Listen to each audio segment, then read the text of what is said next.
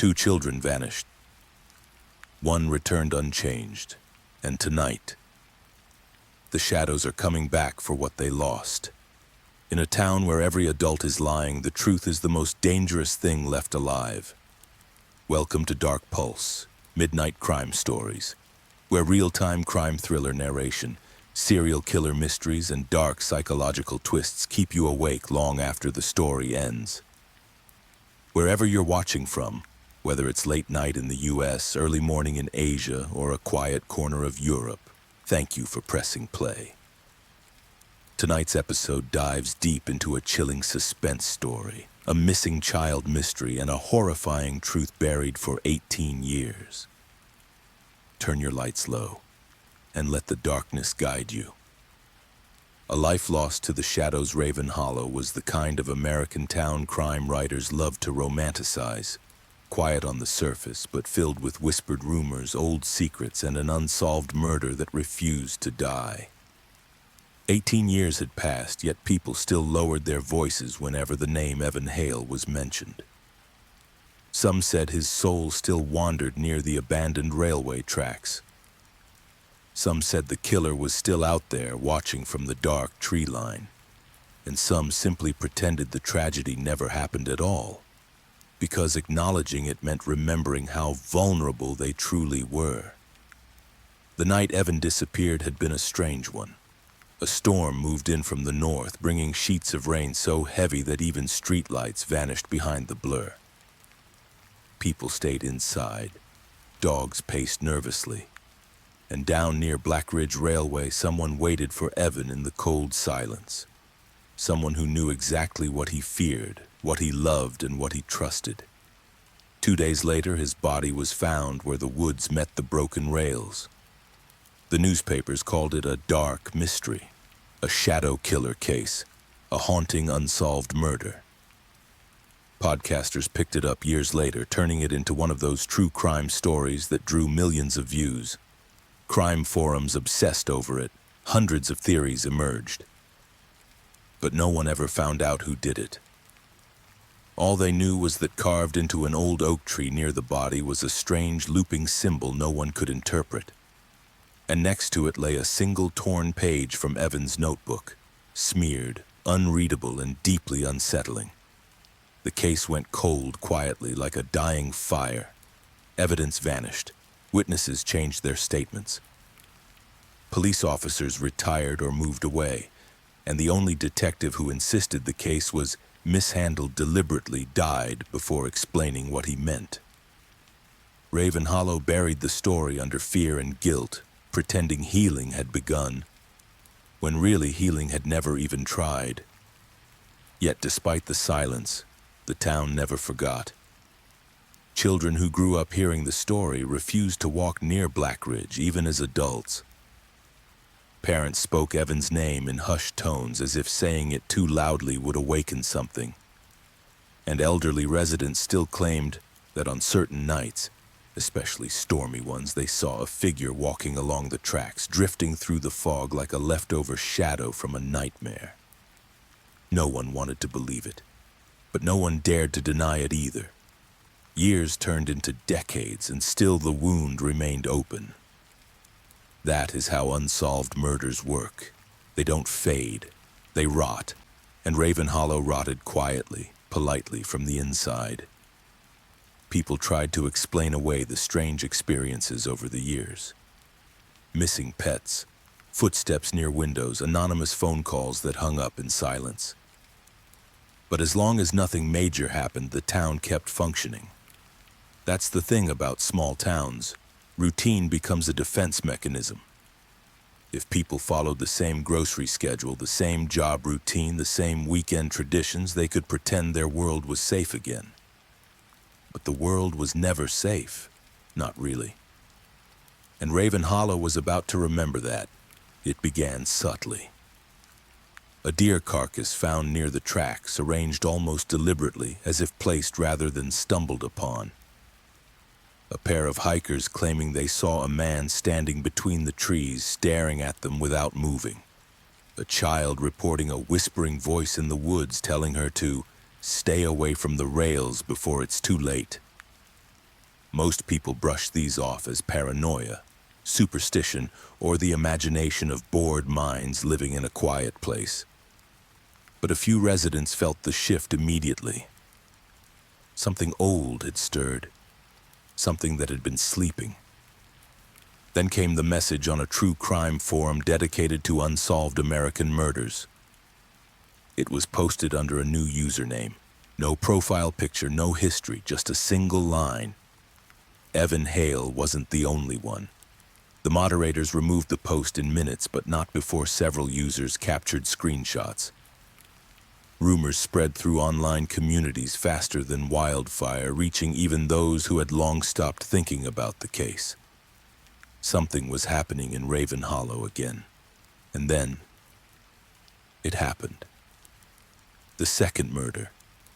It wasn't discovered the same way Evans was. This time a jogger found the body early morning lying near the railway line, the dew still settling on the grass. The victim was 16, close to Evan's age when he died, and the similarities didn't end there. The same carved symbol etched into a tree trunk, the same eerie positioning of the body, the same absence of footprints around the scene, as if the killer floated or vanished into the fog. But there was something new, too. Something that changed everything. Placed gently on the victim's chest was a small black box. It was unlike anything found during Evan's case. A simple matte square with a thin silver line running across the top. No fingerprints, no dirt, no obvious markings. The kind of object a calculated mind leaves behind, not out of panic but intention. A calling card.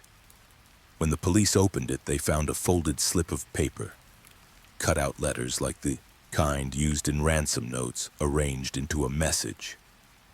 "The past is not done with you." Rumors exploded across the town like shrapnel. Some believed it meant the killer had been here all along. Others thought a new, twisted killer was copying the old one. But the box, the message, the deliberate staging. This wasn't a copycat craving attention. This was someone with purpose, someone who knew what happened 18 years ago, someone who wanted the past dragged into the light again. Police scrambled to restore order. News outlets rushed to Raven Hollow, describing it as America's newest true crime obsession and the return of the shadow killer.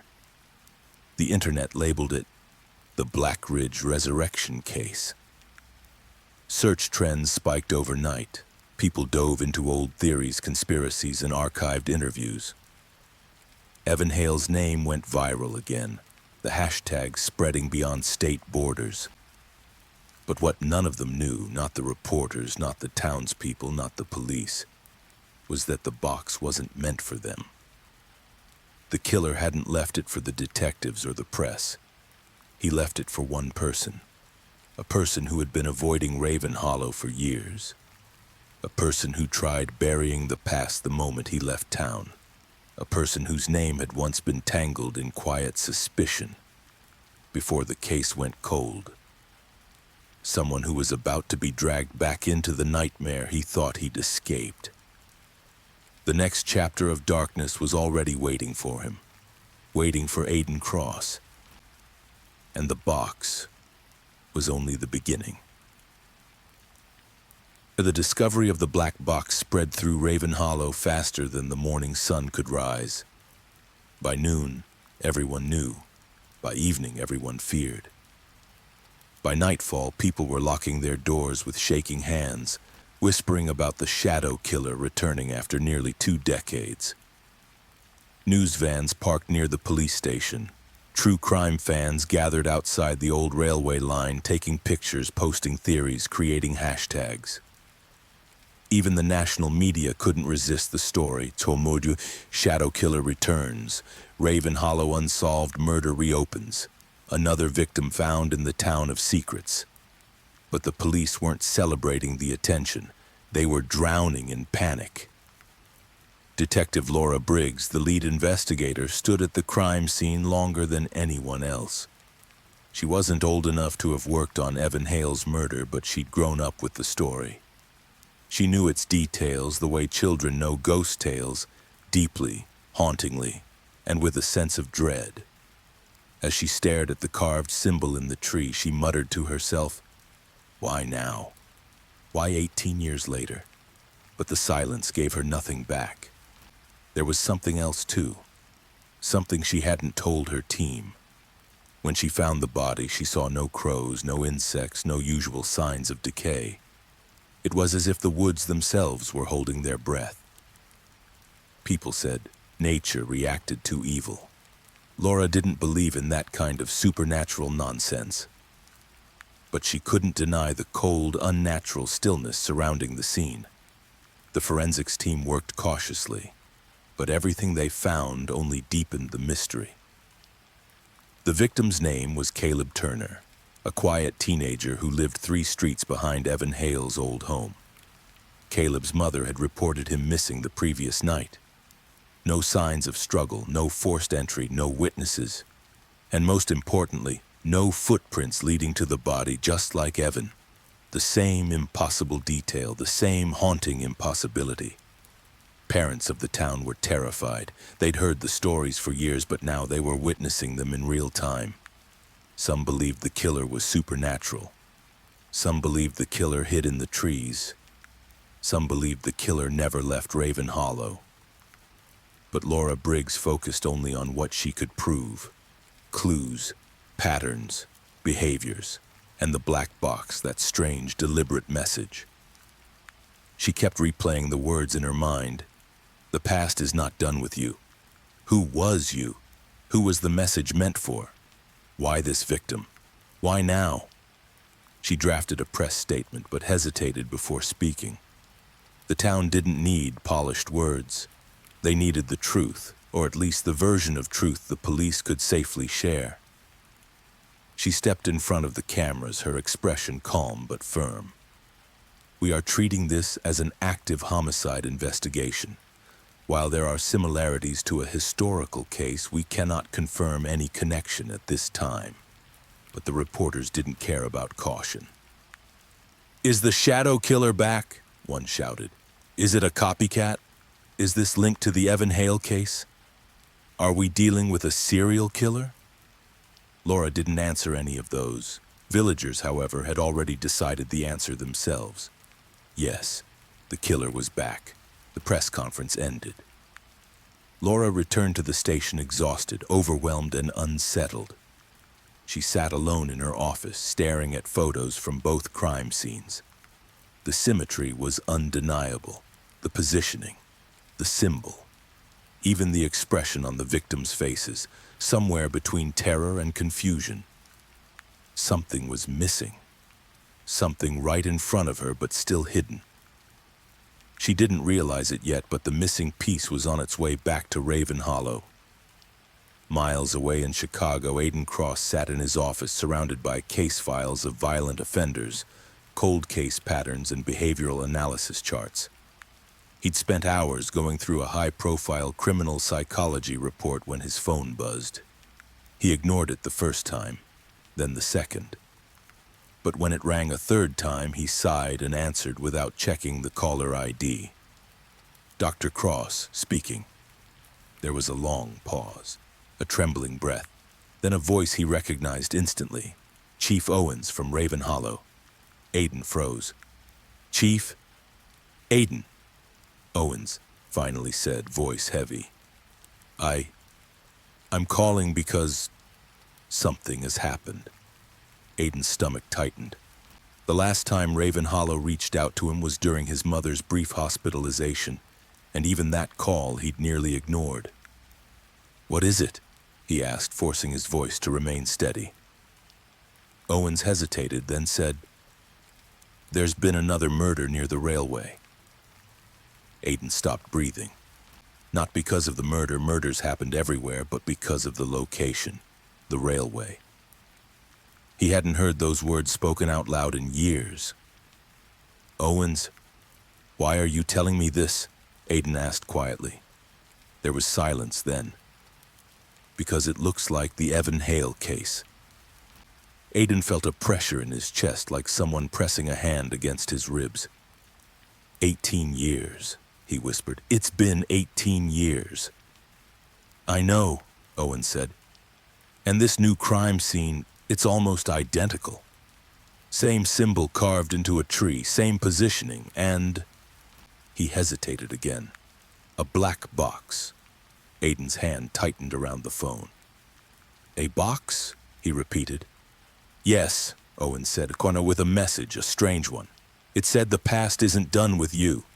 We don't know who the message refers to, but the media is already making connections between you and the old case.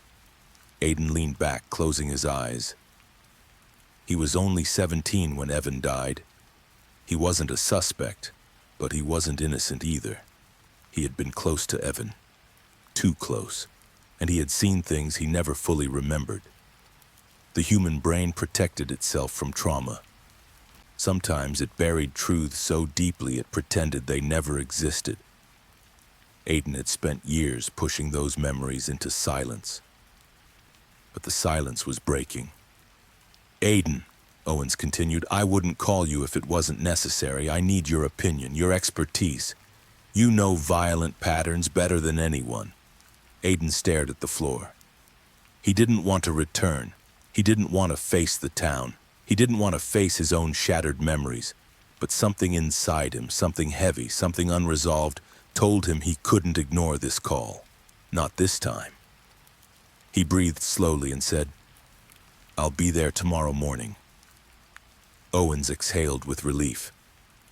Thank you. I'll send a car to pick you up from the station. Aiden hung up and sat in silence for a long, long time. His Chicago apartment felt colder. His reflection in the window looked older, and the shadows on the wall behind him seemed to shift slightly, as if something was waiting.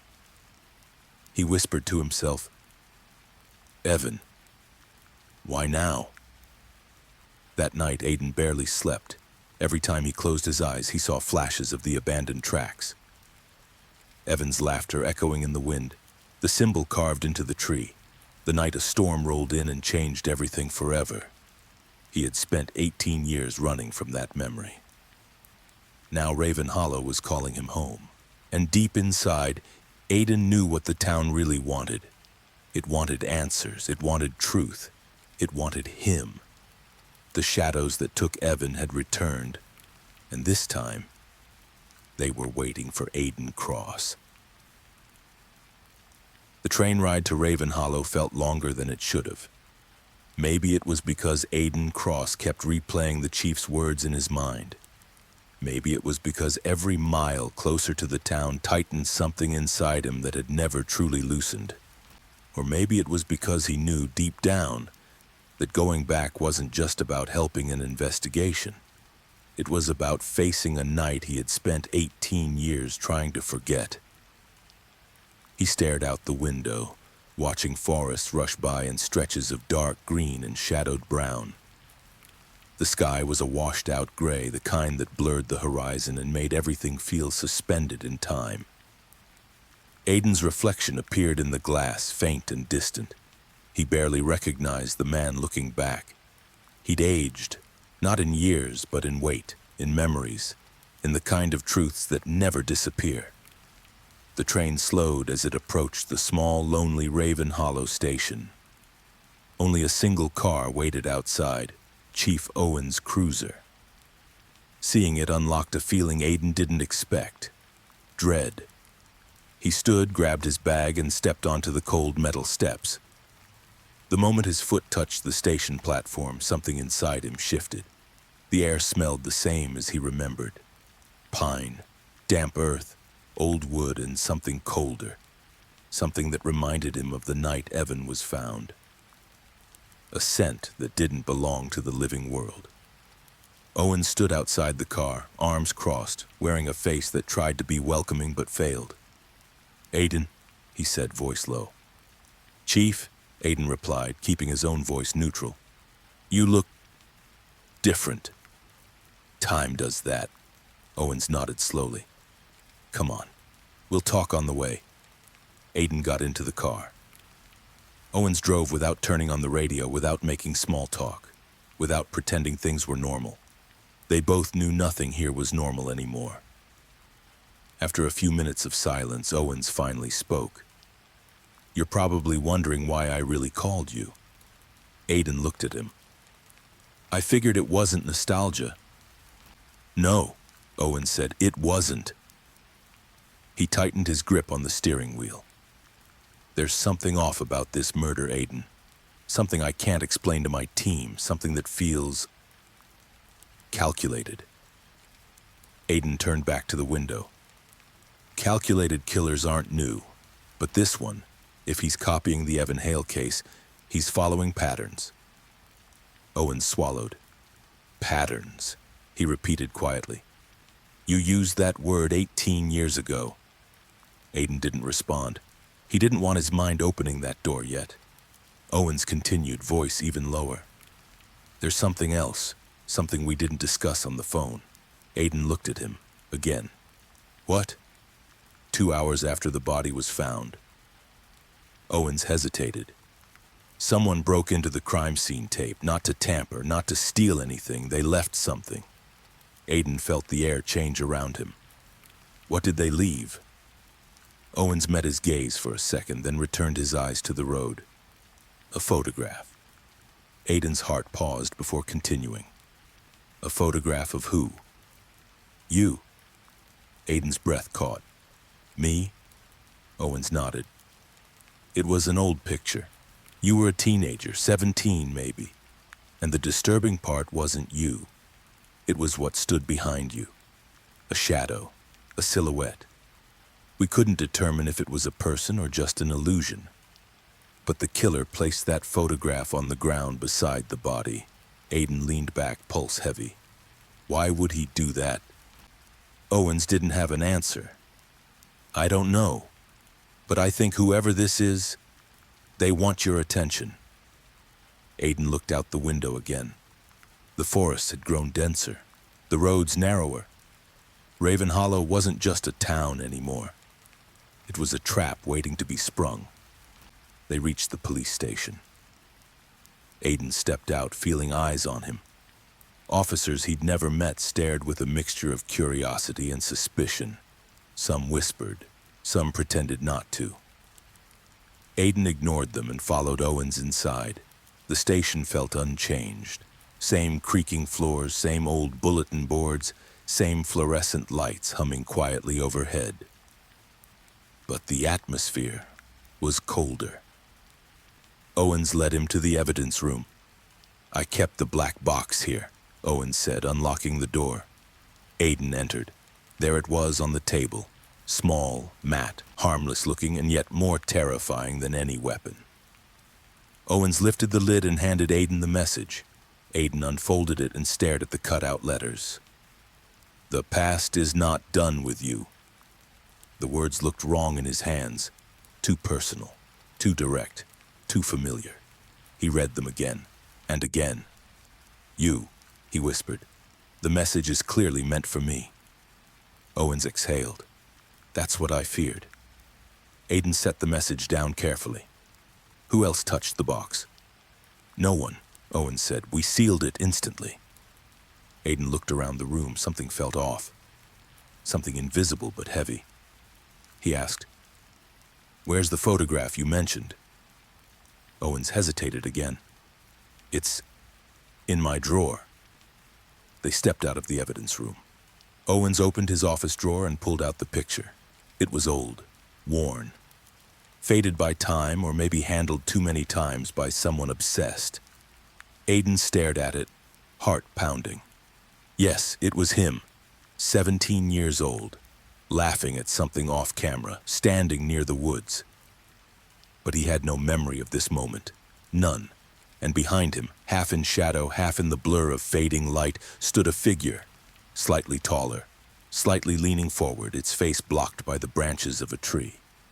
Its shape familiar enough to be human, and wrong enough to be something else. A chill moved down Aiden's spine. "I don't remember this," he said quietly.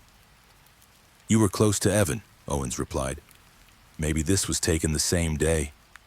Aiden kept staring at it. "No, it feels older, or wrong."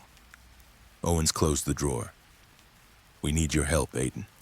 You understand behavioral patterns better than anyone. Aiden placed the photograph on Owen's desk slowly, as if dropping it too fast might break something he wasn't ready to confront. I'll help, he said, but on one condition. Owens waited. I want access to Evan's full case file. Owens stiffened. Aiden, the original file, I know what you told me. Aiden cut in. That it was mishandled, that parts were missing, that some evidence disappeared. I know all of that. But I still want whatever remains. Owens hesitated for a long moment. Then he nodded. All right, he said, but you need to prepare yourself. The file isn't pretty, and there are things in there you were never told. Aiden forced a breath. I figured. Owens reached for the cabinet key. I'll get it. As he walked away, Aiden stood alone in the dim office, staring at the walls, the floor, the shadows pooling near the corners.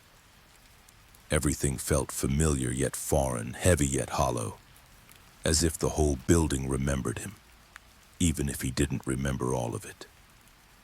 A faint trembling moved through him, not fear but recognition. Something long buried had begun to rise, something he couldn't name yet. When Owens returned with the file, Aiden looked at the worn, cracking folder. It felt like a relic filled with nightmares that had never left this town. He placed his hand on the folder slowly. He whispered, Evan, what did we miss? Outside, the wind picked up. The station lights flickered. A storm gathered quietly on the horizon. And somewhere in Raven Hollow, someone watched the station from the darkness. Someone who knew Aiden Cross had finally returned. Someone who had been waiting a very long time. A return to darkness. When the past hunts you down, Raven Hollow looked smaller than Aiden Cross remembered. Smaller and somehow darker, as if the years had pressed down on the town until it folded into itself. When Chief Owens drove him through Main Street, the old diners, the bakery, the hardware shop, they were still there but changed. Some had new names, some had new paint, some looked abandoned, but the feeling those places carried was the same. It was the feeling of a place that knew what it had buried. Aiden stared out the window as the cruiser rolled past familiar roads. He could almost see the ghosts of his 17-year-old self walking these sidewalks. Evan beside him, their laughter echoing between buildings, their secrets tucked into corners of the town only they understood.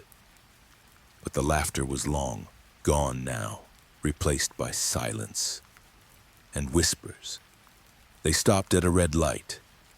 A group of townspeople stood outside a grocery store, talking anxiously in a tight circle. One of them glanced toward the cruiser, recognized Aiden, and stopped speaking mid-sentence. Another followed his gaze, then another. Aiden felt it immediately, suspicion. Owens noticed. Ignore them. That's difficult, Aiden replied softly. They're staring like I brought the murder with me. They're scared, Owens said. Fear makes people stupid. Aiden didn't argue. He just watched them through the window. Their eyes darted away, but he knew they'd resume whispering the moment the cruiser left. Owens continued driving. Every intersection felt like a memory waiting to open. Every house a reminder of something unresolved. Aiden could feel the weight of the past tugging at him, pulling him deeper and deeper into what he had run from for so long. Your mother's still at the hospital, Owens said. She's stable but shaken. I think she'll want to see you. Aiden nodded, though his chest tightened. He hadn't spoken to his mother in almost a year. He didn't know what he feared more, seeing her again, or the memories she might bring back with her voice. They reached her house first. Owens parked in front and Aiden stepped out. The front yard looked the same. The overgrown hedges, the cracked walkway, the porch light that never worked properly. Even the scent of pine sap and damp leaves felt unchanged. But something else felt different. Aiden didn't know what, but something about the house made the air heavier. He approached the front door slowly and unlocked it with the spare key Owens handed him. The moment the door opened, he sensed it. Presence. Not a person, but a feeling. A house that had been entered. A silence that didn't belong. A shift in the air that whispered something had happened here after his mother left for the hospital. Aiden stepped inside cautiously, letting the door close behind him. The house was clean, everything in place, nothing broken. But the atmosphere, wrong. He moved through the hallway, glancing into the living room, the kitchen, the small dining area. Everything looked untouched, yet he felt watched, observed, as if the walls carried something they were forced to hold. He stood in the living room and whispered, "What happened here?" A floorboard creaked behind him. Aiden turned quickly. Nothing. Just the hallway stretching into shadows. He exhaled slowly. His nerves were on edge. Too much had happened in too little time. The new murder, the black box, the photograph, the memories clawing their way back. He moved toward his childhood bedroom. The door was cracked open. He pushed it gently. Dust floated in the air. The room looked untouched since he left. Old posters peeling off the walls, a shelf still holding the books he used to read, a baseball glove lying on, a desk with fading seams. And there, on the bed, sat something that wasn't supposed to be there, a folded piece of paper. Aiden approached it carefully. His pulse grew heavy. He picked it up and unfolded it. The handwriting was familiar. Too familiar. It was Evan's handwriting. Aiden's fingers trembled. He read the note slowly. "Don't forget what you saw." Aiden's breath collapsed. He stumbled back slightly, gripping the note as if it would dissolve if he loosened his hand. "How?" he whispered. "How is this here?" He looked around the room, panic stirring in his chest. Someone had entered this house. Someone had walked through these halls. Someone had placed this note on his bed. Someone who had access to Evan's handwriting after 18 years. Aiden swallowed hard and left the room quickly. He walked back into the hallway, gripping the note tightly. Owens noticed his expression as soon as he stepped outside. "What happened?" Owens asked sharply. Aiden handed him the paper. Owens read it, his eyebrows knitted. "Where did you find this?" "On my bed." Owens exhaled sharply. "Aiden, someone is targeting you." Aiden shook his head slightly. "This handwriting, it's Evan's. I'd recognize it anywhere." "That's impossible," Owens said, "unless someone kept old documents." Aiden didn't respond. He looked at the note again. The writing wasn't shaky or smudged like something copied from an old page. It looked freshly written, freshly placed. But that wasn't the only thing bothering him. It was the sentence itself. "Don't forget what you saw." Aiden's memory pulsed painfully. Flashes of the railway, flashes of rain, flashes of Evan's face under a street lamp, flashes he had never fully understood. Owens placed a hand on Aiden's shoulder. "We'll check the house. We'll search the entire property, but you need to understand, whoever this is, they knew you were coming back." Aiden stared straight ahead. "I know. And they broke into this house not to steal, but to remind you." Aiden closed his eyes for a moment. "Remind me of what?" Owens didn't answer. Maybe he didn't know. Maybe he didn't want to know. They left the house and drove toward the hospital. Aiden didn't say a word the entire way. Owens didn't push him. Some silences are too heavy to disturb. At the hospital, Aiden stood outside his mother's room, gathering himself before he entered. Owens waited in the hallway. Aiden pushed the door open gently. His mother lay on the bed, eyes closed, breath shallow but steady.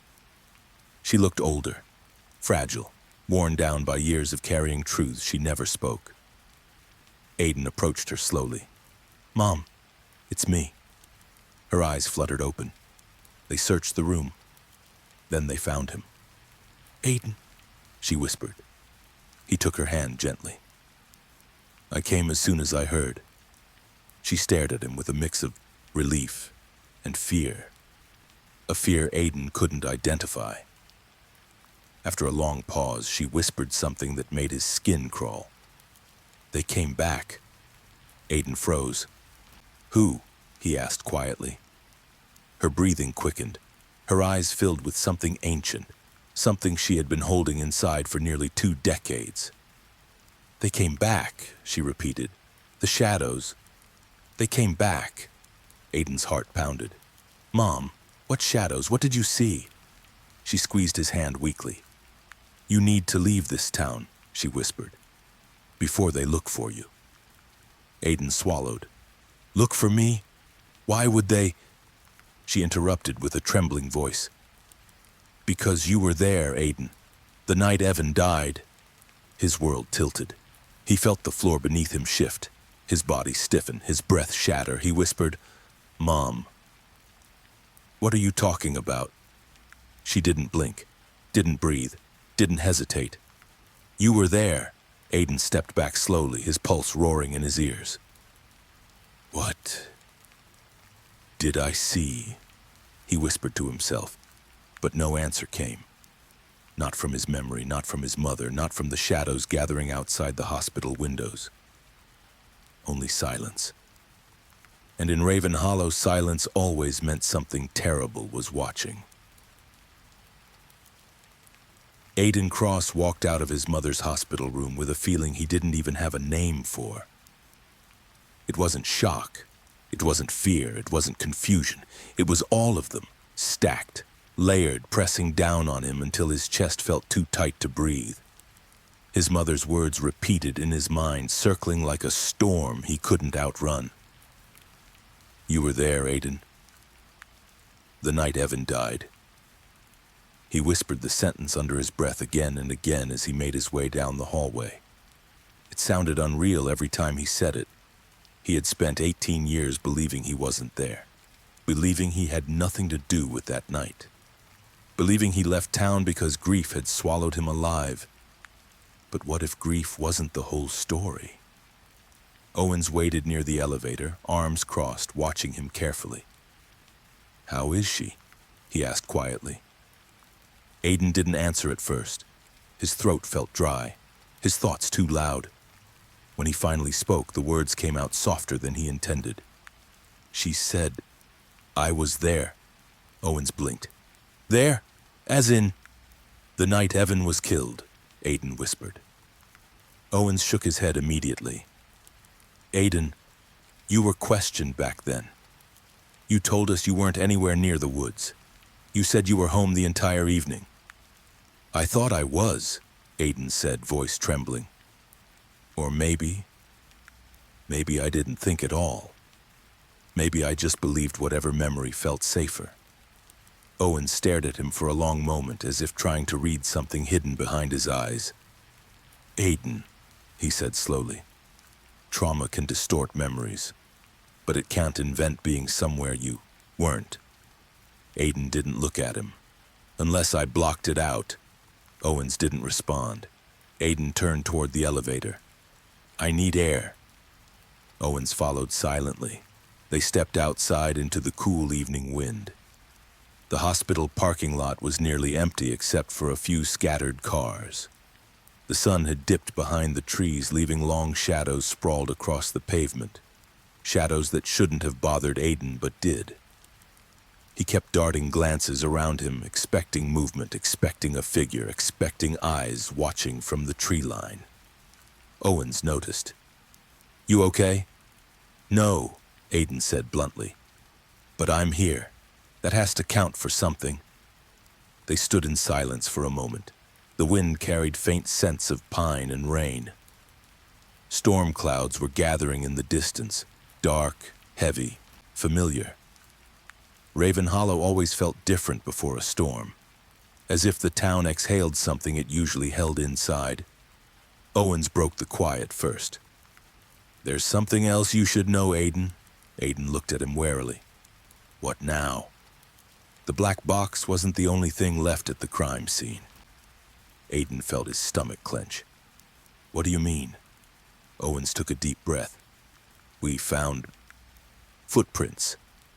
Aiden frowned. I thought you said... They weren't around the body, Owens interrupted. They were 30 feet away, near the old fence line.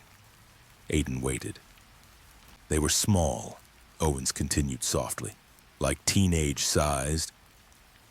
But here's the strange part. He exhaled slowly. The prints matched a shoe model that stopped production 20 years ago. The exact same model Evan wore. Aiden's breath hitched. That doesn't make sense. I know, Owens said. We're not jumping to conclusions, not yet. But we couldn't ignore it either. Aiden paced a few steps away, rubbing his temples. Footprints from 20 years ago can't just reappear. Unless someone still has the shoes, Owens offered weakly. Or someone recreated the print, or someone wants us to believe something, Aiden finished. Owens nodded grimly. Aiden sat down on a concrete bench under a flickering hospital light. He needed a moment, just one moment, to understand how everything had escalated so quickly. Owens sat beside him. Aiden, listen. You don't have to stay involved. I know this is overwhelming, too personal, too raw. I'm not forcing you into the investigation. Aiden shook his head. I didn't come back here to hide from it. You came back because your mother was hurt, Owens reminded him. No, Aiden said quietly. I came back because something inside me knew this wasn't over. Owens didn't argue. Aiden leaned forward, elbows on his knees, hands clasped. Owens, why did you never tell me the original case was mishandled?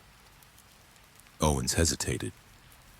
You were a kid and the truth and would have destroyed you. Aiden looked at him slowly. What truth? Owens rubbed his forehead. The night Evan was found, we discovered something strange, something we hid from everyone. Aiden's heart began beating faster. What did you find? Owens looked straight ahead, his eyes fixed on the horizon. We found another set of footprints, almost the same size as Evan's. They were faint, partially washed away by the storm, but still visible. Aiden swallowed. And? Owens hesitated longer this time. They led straight toward the direction of your house. Aiden's breath stopped. Owens, he whispered shakily. Are you saying...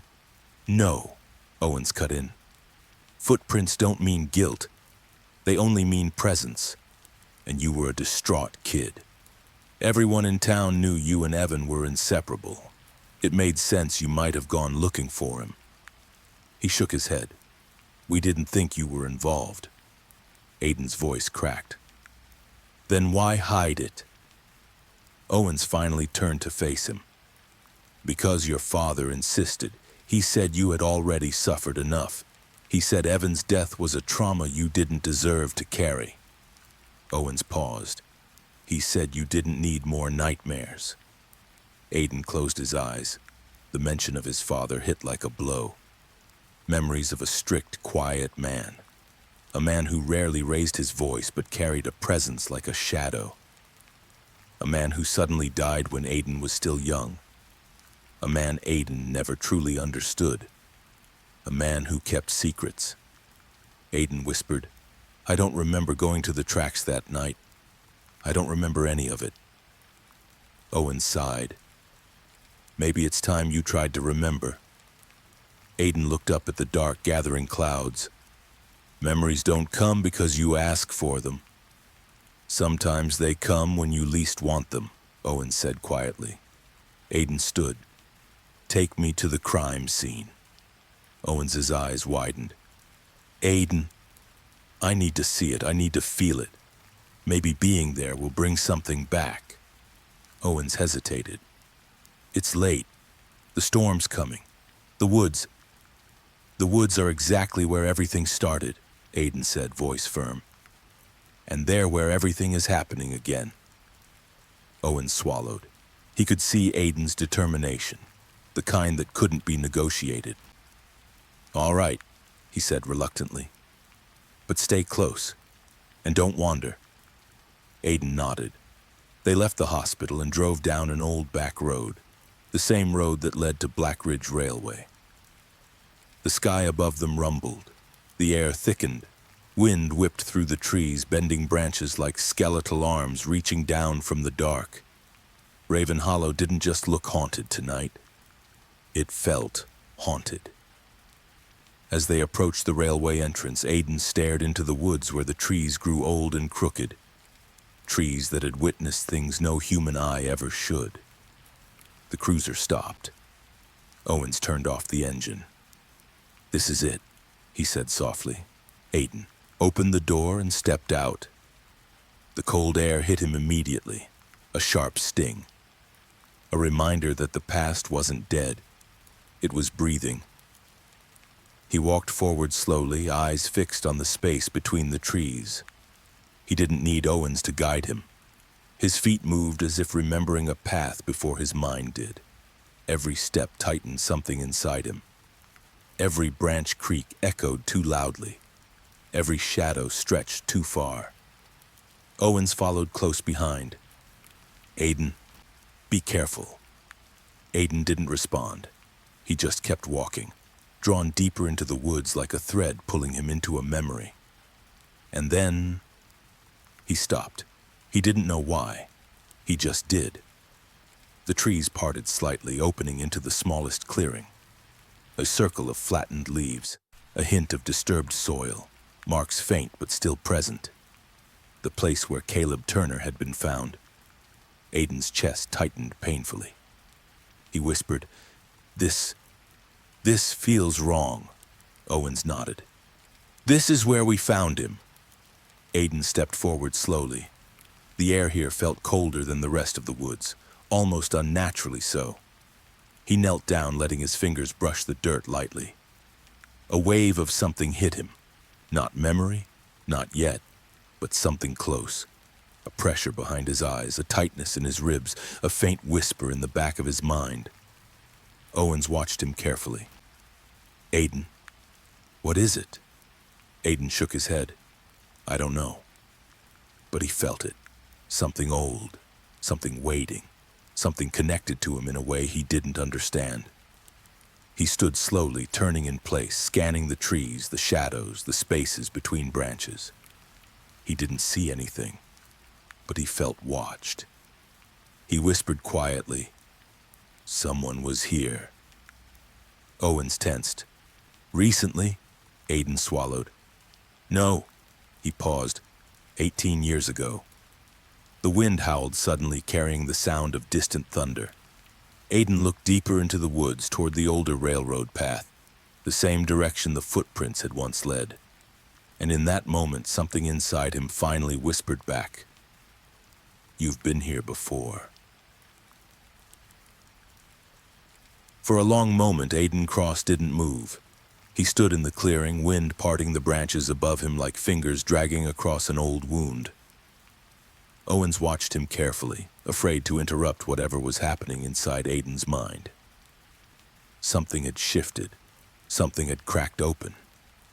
And Aiden's eyes, usually steady, analytical, looked distant now, as if he were seeing two worlds at once. "Aiden," Owens said softly, "talk to me. What's going on?" Aiden shook his head slowly. Nothing clear, just flashes, feelings. Owens stepped forward. "What kind of feelings?" Aiden breathed deeply. "Like I've stood here before. Like something happened here. Something I should remember but can't." Owens didn't like the sound of that, not one bit. "Aiden, you told us you weren't near the railway that night. Your statement was consistent." "I know," Aiden whispered, "but my memory, it's wrong. That's what I'm starting to realize." A gust of wind cut through the clearing, rustling the leaves, making every shadow flicker like it was alive. Aiden turned his head sharply, eyes narrowing as if he'd heard something. Owens followed his gaze, but he saw nothing except trees swaying and darkness gathering between the trunks. "Aiden?" Owens asked again. Aiden blinked, coming back to the moment. "I'm fine." He wasn't. He knew he wasn't, but he couldn't admit it. Not yet. He walked a few steps deeper into the woods, ignoring Owens' warning look. "Aiden," Owens said firmly, "don't go far." But Aiden didn't stop. His feet moved with a strange sense of familiarity, like muscle memory guiding him down a path he couldn't consciously recall. His hand brushed against a tree trunk. His eyes scanned the ground. His breathing picked up as if his body remembered something his mind refused to accept. Then, he froze. There, half hidden beneath fallen leaves, was a metal object. Small, rusted, out of place. Aiden crouched and picked it up carefully. Owens stepped beside him. "What is it?" Aiden brushed the dirt off the object. His hands trembled as he recognized it. "It's a keychain." Owens frowned. "So? People lose things in the woods all the time." "No," Aiden whispered. "Not this one." Owens stared. "Do you recognize it?" Aiden nodded slowly, voice almost breaking. "It belonged to Evan." Owens stiffened. "Are you sure?" "I gave it to him," Aiden said, "for his birthday." Owens exhaled heavily. That means someone brought it back here recently. That keychain wasn't here during the original investigation. We searched every inch. Aiden didn't speak. He couldn't. The keychain felt warm in his hand, as if holding it pulled pieces of that night closer. Pieces he wasn't ready to face. He closed his fist around it tightly, feeling the ridges press into his palm. Owens placed a hand on his shoulder. "Aiden, we need to leave. The storm is coming and you're shaking." Aiden realized he was, but he didn't care. "I'm not leaving," he whispered. "Not yet." "Aiden." "There's something else," he said, standing. "Something I'm supposed to remember." Owens saw it then, the look in Aiden's eyes, determined, haunted, and completely unwilling to walk away. "Fine," Owens said, exhaling. "But stay close." Aiden nodded, though he was already walking again, deeper into the woods, deeper into the past. They walked in silence, the forest growing darker as clouds swallowed the last traces of sunlight. Aiden stepped over roots, ducked beneath low branches, his hand brushing the bark of certain trees as if they could guide him. Something inside him tugged forward, an invisible thread pulling him towards something buried. Then, after several minutes, Aiden stopped again. Owens nearly bumped into him. "What now?" Aiden didn't answer immediately. He was staring at a cluster of trees arranged in an odd formation, 4 trunks leaning inward, forming a natural cross shape. It looked strange, purposeful, like a meeting point, like a place chosen for something secret. Aiden stepped forward slowly, almost reverently. "We used to come here," he whispered. Owens blinked. "What?" "This place," Aiden said, voice drifting. "I know it. I recognize it. Me and Evan, we used to come here when we were kids. We called it the 4 Trees. Owens frowned. "Was that in your statement during the investigation?" "No," Aiden said. "I forgot about it completely." Owens exhaled. "And now?" "Now it feels familiar," Aiden whispered. "Too familiar." He walked closer to the 4 leaning trunks, tracing his fingers along their rough bark. He closed his eyes, letting the sound of the wind fill his ears. For one moment he felt 12 years old again, running through the woods, laughing with Evan, sharing secrets. Then something else, something darker. Aiden's eyes snapped open. He heard footsteps. His head turned sharply. Owen stepped back. "What is it?" Aiden held up a hand. "Quiet." They both listened. Nothing. Just the distant rumble of thunder. Aiden breathed slowly. Maybe he was imagining it. Maybe the weight of the day was too much. Maybe... There it was again. A single soft crunch of leaves. Not an animal, not the wind.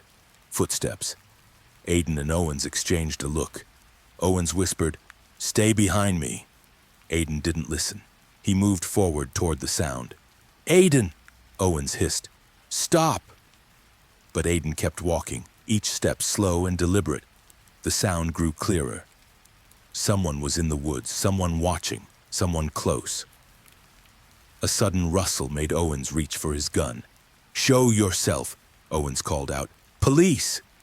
Silence, then another rustle. Closer. "Aiden, fall back," Owens warned, eyes scanning the trees. "We don't know who—" Aiden spoke quietly, almost to himself. "They're watching us." Owens tensed. "Who?" Aiden shook his head slowly. "I don't know." Lightning flashed, illuminating the forest in a blinding white for a split second. And in that frozen moment, Aiden saw something. A figure. Tall. Standing between two trees, watching them. Then darkness swallowed everything again. Aiden's breath hitched.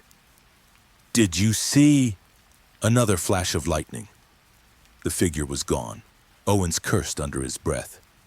"We need to get out of here now." But Aiden didn't move.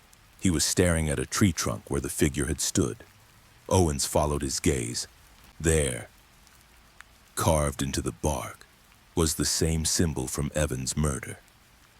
Fresh, deep, and dripping slightly, as if carved moments ago. Owens stepped backward instinctively. "Someone's toying with us." Aiden stepped closer. His voice trembled.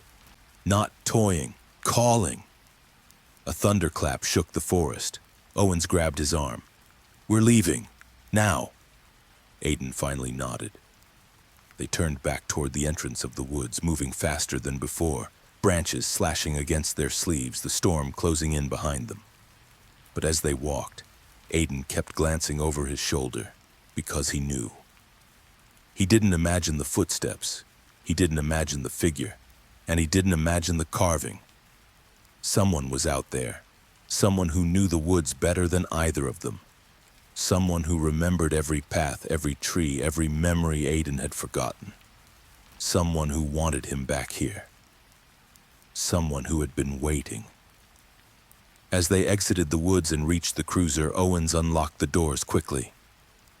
"Aiden," he said breathlessly, "don't go into the woods alone again, ever." Aiden didn't answer. He stared into the tree line one last time. In the distance, lightning flashed again, brief but bright. And for just one heartbeat, Aiden could have sworn he saw a silhouette standing at the edge of the clearing, watching him, like it had been watching all along. The fourth message, cryptic clues and the serial killer's signature. The storm broke over Raven Hollow just after midnight, rolling in with a violence that rattled windows and shook old foundations.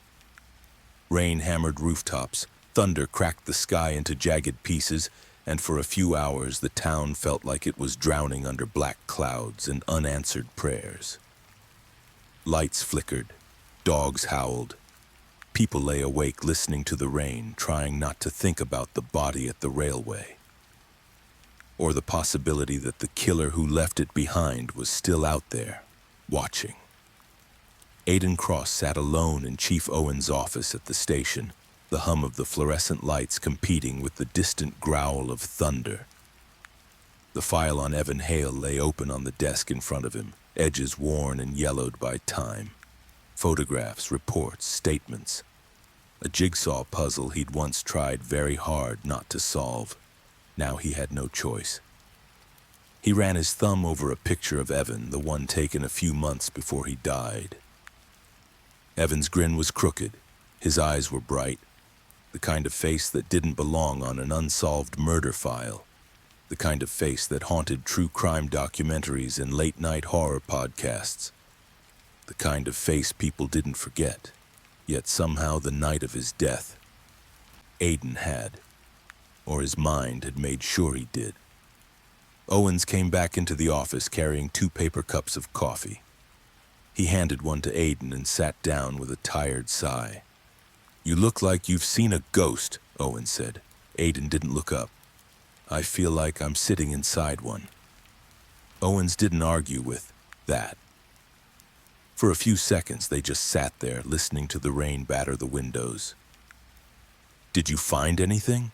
Owens finally asked, nodding toward the open file. Not yet, Aiden said. At least nothing we haven't already heard. Evan left home around 8. He was supposed to be back by 10. Witnesses heard shouting near the tracks. Someone saw a figure. No one saw a face. He flipped through pages, scanning lines that had been read and reread for nearly 2 decades. The symbol was carved into the tree, Aiden continued. The same one we saw tonight. The medical report says he died from blunt force trauma and strangulation.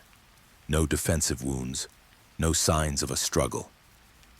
Meaning he trusted whoever it was, Owen said quietly. Aiden nodded, or he never saw it coming. A small silence settled between them.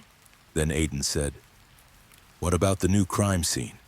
You still haven't shown me everything." Owens hesitated. "You sure you're ready for that?" "After walking through the woods we just walked through?" Aiden asked. "Yes." Owens got up and walked to a metal cabinet in the corner. He pulled out a newer folder, thinner, sharper, edges still crisp. Caleb Turner's file. He placed it in front of Aiden. "Go ahead," he said. Aiden opened it. The first photo was of the clearing, the body, the tree, the carved symbol. Even in a still image, the scene felt wrong. It radiated a kind of silence that squeezed the throat. He studied the arrangement. Caleb's arms, his head angle, the way his clothes were positioned. "This was staged," Aiden said, "carefully." "Yes," Owens replied. "Every detail feels intentional." Aiden flipped to the next photo. This one showed the tree up close, the symbol etched deep and clean. Then the next photo, the black box, small, matte, placed perfectly in the center of Caleb's chest like some twisted gift.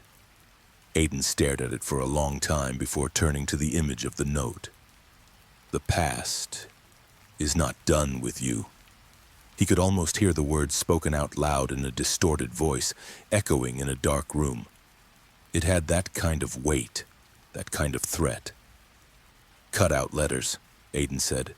"No handwriting, no unique strokes, no pressure marks. Smart." "We're dusting the box again," Owen said.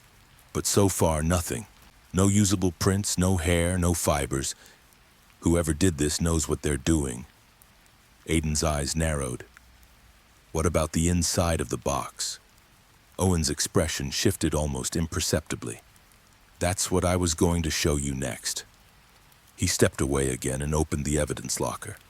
When he returned, he held a plastic bag sealed and labeled. Inside was the black box, now empty. He placed it gently on the desk between them. Aiden leaned in, studying its surface. The box wasn't fancy. No brand markings, no engravings. Just a simple, heavy container that looked like it could hold anything from jewelry to secrets. "There was something else inside," Owen said. "Under the message, hidden in a false bottom compartment." "What was it?" Aiden asked. Owens reached into another folder and pulled out a second plastic bag. This one contained a small bent piece of metal. A key. Aiden frowned.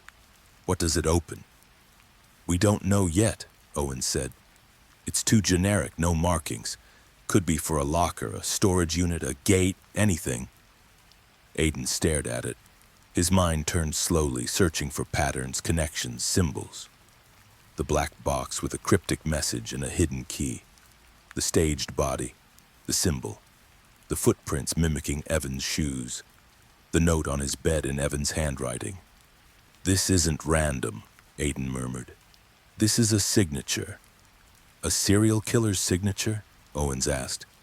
Aiden nodded slightly. "Or someone who wants it to look like one." He sat back, the coffee in his cup now cold and forgotten. "The black box," Aiden said. "It's not just a clue, it's an invitation, a game. Whoever left it wanted someone to play." Owens swallowed. "And you think that someone is you?" Aiden glanced at him. Isn't it obvious? Owens didn't answer. Aiden looked back at the photographs. Do me a favor, he said. Zoom in on the inside of the box. I want a closer look at the lining, the corners, the edges, anything that seems off. Owens nodded and called the tech officer, who joined them with a tablet. He pulled up high-resolution images and enlarged them. There, Aiden said, pointing. Right there, in the corner. It was faint, barely visible, but it was there. A small indentation on the inner wall of the box, not a scratch, not a crack. Something deliberate, shaped. Is that a letter? Owens asked. The tech zoomed in further. It did look like a letter, half of one at least, an R, or maybe a K, or a fragment of something else. Could be part of a logo, the tech said. Maybe the manufacturer's mark. Or a clue, Aiden murmured. He focused on the faint pattern. It tugged at something in his memory. Something from long ago. The feeling was vague, like trying to remember a dream after waking. It hovered just out of reach. He tried to push it. Nothing. He exhaled and leaned back again. Owen studied him. You look like you're trying to force your brain to bleed. Sometimes that's what memory feels like, Aiden replied. The tech left them alone again. Owens rubbed his eyes. So, where do we go from here? Aiden thought for a moment. The killer left a message, a key, a symbol, a staged body, and a pattern that connects the new murder to Evan's case. And, Owens asked, and that means this isn't the first message, Aiden said softly. Just the most visible one. Owens frowned. What are you saying? I'm saying, Aiden replied, that if this is the fourth message in his mind, we've already missed the first three. Owens stared at him, the weight of that sentence settling in like another storm. How would we have missed them? He asked, voice tightening. Because they weren't addressed to you, Aiden said. They were addressed to me. The room felt smaller suddenly, the air heavier. Owens shook his head. If that's true, then where are they? These other messages? Aiden's eyes darkened. That's what scares me, he said. Because if I didn't see them, that means whoever is behind this has been close enough to leave them. He paused. Close enough to watch me. A shiver ran through the room that had nothing to do with the storm outside. Think, Owen said quietly. Before this call, before you came back. Did anything strange happen in Chicago? Anything you dismissed? Misplaced mail, anonymous emails, weird notes, packages? Aiden sifted through recent weeks, months. His life in Chicago was structured, methodical, controlled. Work, home, occasional lectures, consultations. No suspicious packages, no obvious warnings, but then...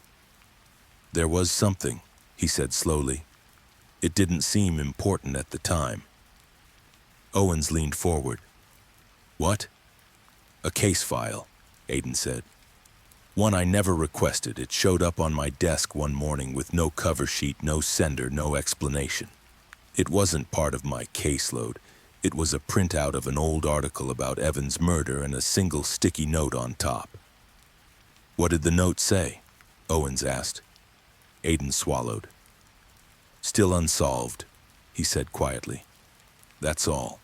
No name, no signature. I thought it was a clerical mistake. I threw it away. Owen's jaw tightened. That wasn't a mistake. I know that now, Aiden replied. They sat in silence again, the sound of the rain loud against the windows. If that was the first message, Owen said, then the second and third could have been just as subtle, just as personal, designed to slip past everyone except you. Aiden thought about the anonymous forum comment. Evan Hale wasn't the only one. About the note in his childhood bedroom. About the sudden reappearance of the keychain. Pieces of a game he hadn't realized he was playing. He exhaled slowly. Whoever this is, they're not just careful, they're patient. And dangerous, Owens added. Aiden nodded. And very, very close. He closed Evan's file gently and looked at the new one. Because whatever this fourth message was meant to start, it had already begun. And somewhere in Raven Hollow, in the dark between trees and the quiet between rooms, the person who sent it was listening, waiting, and planning their next move. The storm began to fade a little after 3 in the morning, leaving behind wet streets, dripping roofs, and a sky that still growled occasionally like it wasn't finished being angry. The police station quieted down. Phones stopped ringing. The press went home to sleep or rewrite their true crime headlines. But inside Chief Owen's office, Aiden Cross knew the night was nowhere near over. He rubbed his eyes, closed the file, and let silence sit between him and the pile of unsolved mystery that had followed him across state lines. His coffee had gone completely cold. His mind hadn't. Owen stood by the window, arms folded, watching the last streaks of lightning far in the distance. "You should rest," he said without turning around. "You've been going non-stop since you got here." "I've been running non-stop for 18 years, Aiden replied quietly. "I think I can manage one more night." Owens didn't argue, but worry carved deeper lines into his face. Aiden leaned back in the chair, staring at the ceiling. "If this is the fourth message, then there are 3 others. One in Chicago, maybe one online, maybe one left somewhere I haven't looked." "Or somewhere you don't want to look," Owen said. Aiden thought of his childhood home, his old room, the note on his bed in Evan's handwriting. "Don't forget what you saw." He closed his eyes for a moment. "I want to go back to the house," Aiden said. "Alone." Owens turned from the window. "Absolutely not." "I'm not asking for permission," Aiden said calmly. "But I'm telling you so it doesn't look like I disappeared." Owens shook his head. "Aiden, if the killer is targeting you, wandering around alone in a house they've already broken into is basically an invitation." "It already is an invitation," Aiden said. "The note on my bed, the photo at the crime scene, the black box. He wants me engaged. He wants my attention. The more I avoid it, the more he controls the pace." "And walking into the trap gives you control?" Owens asked. "No," Aiden said, "but it gives me information." Owens stared at him for a long moment. "You're still the same stubborn kid," he muttered. "Only now you use psychological terms." "That's called growth," Aiden said lightly, though his voice held no humor. Owens sighed. "Fine, I'll compromise. I'll have an officer drop you off and wait outside." Aiden shook his head. "No uniforms. If he's watching, a patrol car will scare him off. I need him to believe I'm alone." "You're not hunting him, Aiden," Owens said. "He's hunting you." "I know," Aiden said softly. "That's why I have to see what he already knows." Owens clenched his jaw. "At least take this." He opened his desk drawer and pulled out a small object. Aiden stared at it. A house key. "My father changed the locks before he died," Aiden said quietly. "How do you have that?" Owens shrugged. "He gave me a copy. Just in case," he said. Just in case. As if some part of his father always expected the past to come back. Aiden took the key. "I'll call you if I find anything." "You'll call me even if you don't," Owens replied. "I'm giving you an hour. If you don't check in, I'm sending the whole department to kick your door down." "For once," Aiden said, standing, "I'd actually appreciate that." He left the station and stepped into air that still smelled like rain and electricity. Raven Hollow at night was a different creature, quieter, sharper, more honest. Streetlights cast long pools of pale yellow onto wet asphalt. Houses glowed faintly in the distance like islands in a dark ocean. Aiden didn't drive. He walked. Every step back toward his childhood home felt like walking into an old photograph. Faded edges, familiar shapes, feelings trapped in the image with no way out. He passed the bakery where he and Evan used to steal warm muffins when Mrs. Doyle wasn't looking. He passed the alley where they'd once spray-painted their initials and sworn they'd leave this town forever one day. Only one of them did. The house greeted him like a quiet accusation. Same roofline, same leaning gutter, same cracked steps. The porch light, as usual, didn't work. Aiden unlocked the door and stepped inside. The moment it closed behind him, the world felt separate. The sound of the wind dimmed. The dripping outside faded. The house wrapped itself around him, full of old air and older secrets. He didn't turn on the main lights, just a small lamp in the hallway. Just enough to see. Just enough to feel the shadows watching from the corners. He walked slowly, listening. No creaks except his own. No breathing except his own. But he still felt it, that sense of presence, the same energy he'd felt earlier, the knowledge that someone had moved through these rooms with intention. He headed straight for his bedroom. The note was still on the bed where he'd left it earlier, now inside an evidence bag Owens had given him. He picked it up again and stared at the handwriting. Every curve, every slant, every imperfect loop. "Don't forget what you saw." He whispered the words once, then placed the bag gently on the desk. "All right," he said into the quiet. "Let's see what else you left me." He started searching, not chaotically, methodically, like the profiler he had become. He checked the obvious places first, desk drawers, under the bed, behind books on the shelf. Then he moved to less obvious places, inside old shoes in the closet, taped under the dresser, behind poster edges peeling from the wall. Nothing. He exhaled. His heartbeat slowed. Maybe there was only the note. Maybe he'd expected too much. Maybe the black box at the crime scene was the only real fourth message, and everything else was just psychological noise. Then he opened the wardrobe. Old clothes, coats, boxes on the bottom. He crouched and pulled one forward. It was labeled in his mother's handwriting. School stuff. He lifted the lid. Folders, crumpled worksheets, old essays, a report card, a few ticket stubs from some cheap horror movie they'd gone to see as teenagers. And near the bottom, a notebook, blue cover, corners bent, a coffee stain across the front. Aiden froze. He knew this notebook. It wasn't his, it was Evan's. His pulse hammered in his ears. "How?" he whispered. Evan's notebook had been mentioned in the case file, the last page torn out and found at the crime scene. The rest of it had never turned up. Until now. Aiden lifted it carefully like it might break. He flipped it open. The first pages were normal. Class notes, homework reminders, doodles in the margins, songs, names, jokes.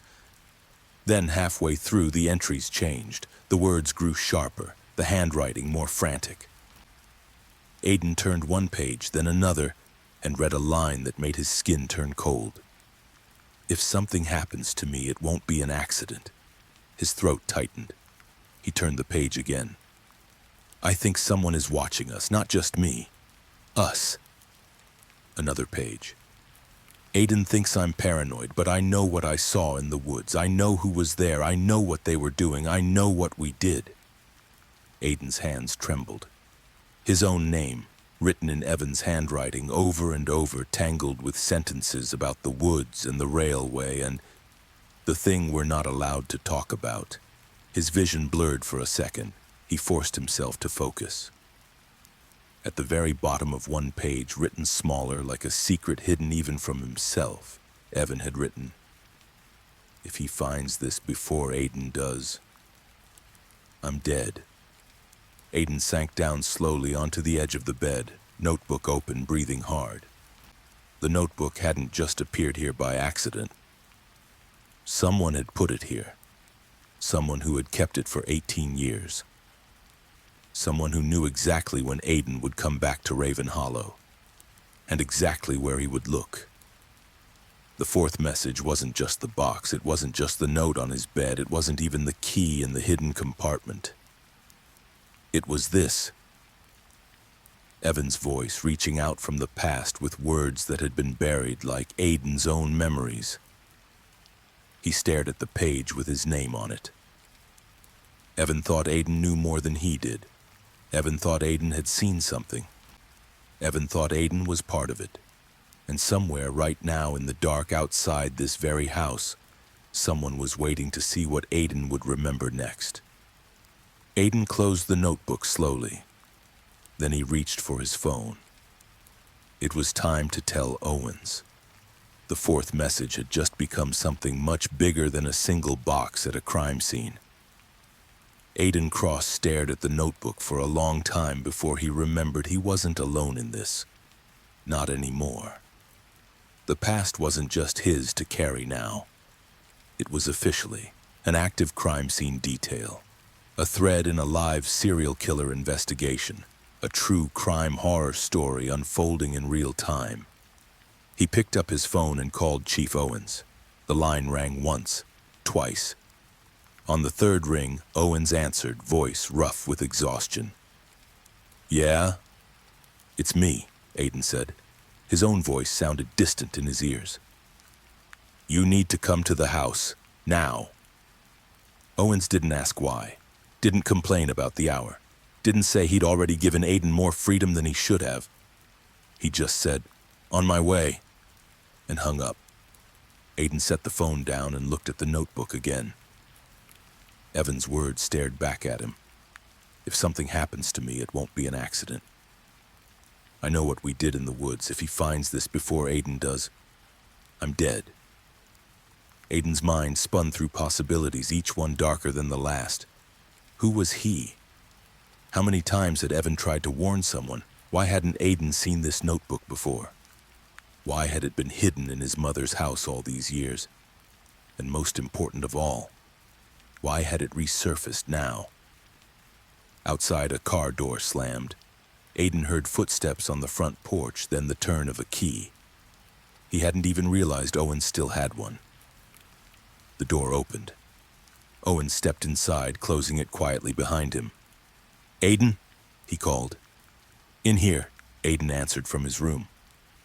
Owens walked down the hallway and paused when he reached the doorway. For a moment, his expression softened. The old posters, the scattered books, the collapsed desk chair. It was like stepping into a museum of the boy Aiden used to be. Then his eyes landed on the notebook. "What did you find?" he asked, voice suddenly sharper. Aiden held it up. "Evans," Owen stiffened. "You're sure?" "Positive," Aiden said. "His writing, his style, his notes, and this." He turned the notebook around to show the page with his name all over it. He wasn't just scared. He was leaving a record. Owens came closer, careful not to touch anything. He bent slightly, reading the lines. "If something happens to me, it won't be an accident," he read aloud. His jaw tightened. "We never saw this. We never had this." "I know," Aiden said. "That's the point." Owen's eyes moved to the bottom of the page, to the line that turned the temperature in the room colder. "If he finds this before Aiden does, I'm dead." Owens exhaled slowly. "This wasn't written for the police. It was written for me," Aiden said. "He hid it where he thought I'd eventually find it, unless someone intercepted it first." Owens looked around the room. "This box was sealed, Aiden. Packaged with your school things. Your mother told us she hadn't touched most of these old boxes in years." "But someone did," Aiden said quietly. "Someone pulled this notebook out of wherever it was, put it here, and made sure I'd find it the same. Night a new murder happened." Owen shook his head. "We'll dust the box, the notebook, everything. But if this is the same person who left the black box, I'm not expecting a gift-wrapped fingerprint." He studied Aiden for a second. Read me more. Aiden turned to the next page. His throat felt dry again. Evan writes about the woods, he said. About a place called the Four Trees. He swallowed. We saw it today. I remembered it when we were there. Owens frowned. What does he say? Aiden read aloud, voice low. We go there after dark now. Not just me and Aiden. There are others. We made rules, we made deals, we made promises. I think it started as a game, but it's not a game anymore. Something is wrong with him. He likes it too much. Owens frowned. With who? Who is him? Aiden turned the page, scanning quickly. He never writes the name. It's always him. As if even in his own notebook he didn't feel safe writing it down. He flipped another page. He says the shadows listen when we talk. He says the shadows remember things we don't. He says if we tell anyone, they'll come for us at night. Owen's face hardened. This sounds less like a silly kid game and more like psychological conditioning. Exactly, Aiden said. Someone older, someone in control, someone who wanted those kids scared and obedient. He flipped again. Aiden doesn't remember everything that happens. I think that's on purpose. I think he's being made to forget. The sentence hit Aiden like a physical blow. He stared at it, his own name ringing in his ears. He wrote that? Owens asked quietly. Yes, Aiden said. And if he was right, then someone didn't just scare us. They messed with our minds. Owens straightened. We never knew about any of this. We questioned kids. We questioned parents. Nobody mentioned a group, a game, anything. Because they were afraid, Aiden said, or because they were part of it. The room felt smaller, the air thicker. Owens asked, does he mention anyone else? Any other names? Aiden scanned more quickly now, adrenaline sharpening every word. He mentions 3 initials, Aiden said. JM and L, but never full names. He talks about how J stopped coming to the woods, how M liked the game too much, how L cried every time they left. Owens nodded slowly. We need to cross-reference every kid in your class, every family, every person who lived near those woods at the time. These initials might not be enough to identify someone now, but they're not nothing. Aiden turned another page and suddenly stopped. What is it? Owens asked. Aiden's eyes narrowed. There's a date here. The day before Evan died. Owen's expression sharpened. Read it, Aiden did. He says tomorrow will be the last night. He says after that, everything will change. He says the shadows will pick who stays and who goes. He says I have to bring Aiden no matter what. I don't want to, but if I don't, he'll come to the house instead. Aiden's voice faded at the last sentence. Owens took a step back.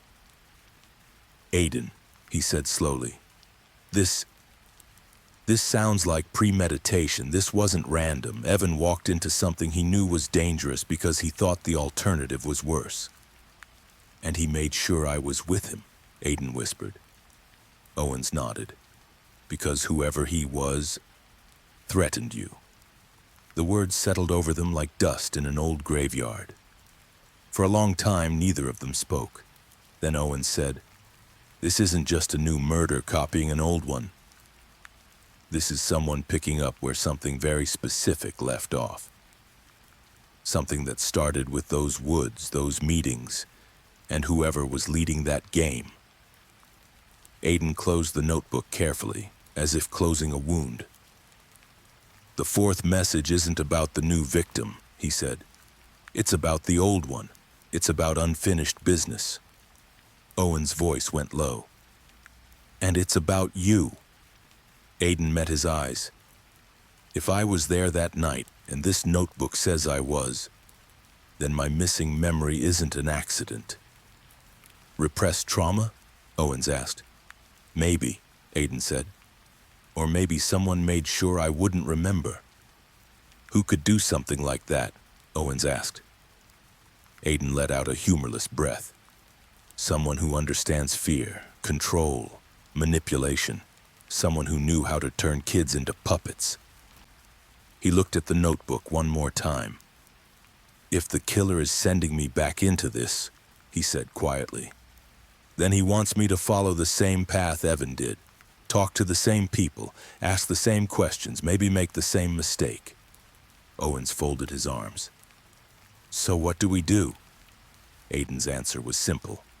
"We start where Evan started," he said, "with the people who were here back then, the ones who saw everything and said nothing. The next move Aiden knew belonged to them, but somewhere in Raven Hollow, listening to rain drip from the eaves and wind scrape against old glass, the person behind the shadows already knew. Their game was finally being played again. Silent witnesses. People who know more than they should. Morning came quietly to Raven Hollow, but it didn't bring comfort. The sky was a dull gray, the kind that made the whole town look washed out and uneasy. Aiden Cross stepped outside his childhood home with the new message sealed in a plastic bag. The air felt heavier than the night before, thick with something unspoken. A layer of fog sat low across the street, stretching like a pale veil over the familiar houses. Someone had been in that house recently. Someone close, someone confident. He felt that truth settle in his bones as he locked the door behind him. Owens arrived exactly an hour after. His call, tires grinding against the gravel. He stepped out, face tight with worry. "You didn't answer your phone," Owens said sharply. Aiden held up the evidence bag. "I was busy finding this." Owens' eyes narrowed. "Another message?" Aiden nodded. "Hidden inside the door frame. Someone cleaned the hinge. Someone wanted me to find it." Owens took the bag carefully. When he read the words, his jaw clenched. "You're remembering too much. Stop." Owens exhaled, voice low. "He's watching every move you make." Aiden scanned the street, the rooftops, the fog. "That's what he wants us to know." Owens motioned toward the car. "Get in. We're talking to people today, the ones who lived through this with you and Evan." Aiden nodded slowly. "Silent witnesses." Owens looked at him. "Exactly."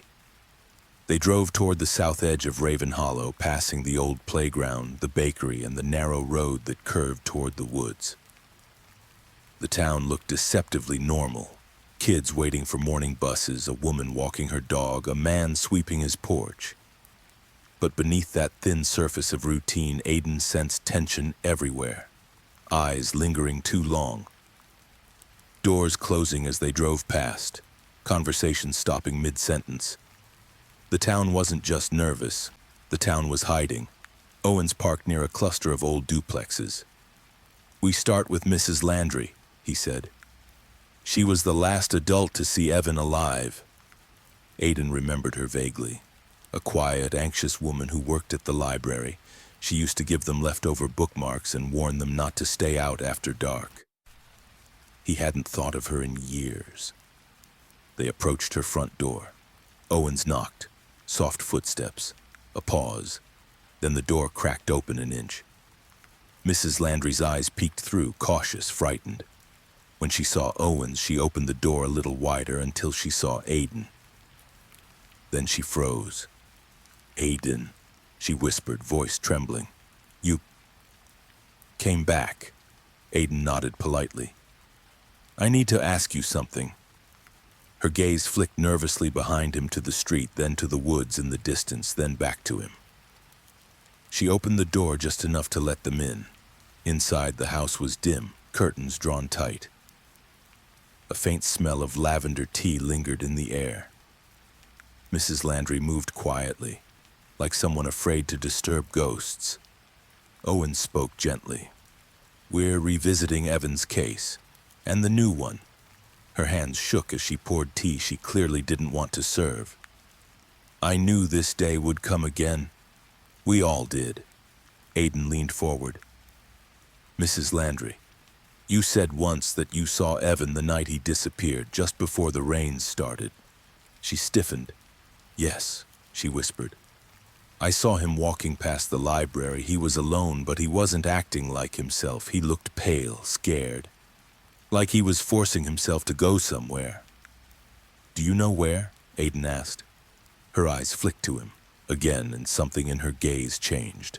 Fear, recognition, and something else he couldn't name. Aiden.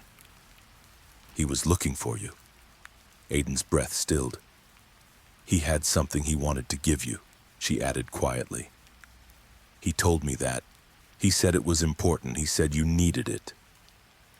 Aiden felt a chill. What was it?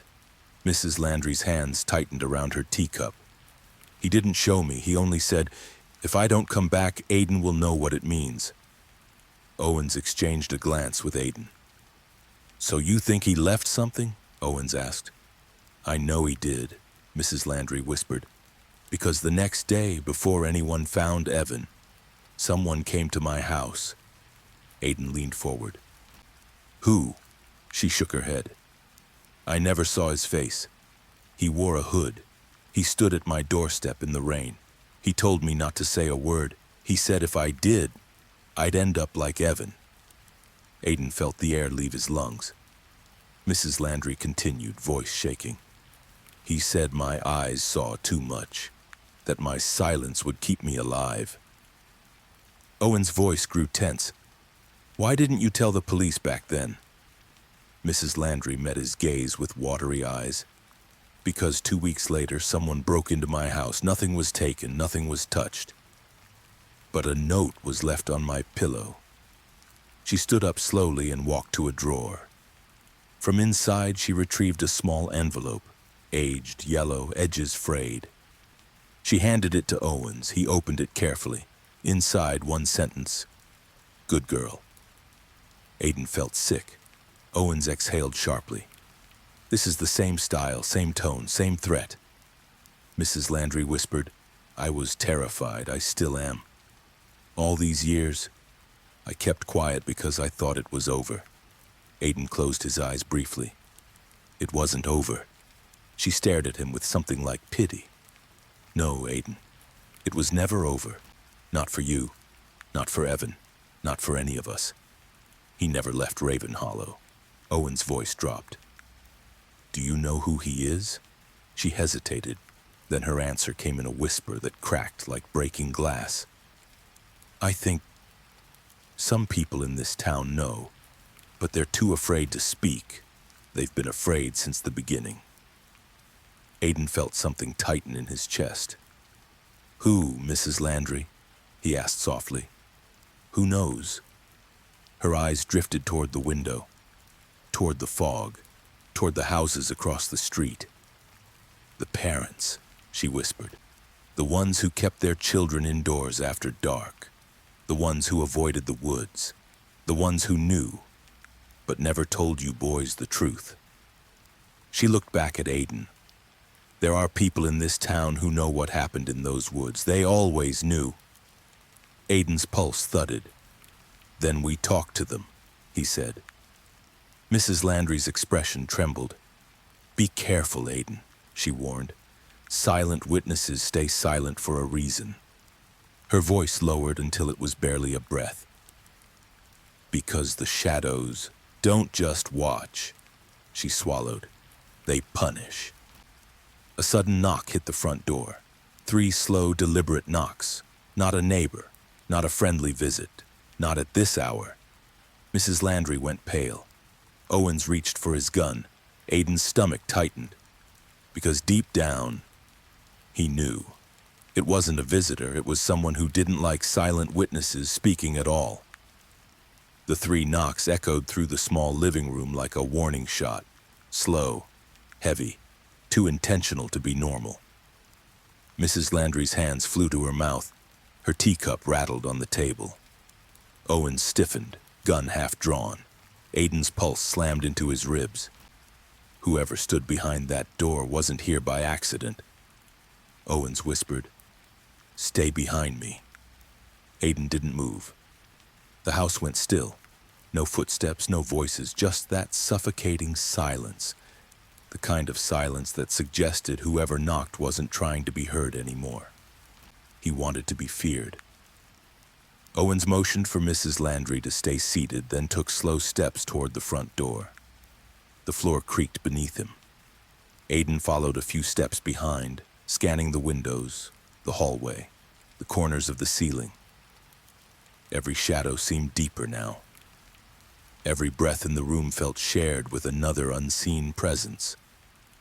Owens reached the door and paused. He looked back at Aiden with a silent question. "Ready?" Aiden nodded once. Owens gripped the doorknob and pulled the door open in one sharp motion. Nothing. The porch was empty. The fog outside thickened like smoke. The street was still. Aiden stepped past Owens onto the porch, eyes sweeping the yard. "Someone was here," Aiden said softly. "He waited just long enough to know we heard him." Owens holstered his gun reluctantly. "But why leave?" Aiden stared out at the fog. "Because he wanted to send a message, not to confront us, not yet." He glanced back at Mrs. Landry, who was trembling in her chair. "That knock wasn't to get inside," Aiden said. "It was to remind her he still can." Owens shut the door quickly and locked it. Mrs. Landry whispered, "This is my fault. I shouldn't have said anything. Aiden shook his head immediately. "You were brave, and you're not alone anymore." She swallowed hard. "He never knocked like that before, never. He watched, but he didn't announce himself." "Why today?" Aiden answered without hesitation. "Because you talked," Owens added, "and because the investigation is moving faster than he expected." The old woman's eyes welled up. "I thought staying quiet was enough to keep him away. I thought if I pretended not to know, he'd pretend I didn't exist." Aiden sat beside her. "Silent witnesses don't disappear, they just wait, and someone in this town has been waiting too long." She nodded shakily. "I know, but Aiden, when Evan died, you boys weren't the only ones who were scared." Aiden felt the words hit him like a cold wind. "What do you mean?" "There were other children who saw things," she whispered. "Children who told their parents. And those parents warned each other. They met quietly. They discussed what to do, but they never went to the police." Owens tensed. "Why not?" "Because someone told them not to." Her voice broke. "Someone with influence. Someone they trusted. Someone who said he was handling it." Aiden leaned in. "Who?" Mrs. Landry stared at the floor, chest rising and falling. "I can't say his name," she whispered. "I never saw him with my own eyes, but I heard the parents mention him. They were scared of him too." Aiden's voice lowered. "Do you remember what they called him?" She hesitated, then nodded. "The Keeper." Owen stiffened. "The what?" "It's what the children whispered," she said. "The one who watched the woods, the one who made the rules, the one who said the shadows listened." Aiden felt a chill crawl up his spine. He remembered that phrase. Evan had written it too. "He says the shadows listen when we talk." Owen said, "Are you telling us this town had some kind of caretaker or leader? Someone running those woods?" Mrs. Landry's voice lowered to a trembling whisper. "Not a caretaker, a collector." Aiden froze. "Collector of what?" She looked straight at him. "Fear." Aiden didn't move for a moment. The room felt too small again, too quiet. As if even speaking the word keeper had awakened something old and unwelcome. Owen stepped forward. "Mrs. Landry, is there anyone still alive who was part of that group of parents? Anyone who might talk now?" She nodded slowly. "3 families still live here. The Masons, the Locke family, the Morrises, they all kept their children inside after Evan died. They knew something. They still know." Aiden's chest tightened. MLJ. The initials from Evan's notebook. He looked at Owens immediately. Owens looked back with realization. Locke, Owens murmured. L. Morris, Aiden added. M. And J, he said slowly, searching memory. Jansen, Johnson, Jordan? Mrs. Landry shook her head. No, Jarrow. Aiden felt something cold tighten in his gut. Jarrow. He knew that name. He remembered it. Barely, but it was there, a faint echo in a dark hallway of his mind. Owens wrote the names down. We talked to all of them. But Mrs. Landry suddenly grabbed his wrist with surprising strength. No, she whispered. Not all at once, and not loudly. The families don't talk to each other anymore. They don't trust each other, and some of them don't want the truth resurfacing. Aiden swallowed hard. Because they're afraid of the keeper. Mrs. Landry nodded. And because the keeper isn't a ghost. She looked at the front door. He's still here, watching all of us, and if you start knocking on doors... Owens finished her sentence grimly.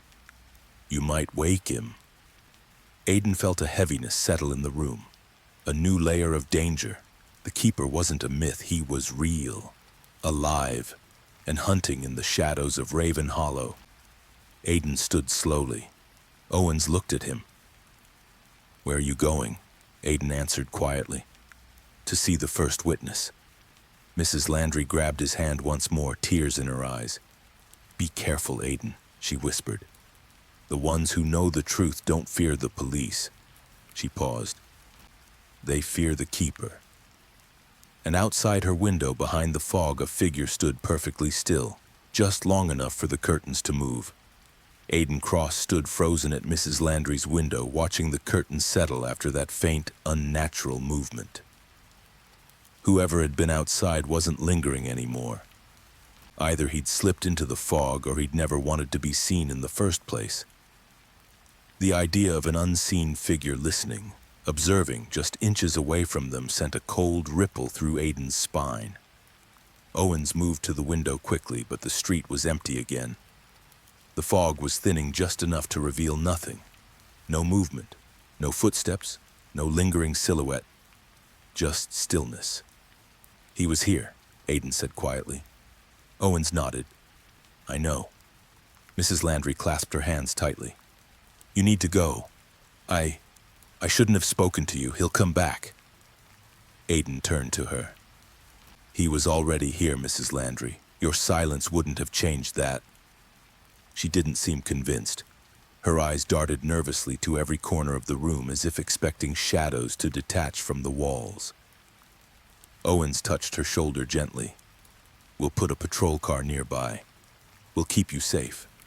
No, she whispered quickly. No uniforms, no cars. If he sees police outside, he'll think I told you everything. Aiden exchanged a look with Owens. There was no arguing. Fear had carved its home inside her. She knew the rules of this hidden game better than they did.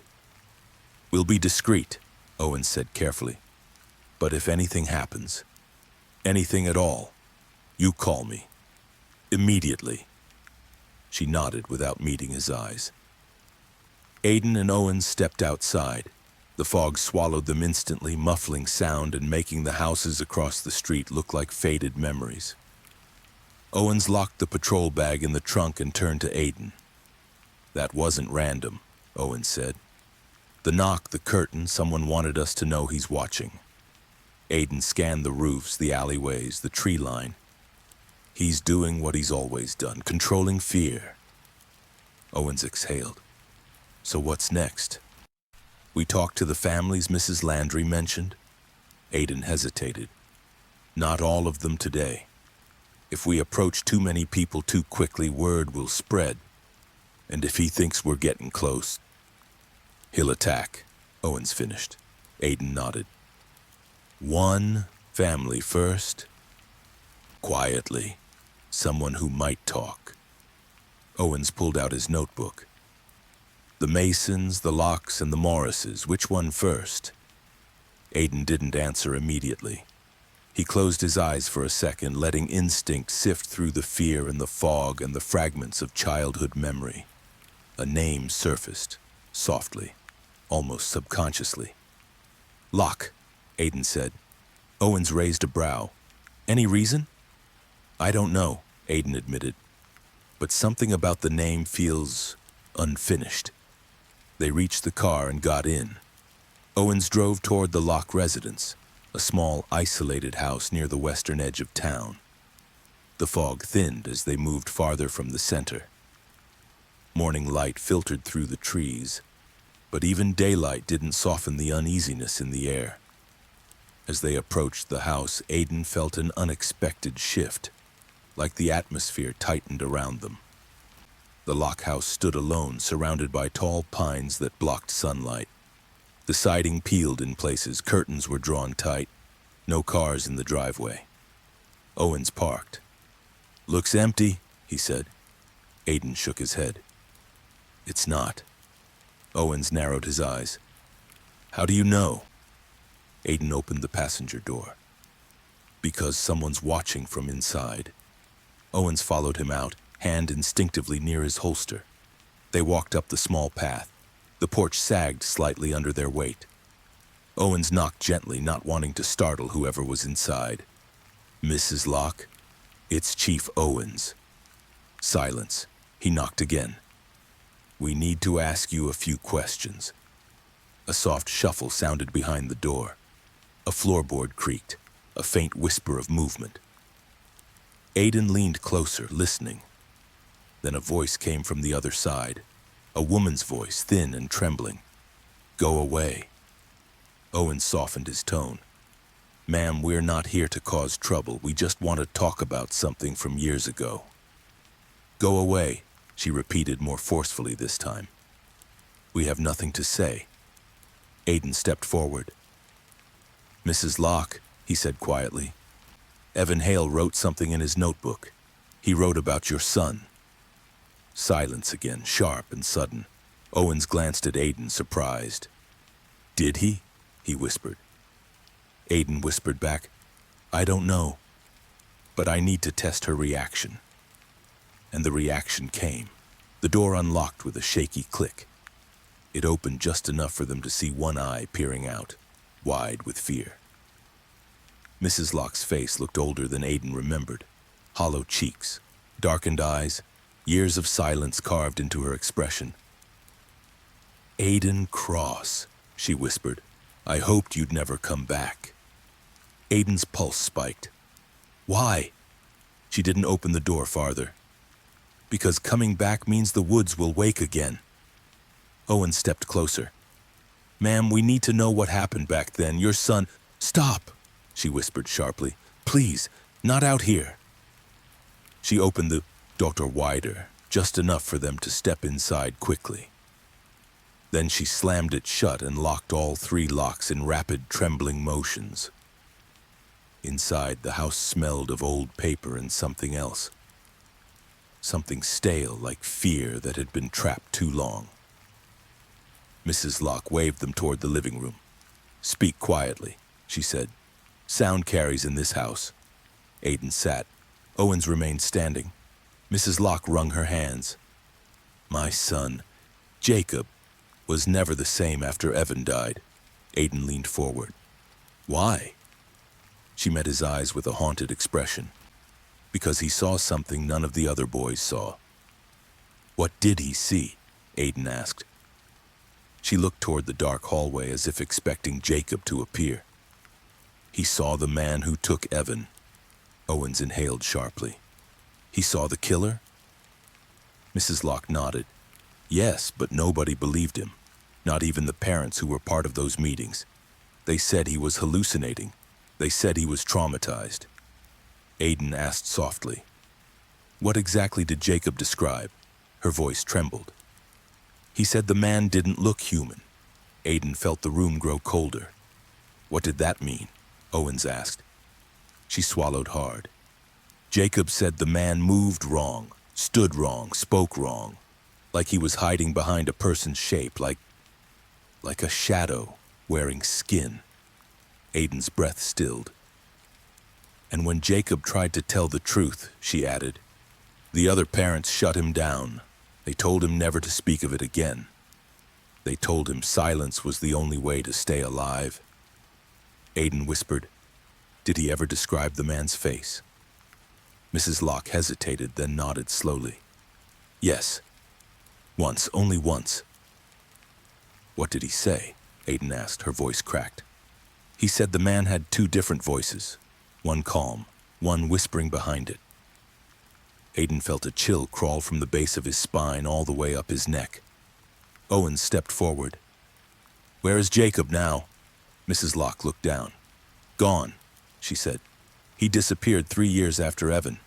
No trace. Aiden's heart sank. And before he vanished, she whispered, staring at the window with trembling eyes. He left me one sentence, Owens asked quietly. What sentence? She turned to Aiden. The keeper is coming back. Owens exhaled sharply, but Aiden's voice was barely a breath. He already has. And outside the Locke house, just beyond the window, a faint shape moved between the pines. The double lives we keep, hidden relationships and dangerous secrets. The Locke house felt colder the moment Aiden Cross stepped back into the foggy morning air. The door closed behind him with a trembling click, leaving him and Chief Owens standing on the creaking porch, both shaken by what they'd just learned. Aiden kept replaying Mrs. Locke's final words in his mind. The keeper is coming back, not gone, not forgotten. Aiden stepped off, the porch slowly scanning the pines where he'd seen the faint movement earlier. Nothing stirred now. No sound except the steady dripping of moisture from the tall branches. Owens followed beside him, expression tight, jaw clenched hard enough to hurt. That wasn't just paranoia, Owens muttered. She believes everything she said. She's not lying, Aiden replied quietly. She's terrified. Of this keeper? Owens asked. Aiden nodded. And of the people who knew him. Owens shoved his hands into his coat pockets. If half of what she said is true, it means some families in this town have been keeping secrets for decades. Aiden walked ahead, boots sinking into the damp earth. Double lives, he murmured. People pretending to be normal while hiding something darker. Something connected to those woods, something connected to us. Owens let out a harsh breath. Then we need to talk to the next family. Aiden turned to him. No, not yet. Owens frowned. Why not? Because the Lockes weren't just hiding from the keeper, Aiden said. They were hiding from each other. The other families, the parents. They were afraid of speaking the wrong name. Owens paused, thinking. You think the families are protecting someone? I think they're protecting themselves, Aiden corrected.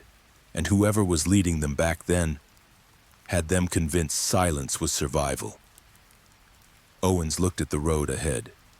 So where does that leave us? Aiden didn't answer immediately. He stared down the long, narrow stretch of road lined with pine trees. Fog drifted like ghostly fingers between the trunks. The whole town felt like it was holding its breath.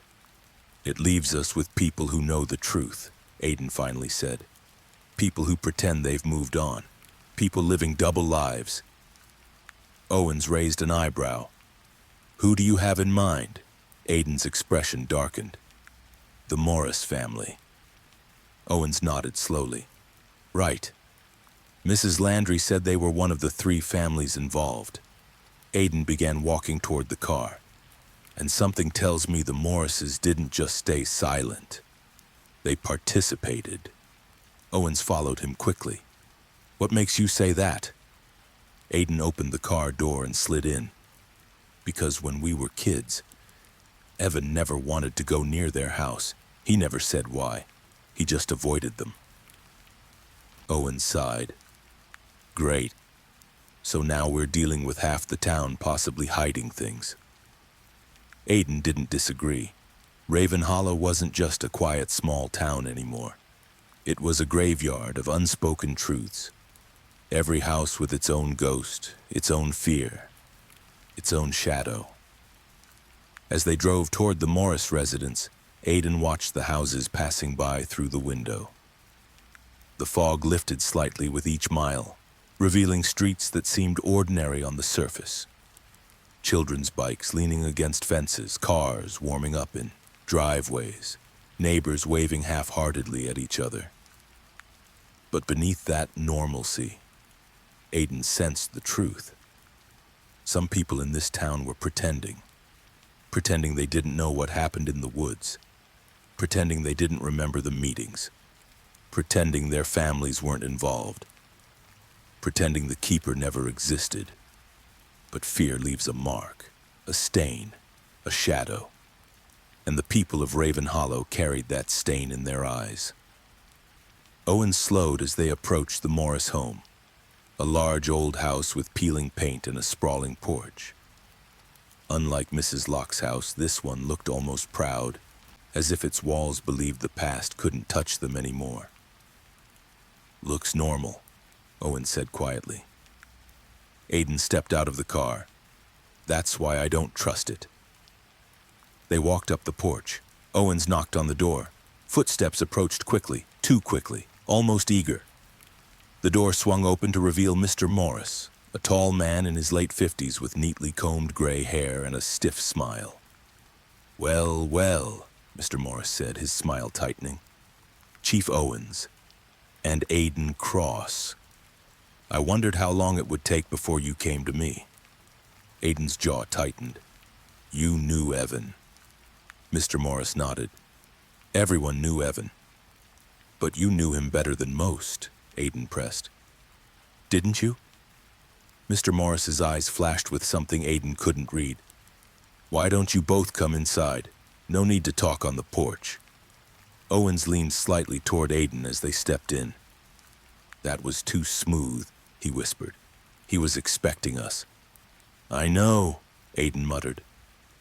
Inside, the Morris home was immaculate, too clean, too perfect. Family portraits lined the walls, but Aiden noticed something odd. In every photo, the son, Michael Morris, stood stiffly, smiling but not smiling. Eyes never matching the expression forced, controlled. Mr. Morris gestured for them to sit. "Coffee? Tea?" Owens declined. Aiden kept standing. "We're here about the children who used to play in the woods," Aiden said. "The ones who went to the 4 trees. Mr. Morris' smile vanished instantly. "We don't speak of that," he said flatly. "Not in this house, not anywhere." Aiden stepped closer. "Your son was part of it." Mr. Morris' jaw twitched. "He was a child. Children invent stories. They scare each other." "Did he invent the keeper?" Aiden asked coldly. That hit something. Mr. Morris stiffened. His eyes flicked away. "We're done here," he said abruptly. "Get out." Owen stepped forward. "Mr. Morris." "Out!" Mr. Morris barked louder this time. Aiden moved slowly, scanning the room one more time. The walls, the bookshelf, the photos. Everything too neat, too deliberate. Mr. Morris reached for the door, ready to shove them out. But then Aiden saw it. On a small side table, barely visible beneath a lamp, lay a folded piece of paper, old, yellowed, edges torn. Just like the notes they had found.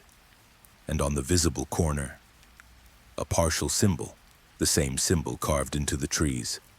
Aiden's voice dropped to a whisper. "Mr. Morris, where did you get that?" Mr. Morris froze. His face went pale, his hand trembled. For a second, just 1 second, Aiden saw it. Fear, raw, choking fear. Mr. Morris snatched the paper off the table. "You boys need to leave," he whispered. "Now." Aiden didn't move. "What are you hiding?" Mr. Morris looked at him with haunted eyes. "You don't understand," he whispered.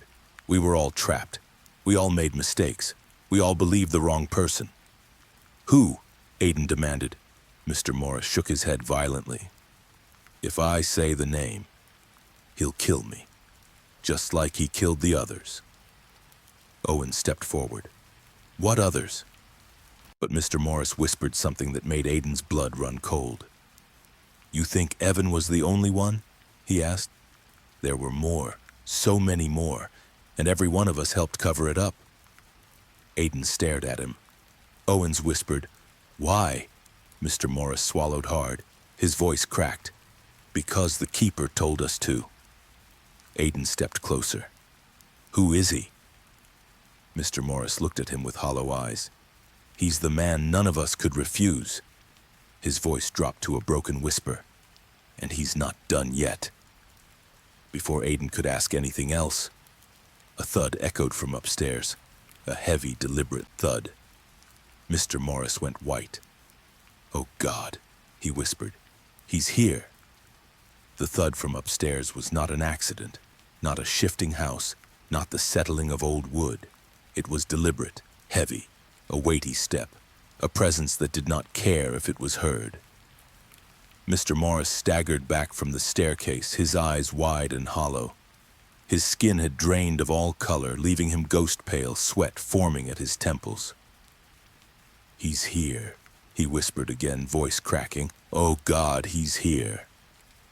Owens immediately drew his gun, signaling Aiden to stay behind him.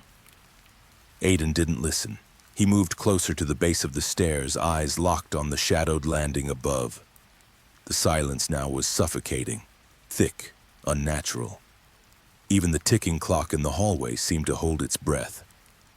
Mr. Morris, Owens said quietly, is anyone supposed to be upstairs? Morris shook his head violently. No, no one. My wife left early.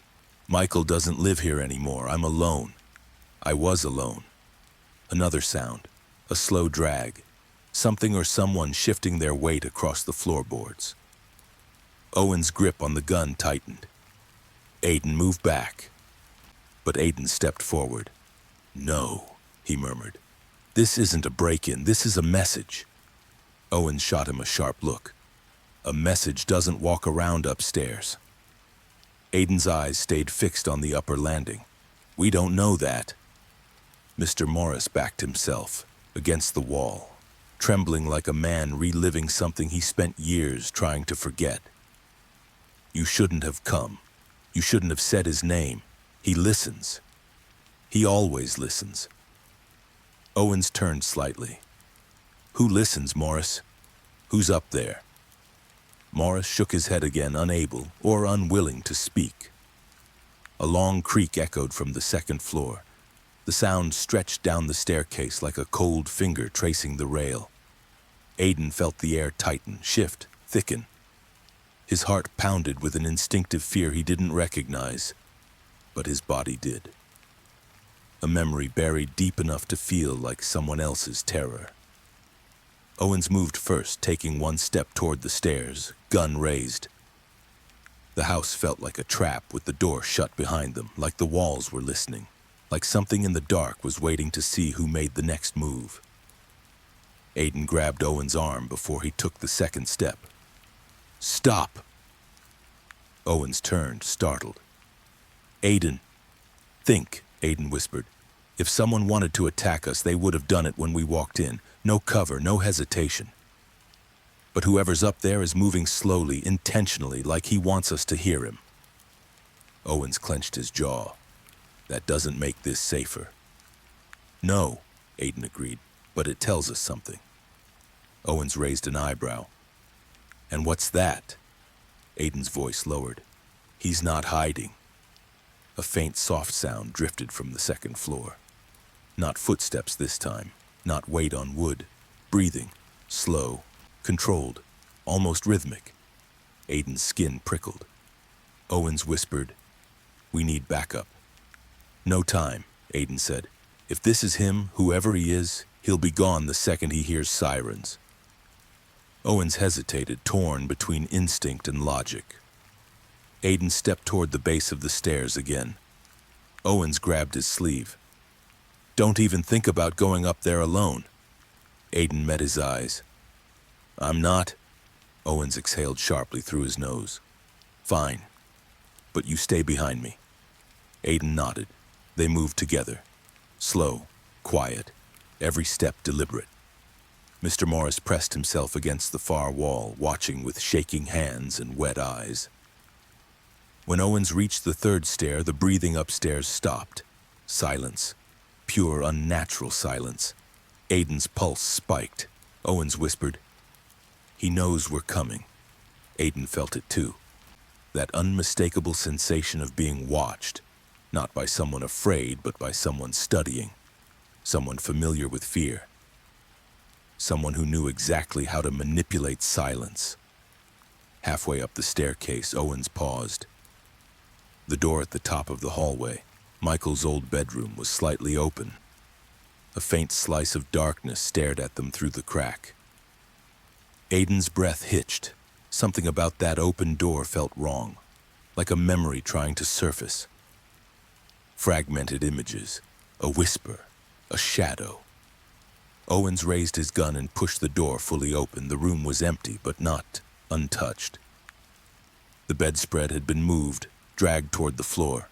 Papers lay scattered on the desk. A chair tipped over. Aiden stepped inside, eyes scanning every corner.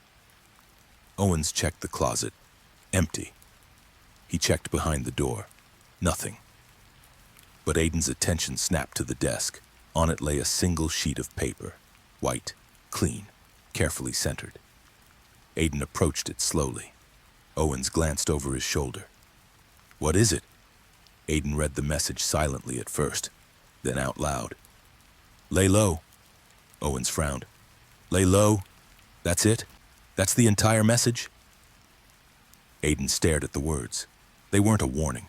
They weren't a threat. They were an instruction. Owen stepped beside him. "Is this meant for Morris?" "No," Aiden whispered. "This handwriting.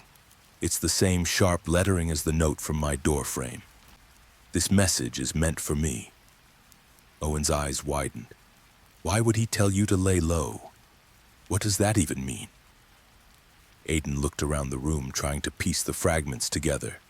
Evan's notebook, the black box, the message on his bed, the keeper, and now this, an instruction left on the desk of the Morris family's son. Aiden swallowed hard. "It means," he said quietly, "that he thinks I'm moving too fast." Owen stared at him. "He's trying to control the investigation." Aiden nodded. "And he's telling me to slow down." Owens looked around the room again. "Why leave this message here? Why Michael's room?" Aiden didn't answer at first. He walked to the bedroom window. He pulled the curtains aside slowly. Outside, the fog had thinned just enough to reveal the pine trees swaying lightly. And behind them, barely visible at the tree line, a figure stood, perfectly still, watching the house, watching them. Aiden didn't breathe. "Owens," he whispered. Owens moved beside him and froze when he saw the silhouette. A tall shape, unmoving, facing the house. Owens whispered, "Is that—" Aiden shook his head. "Don't move!" The figure stood for one breath, then another, then slowly stepped backward, into the trees and vanished. Owens reached for his radio. "We need units." Aiden grabbed his hand. "No. He'll disappear before they arrive." Owens stared at the window. "He's not afraid of being seen." Aiden nodded slowly. "That's what scares me." He turned back toward the message on the desk. "Lay low." The handwriting looked confident, precise, almost mocking. Aiden whispered, "He's not telling me to slow down." He lifted the note. "He's telling me he knows exactly where I'm going next." And from the hallway downstairs, Mr. Morris's trembling voice drifted up like a dying echo.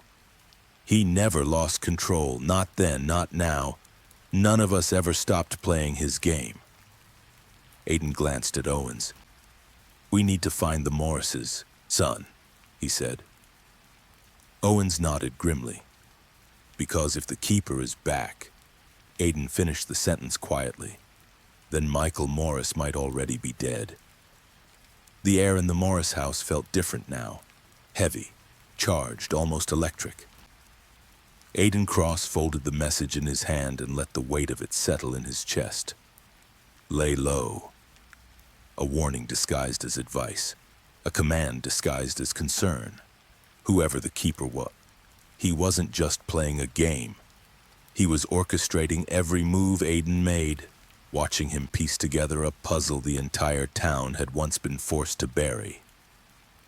Downstairs, Mr. Morris paced the living room like a man waiting for a verdict he already knew would destroy him.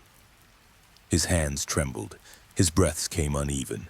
Aiden and Owens descended the staircase cautiously, each step creaking under the silence between them. Mr. Morris stopped pacing when he saw them. "Is he gone?" he whispered. Aiden nodded slowly. "For now," Owens added. But he was watching the house, directly, boldly. "That tells me he's either confident or reckless." Mr. Morris let out a broken laugh.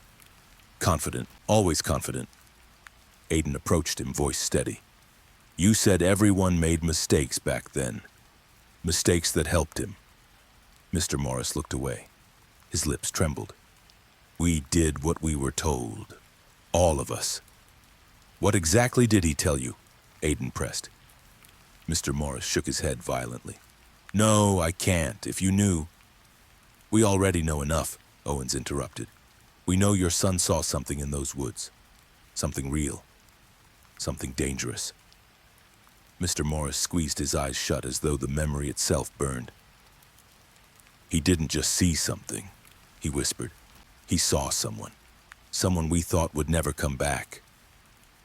Aiden leaned in. "Where is Michael now?" Mr. Morris opened his eyes slowly, eyes full of guilt. "He ran," he said, 3 years ago, when he realized the keeper wasn't finished." "Ran where?" Owens asked sharply. "He didn't tell me. He didn't tell anyone. He just disappeared." Mr. Morris swallowed. "But before he left, he came to me, late at night." Aiden waited, heart thudding. Mr. Morris continued, voice cracking. "He said, 'Dad, I'm not safe here. None of us are. He's watching again.'" Aiden felt something coil in his chest. "And you believed him?" A humorless smile. "Believe him? Aiden, I was terrified he was right." Owens paced the room. "So your son might be alive, hiding, running from the same man who's stalking Aiden now." Mr. Morris nodded weakly. "If he's alive, he's staying off grid, no phone, no trace, just fear." Aiden glanced toward the staircase, toward Michael's room, where the note had been left deliberately. "He came back here," Aiden murmured, "or someone came for him." Mr. Morris let out a low, broken sound. "I didn't hear anything. I didn't know anyone was in the house. I thought the noises were settling wood. I thought—" "You thought wrong," Owens said bluntly, "and that mistake could have cost your life." Mr. Morris sank into a chair, burying his face in his hands. Aiden stepped outside for air. Owens followed, closing the door behind them. The fog had thinned more, but the quiet was sharper now, like the entire street was listening. Owens exhaled roughly. "Aiden, this town is rotting with secrets." Aiden nodded. "Secrets kept by families, protected for years. And whatever happened in those woods, whatever the keeper did, these people weren't just victims." Owens looked at him. "You think they were accomplices?" Aiden didn't hesitate. "Some were. Some watched. Some followed orders. And some stayed silent out of fear." Owens rubbed his forehead. "If that's true, then we're not dealing with one man. We're dealing with an entire history of complicity." Aiden glanced back at the house. "Double lives." Owens frowned. "What do you mean?" Aiden leaned against the porch rail. "People who pretended to be good parents, good neighbors, good citizens. But at night, they were something else. They had agreements, meetings, rules." Owens looked at him sharply. "Rules?" Aiden nodded slowly. "Evan wrote about rules in his notebook. Rules the keeper made them follow. Rules meant to control them." Owens crossed his arms. "And the Morris family?" Aiden completed the thought. They obeyed them. For a long moment they said nothing. The cold morning air stung their lungs. Somewhere far off, a dog barked once, then went silent. Finally, Owen spoke. So where do we look next? Aiden looked toward the thick woods at the edge of Raven Hollow, the same woods where children once met, where shadows whispered, where secrets were buried beneath damp soil and rotting leaves. The Morrises aren't the only ones hiding something, Aiden said quietly. The Masons are next. Owens hesitated. You want to talk to them today? We have to, Aiden said.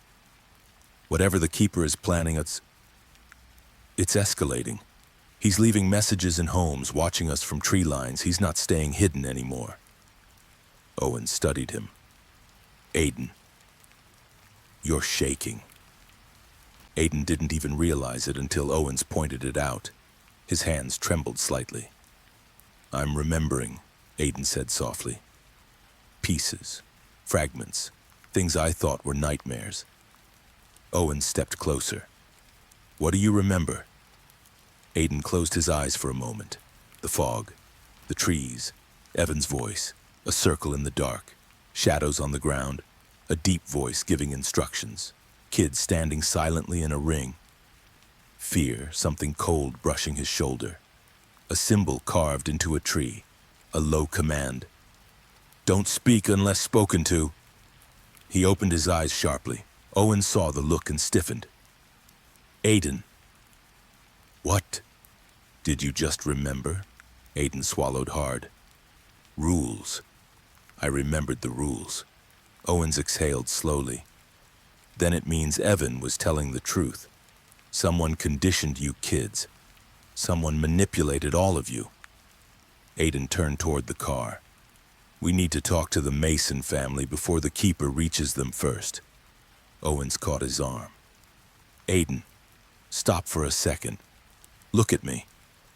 Aiden met his eyes. You're not alone in this, Owens said softly. Whatever you're remembering, whatever happened to you, it doesn't own you anymore. Aiden nodded, though he wasn't sure he believed it. They started toward the car, but before they reached it, Aiden felt something under his shoe, a thin, crinkled sound. He bent down and picked up a small plastic bag stuck beneath the tire. Inside was a single slip of paper. Owen stepped beside him. Is that? Aiden opened it with numb fingers. Another message, clean letters, sharp strokes. You're getting warmer. Aiden felt his chest tighten. Owens cursed under his breath. He's taunting you now. Aiden stared at the message. No, he said quietly. He's guiding me. Guiding you where? Owens demanded. Aiden lifted his eyes toward the distant woods. He wants me to follow the same trail Evan followed. And what's at the end of that trail? Owens asked. Aiden whispered. The truth none of these families ever said out loud. A branch snapped in the woods. Both men turned sharply. Nothing moved. But the message in Aiden's hand felt heavier now, closer, more personal. The Keeper wasn't running anymore. He was leading. The children of the woods lost memories and unfinished stories. Aiden Cross had always believed that childhood memories faded like old photographs, edges blurring, colors softening, details slipping away into the quiet corners of the mind. But as he and Chief Owens drove toward the Mason residence, Aiden felt something different happening. Memories weren't fading now. They were resurfacing, slowly, uncomfortably, like something crawling out of the dark after years of being buried. Owens drove in silence, eyes steady on the fog-dusted road, but Aiden could feel the chief studying him every few seconds. Aiden kept his gaze forward, hands clasped together tightly in his lap. He didn't want Owens to see them tremble. The town of Raven Hollow looked deceptively peaceful in the early morning light. Porches with rocking chairs, mailboxes leaning slightly to the side, the occasional pickup truck warming up in a driveway. But under that surface calmness, Aiden sensed tension everywhere. Windows closed too quickly when the police car rolled by. Curtains shifted a little too fast. Shadows moved where no person stood. This wasn't a town waking up. This was a town keeping quiet. Owens finally spoke. "You okay?" Aiden didn't answer at first. He watched the familiar streets pass, by landmarks he remembered with strange clarity now. The playground, the old bike rack, the cracked sidewalk where he and Evan once scraped their knees. "Memories are coming back," Aiden said softly. Owens glanced over. "Slow down. Don't force them." "I'm not forcing anything," Aiden replied, "and they're coming on their own." "What kind of memories?" Aiden took a breath. "The woods, the circle, rules." Owens tightened his grip on the steering wheel. "You mentioned rules before." Aiden nodded. "We used to stand in a circle under the 4 trees, always at night, always quiet, Evan, me, and others." "Others like the Mason kid?" Aiden hesitated. "Maybe. I don't remember the faces yet, just shapes, shadows, people standing beside us but not speaking."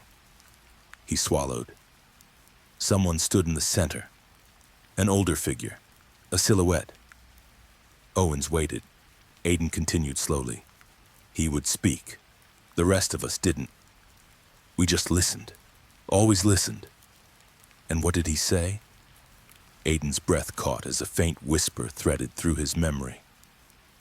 "Don't speak unless spoken to. Don't look at the shadows.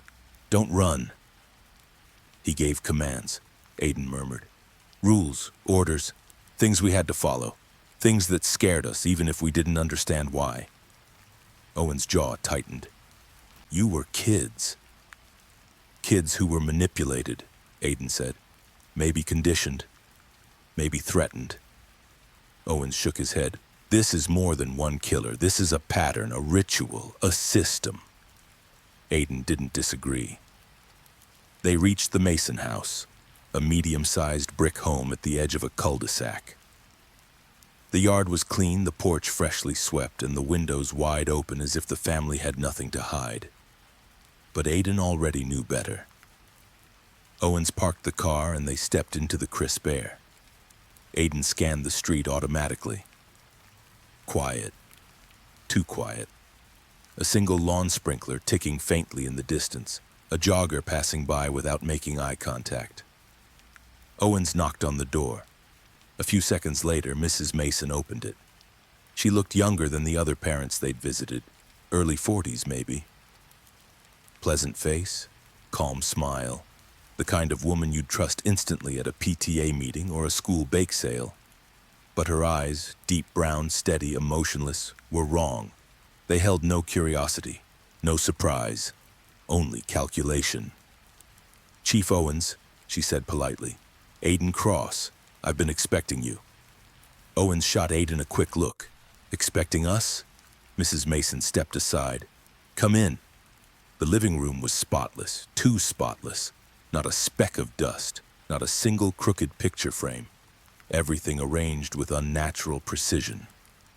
"We're looking into some details from the Hale case," Owens began. Mrs. Mason sat calmly on the edge of a pristine white sofa. "Of course, Evan's death was tragic."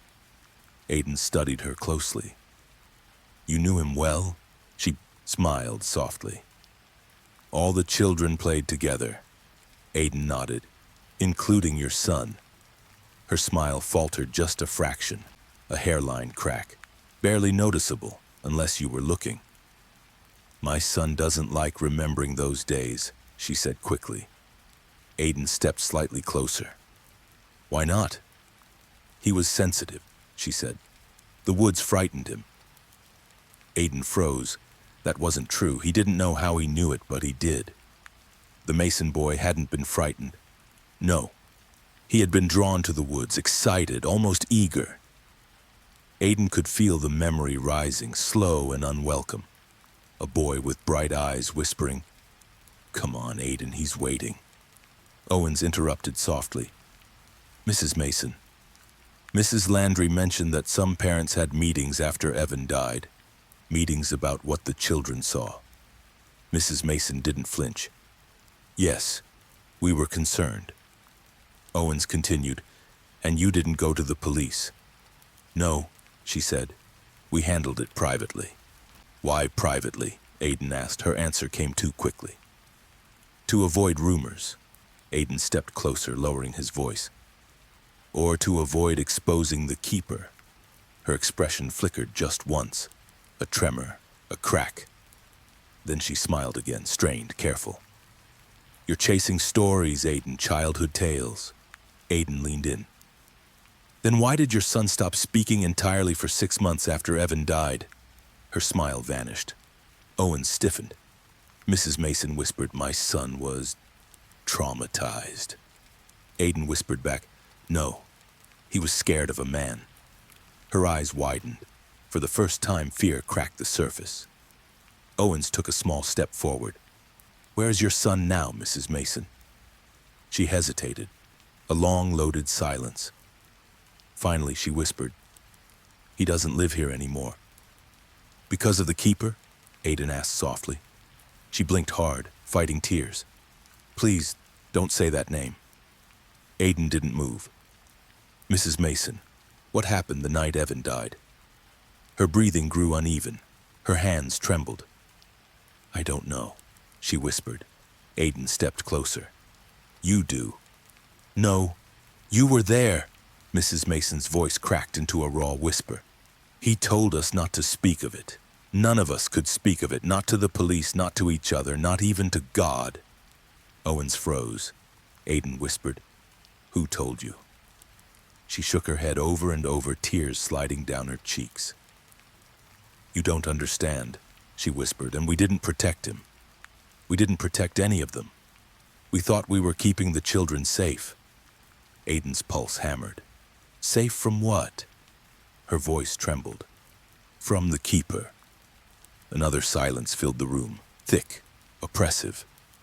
Then Mrs. Mason whispered, he said he would come back for all of them one day. For the ones who escaped. For the ones who remembered. Aiden went still. Mrs. Mason lifted her, trembling eyes toward him. And Aiden, she whispered, he said he would come back for you first. Outside the living room window, a faint shadow moved past the glass. For a single frozen heartbeat, no one in the room moved. The faint shadow sliding across the Mason living room window felt like a ripple across time, like something from Aiden's childhood stepping back into the present. Mrs. Mason's breath caught. Owens reached instinctively for his holster. Aiden didn't blink. The shadow had passed too smoothly, too quietly. Someone had been standing close enough to hear their voices. Owens moved toward the window first, pulling the curtain back with a sharp motion. But the yard looked empty, perfectly still. Aiden stepped beside him, scanning the street, the rooftops, the narrow gap between the houses. Nothing. Mrs. Mason whispered, he listens. He always listens. Owens turned sharply toward her. Mrs. Mason, do you know who's out there? She shook her head helplessly. No, but he watches anyone who speaks his name. Aiden closed the curtain slowly. You said the keeper came back for the ones who escaped, the ones who remembered. Her voice cracked. Yes. Aiden stepped closer, watching her expression carefully. Who else remembered? Mrs. Mason swallowed hard. My son, Michael Morris, Jacob Locke, and you. Owen shot Aiden a quick glance. Aiden didn't look away from her. You're saying I remembered something back then? He asked quietly. You remembered too much, she whispered. You were supposed to forget. All of you were. Aiden felt a chill crawl up his spine. Forget what? Mrs. Mason looked down at her hands clasped tightly in her lap. The nights in the woods, the circle under the 4 trees, the things you were made to repeat, the rules, the fear. Aiden felt memories twitch like wires deep inside his mind, thick fog around tall trunks, cold hands pulling him forward, children standing silently in a ring, a voice telling them to stay still, stay quiet, stay obedient. Owen spoke softly. "Mrs. Mason, the night Evan died, were the children at those trees?" She hesitated, then nodded. Aiden's chest tightened. "And you didn't call the police?" Tears welled in her eyes. "We were told not to." Owens took a step forward. "By who?" Mrs. Mason flinched. Please stop asking. If I say the name." Aiden cut in, voice steady. "Mrs. Mason, you are not the only one who lived in fear. My entire life has been built on memories I wasn't allowed to keep. I need to know what happened in those woods." She lifted her trembling gaze. "A ritual," she whispered. Owens frowned. "A ritual of what?" "Control," she said quietly. "Fear. Obedience. He gathered the children at night and taught them to be silent." Aiden felt the words settle inside him like stones. "And Evan?" he asked. "What did he do wrong?" Mrs. Mason closed her eyes. "He broke a rule." Aiden's pulse kicked. "Which rule?" Her voice dropped to a frightened whisper. "He spoke." Owen stiffened. "Spoke? Spoke what?" That's when Mrs. Mason suddenly stood quickly, abruptly, like an instinct had jolted her upright. Her eyes darted to the window again. She reached toward the curtain hesitantly, her fingers trembling. "He's out there," she whispered. "He's listening now." Owen stepped forward. "Ma'am, stay away from the window." But she didn't listen. She pulled the curtain aside. There was no one outside, just the empty sidewalk, the mailbox, a few fallen leaves drifting in the breeze. Aiden exhaled carefully. "He's gone." But Mrs. Mason didn't step back. Her eyes stayed on the street. Her breath slowed. Her shoulders relaxed in a way that felt wrong, too wrong. Owens exchanged a glance with Aiden. Aiden stepped closer. "Mrs. Mason?" She didn't answer at first. Then she whispered something barely audible. "It's quiet now." Aiden frowned. "Quiet?" She nodded slowly. "When he's not watching, the world goes quiet." Owens whispered, "Aiden, we should leave. She's in shock." "No," Aiden said softly. "She's remembering something." Mrs. Mason let the curtain fall and sank back onto the couch, hands clasped tight again. "There were signs," she whispered. "Warnings. Things the children drew. Things they murmured in their sleep. Things we ignored." Aiden gripped the back of the armchair. "What things?" Mrs. Mason looked up at him with haunted eyes. "Symbols on their notebooks. Scratch marks behind their beds. Dirt under their nails from the woods." She shivered. "And the fear. All the children had the same fear." Owens asked quietly, "Fear of what?" Mrs. Mason took a shaky breath. "Of being chosen." Aiden felt his stomach twist. "Chosen for what?" Her answer came like a confession. "The keeper never hurt them randomly. He chose the ones who remembered, the ones who questioned, the ones who disobeyed." Aiden's heart hammered. "And he chose Evan." Mrs. Mason nodded painfully. "Yes, Evan tried to speak. He tried to warn someone." She hesitated, then whispered, "He tried to warn you." Aiden felt the room tilt slightly. "Warn me? About what?" Mrs. Mason looked down, then whispered words that cut straight through him. "You were next." Owens inhaled sharply. Aiden stared at her. "What do you mean I was next?" She wiped tears from her cheek. "Evan saw something in you. Something the keeper didn't like. Something he called defiance. Evan tried to protect you. He broke the rule." Aiden ran a hand through his hair, trying to breathe. Mrs. Mason continued, voice cracking. "So the keeper punished him instead." A long silence fell. Then Aiden whispered, almost to himself, "He killed Evan because of me." Mrs. Mason looked devastated. "No, the keeper killed Evan because Evan loved you enough to stand up for you." Owens placed a hand on Aiden's shoulder, grounding him. Aiden, none of this was your fault. But Aiden barely heard him. Pieces of memory flashed behind his eyes. Evan gripping his arm, whispering something urgently, the sound of running footsteps, a cold voice calling them back. Mrs. Mason wiped her tears quickly, fear rising again in her expression. "You need to go," she said suddenly. "You need to leave now." Owens frowned. "Why?" She stared at the door. Her voice trembled. "Because once you remember too much, he comes." Aiden stood slowly. "We're not done," he said. Mrs. Mason shook her head violently. "Yes, you are. If you keep digging, the children of the woods won't be the only ones he takes." Owens walked toward the door, but before he opened it, he put a hand on Aiden's back. Aiden didn't move for a moment. Then he whispered to Mrs. Mason, "Tell your son, if he's alive, he's not alone anymore." Mrs. Mason covered her mouth as tears spilled again. Outside, the cold air hit Aiden like ice. He looked at Owens. "Next, we talked to the last family." Owens nodded grimly. "The Jansons." Aiden turned toward the end of the street, and far down the sidewalk, just barely visible, a figure stood where the fog thinned, watching.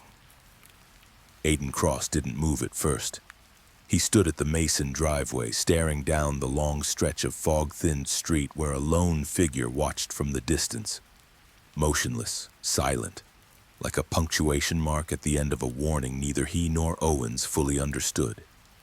The shape didn't walk toward them, didn't retreat. It just stood there, letting the cold morning air twist around it like a veil. Owens stepped slightly in front of Aiden, hand hovering near his holster. "Stay behind me," he muttered. Aiden didn't move. "He's not approaching." "That's what bothers me," Owens replied. But by the time a passing truck rattled down the street, spilling a rush of brighter light across the pavement, the figure vanished. One blink, and gone. Not behind a tree, not behind a car. Just gone. Owens exhaled sharply. "He's playing games," Aiden shook his head. "He's reminding us this is his territory."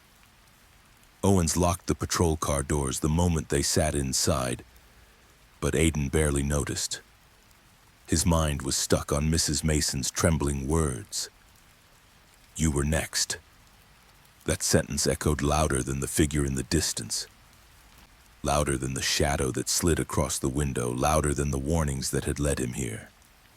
If Evan died protecting him, if the keeper punished Evan for speaking, if the town kept silent out of fear, then Aiden was connected to all of this more deeply than he had ever imagined. Owens drove toward the West Ridge neighborhood, narrower streets, higher fences, taller hedges. Houses here were older, built with thick stone and heavy shutters. The kind of place where secrets lived comfortably behind curtains that never opened. Aiden kept watching the reflections in the windows they passed, half expecting to see the silhouette again. But the street remained quiet. Owens finally broke the silence. "You're thinking too much." Aiden didn't answer. Owens tried again. "Aiden, Mrs. Mason wasn't blaming you. She was explaining what Evan did." Aiden stared straight ahead. "He died because he refused to follow the rules. And that was heroic," Owens said. "Not your fault." Aiden nodded slowly, but guilt wedged itself deep behind his ribs. He felt the weight of something similar to grief, but sharper, something closer to responsibility. "We're not done with the past," he murmured. "Not until it stops controlling the present." Owens looked at him. "Are you ready for this?" The Jansen family. They're different. They weren't withdrawn like the Locks. They weren't terrified like the Masons. They were defensive. Aiden's jaw tightened. "Defensive how?" "They denied everything," Owens said. "Back then and now." Aiden looked out the window again. Everyone denies something in this town. Owens parked in front of an old two-story brick house with a rusted wind chime swaying faintly by the front door. But the sound was wrong. It didn't ring. No metal clinking. Just a faint scraping sound, like something inside the chime was tangled. Aiden's stomach tightened. That's not normal, Owens nodded. Nothing in this town is. They stepped out and approached the house. Before Owens could knock, Aiden lifted a hand. The front door was already open a crack. Owens whispered, "A break-in?" Aiden shook his head. "No, someone left it open." Owens drew his gun. "Stay behind me. No arguments." Aiden followed carefully. The air inside the Jansen house felt colder than outside, chilled, stagnant, like the place had been abandoned for weeks. But dust didn't gather this evenly, and nothing smelled old. This wasn't neglect. This was preparation. Owens called out, "Renee Jansen, this is Chief Owens. We're entering your residence." Silence. Not even the hum of electricity. Not even the sound of a fridge running. Aiden's pulse quickened.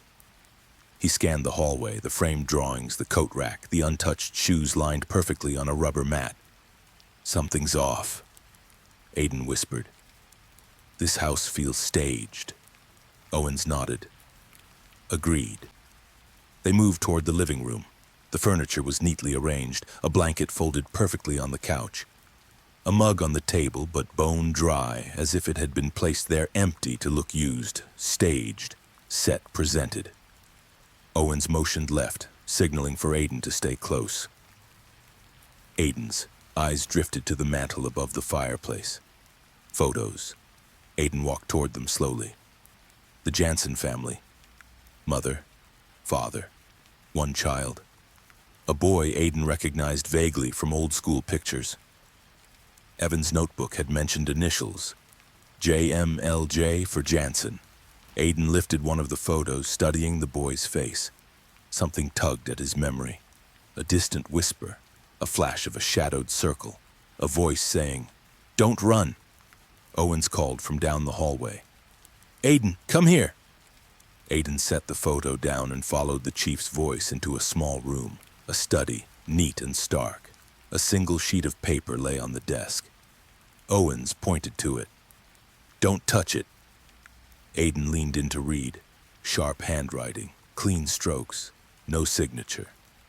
Some stories were never meant to be finished. Aiden felt a cold shiver slide up his spine. "This isn't from Mrs. Jansen," he said. "I know," Owens murmured. "Look around."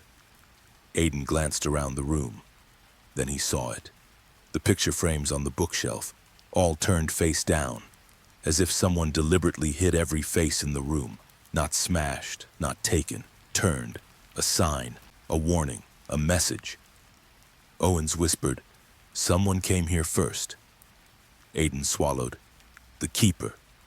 Owens didn't correct him. Aiden stepped closer to the desk. "This isn't a threat, it's a reminder."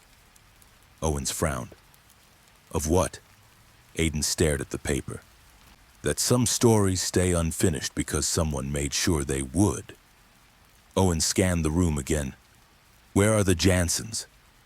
Aiden moved toward the hallway, checking each room quickly. Bathroom, bedroom, small laundry area. All clean, all orderly, not a sign of struggle, but in the master bedroom. The bed was unmade, a suitcase half-packed, clothes thrown on a chair, a closet door open. Owens stepped beside him. "Looks like they left in a hurry." "No," Aiden whispered. "They were made to leave." Owens looked at him sharply. "Meaning?"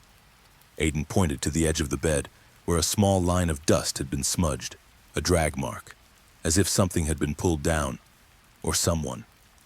Owens lifted his radio. "We need units at..." Aiden grabbed his hand. "Stop." Owens froze. "Aiden? Think," Aiden said.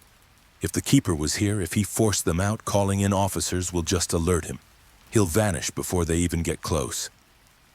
Owens lowered the radio reluctantly. "Fine. But what now?" Aiden stared at the smudged floor. At least one of the Jansons didn't leave willingly, he said. Someone was taken. Owen's expression hardened. By him. Aiden nodded slowly. The keeper doesn't run, he said. He collects. Owen stepped back. Collects what? Aiden met his eyes with a quiet certainty he didn't fully understand. The ones connected to the woods. A silence thickened between them. Then from the hallway. A soft creak. Both men turned instantly, but no one stood there, just a faint draft and a soft whisper escaping from the half-open door, as if someone had walked through it seconds before Aiden and Owens entered the room. Aiden whispered, "He's close." And somewhere in the house, in the walls, in the shadows, in the silence, something listened. Patterns in the dark, tracing the keeper's hidden trail. Aiden Cross stood in the hallway of the Jansen house long after the soft creak faded. The silence that followed wasn't empty. No, it pulsed with something living. Something aware. The air itself felt thinner, like someone had just passed through it and left the echo of their presence behind. Owens held his gun tight, scanning every doorway, every corner, every shadow. No footsteps, no breathing, no lingering silhouette, but Aiden felt it. He wasn't imagining things. Something, or someone, had been there. Owens moved first, clearing each room with methodical precision. "Nobody's here," he muttered. Aiden disagreed quietly. He was here. Owens didn't argue. He knew the difference between paranoia and instinct, and right now instinct was screaming. The study door creaked slightly in the draft. Aiden walked back toward it, staring at the sheet of paper left on the desk. Some stories were never meant to be finished. Owens came up beside him. "He's taunting you." Aiden shook his head slowly. "No. Taunting is petty. This is direction." Owens frowned. "Direction?" Aiden tapped the note with one finger. "He's telling me the Jansen story ended earlier than it should have. Because he ended it. He's rewriting the past, controlling the narrative." Owens scanned the room again. "Then what's the message?" Aiden inhaled deeply. "That the people who were part of the woods, the kids who were taken there, manipulated, controlled, they're being collected or erased." Owen's jaw tightened. "And we might be too late for the Jansens." Aiden nodded. "But not for the others." Owens leaned against the doorway, tension brimming beneath his calm exterior. "Which others?" Aiden walked slowly across the room, letting his fingers trail across the dusty bookshelf. "The children of the woods. The ones who survived. The ones who grew up and carried the memories hidden or fractured into adulthood." Owens crossed his arms. "You said there were more than the ones we talked to." Aiden nodded. "Yes, there were at least 7 kids in that circle." Owen stiffened. 7? Aiden closed his eyes, letting the fragments of memory surface. Evan, me, Michael Morris, Jacob Locke, the Mason boy, and 2 others. Owens exhaled. "Do you remember their names?" "Not yet," Aiden whispered. "But I remember the shapes of them, the way they stood, the silence, the fear." He opened his eyes again. "And they're all in danger." Owens walked toward the window and pulled the curtain aside. The street outside looked painfully normal. Sunlight cutting through branches, a bicycle lying on its side 2 houses down, a cat sitting lazily on a porch rail. But normalcy meant nothing anymore, not in Raven Hollow. Owens spoke without looking back. "If the Keeper is hunting them, we need to identify them fast." Aiden nodded. "And we can't rely on the parents. They won't talk. They were trained not to." Owens turned. "Then who?" "We're running out of leads, Aiden." Aiden's gaze drifted back toward the hallway. "There's one person who knew everything." Owens waited. Aiden whispered, "Evan." Owens stepped closer. "Aiden, Evan is gone. I know, Aiden said, but his notebook isn't. And notebooks aren't written randomly, they're coded, layered. A map. Owens frowned. You think there's something in it we missed? Aiden nodded. Multiple things. Owens rubbed his forehead. So we go back to the station? Aiden shook his head. No. Something tells me Evan didn't hide everything in his notebook. He knew someone might take it. He must have left clues elsewhere. Owens looked skeptical. Where would a scared teenager hide evidence? Aiden's mind flashed. A bike ride, a dare, a creek behind the school, a hollow tree, Evan whispering, "No one will ever find it here." Aiden inhaled sharply. I know where. Owen stiffened. Where? The old creek near the school, Aiden said. There was a tree we used to use as a hiding spot, hollow in the middle. You think something's still there after all these years? Aiden nodded slowly. If the keeper didn't find it, yes. And if he did? Owens asked. Aiden swallowed hard. Then he's ahead of us. Owens picked up the note from the desk. Patterns, he murmured. He's leaving patterns. Aiden stepped closer. Exactly. He watches, he tracks, he anticipates, but he's leaving a trail. Owens narrowed his eyes. Why? Why leave clues? Aiden looked out the window again. Because the keeper doesn't want me dead, he said quietly. Not yet. Owens turned slowly. Say that again. Aiden forced himself to breathe evenly. He doesn't want me dead, not like the others. He wants me to remember. He wants me to follow the trail Evan left. He wants me to reach something. Owen's voice hardened. And what does he want you to reach? Aiden shook his head. I don't know. But you will, Owen said. Aiden met his eyes. Yes, I will. They walked toward the front door, but before they stepped outside, Aiden stopped. Something caught his eye near the floorboard, a faint scratch. He crouched down. Owens raised an eyebrow. What is it? Aiden traced the scratch with his fingertip. It wasn't random. It was deliberate. A symbol lightly carved, so faint it could be mistaken for damage. A circle, and 3 vertical lines meeting at the center. His breath caught. I've seen this before. Owens knelt beside him. Where?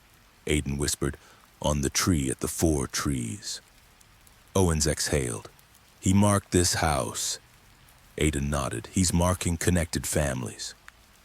And you think we're next? Owens asked. Aiden's voice lowered. We were marked 18 years ago. Owens stood. Let's go. We're losing time. Aiden opened the door. Sunlight poured in.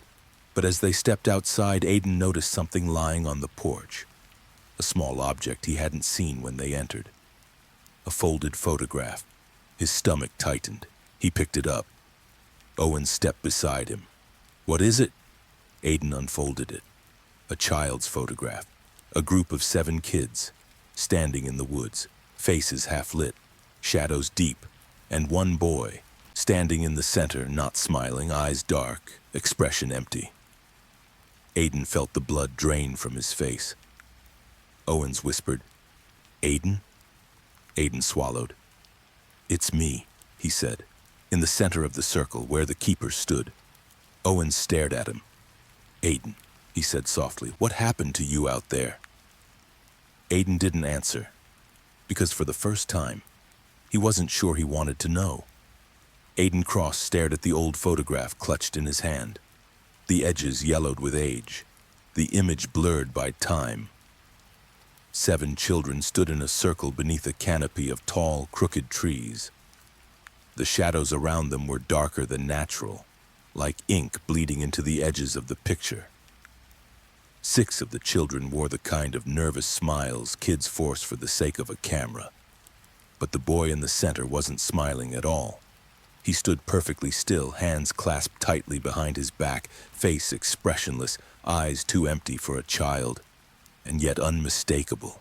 It was him, Aiden, right at the center, where the keeper stood during every memory he could remember.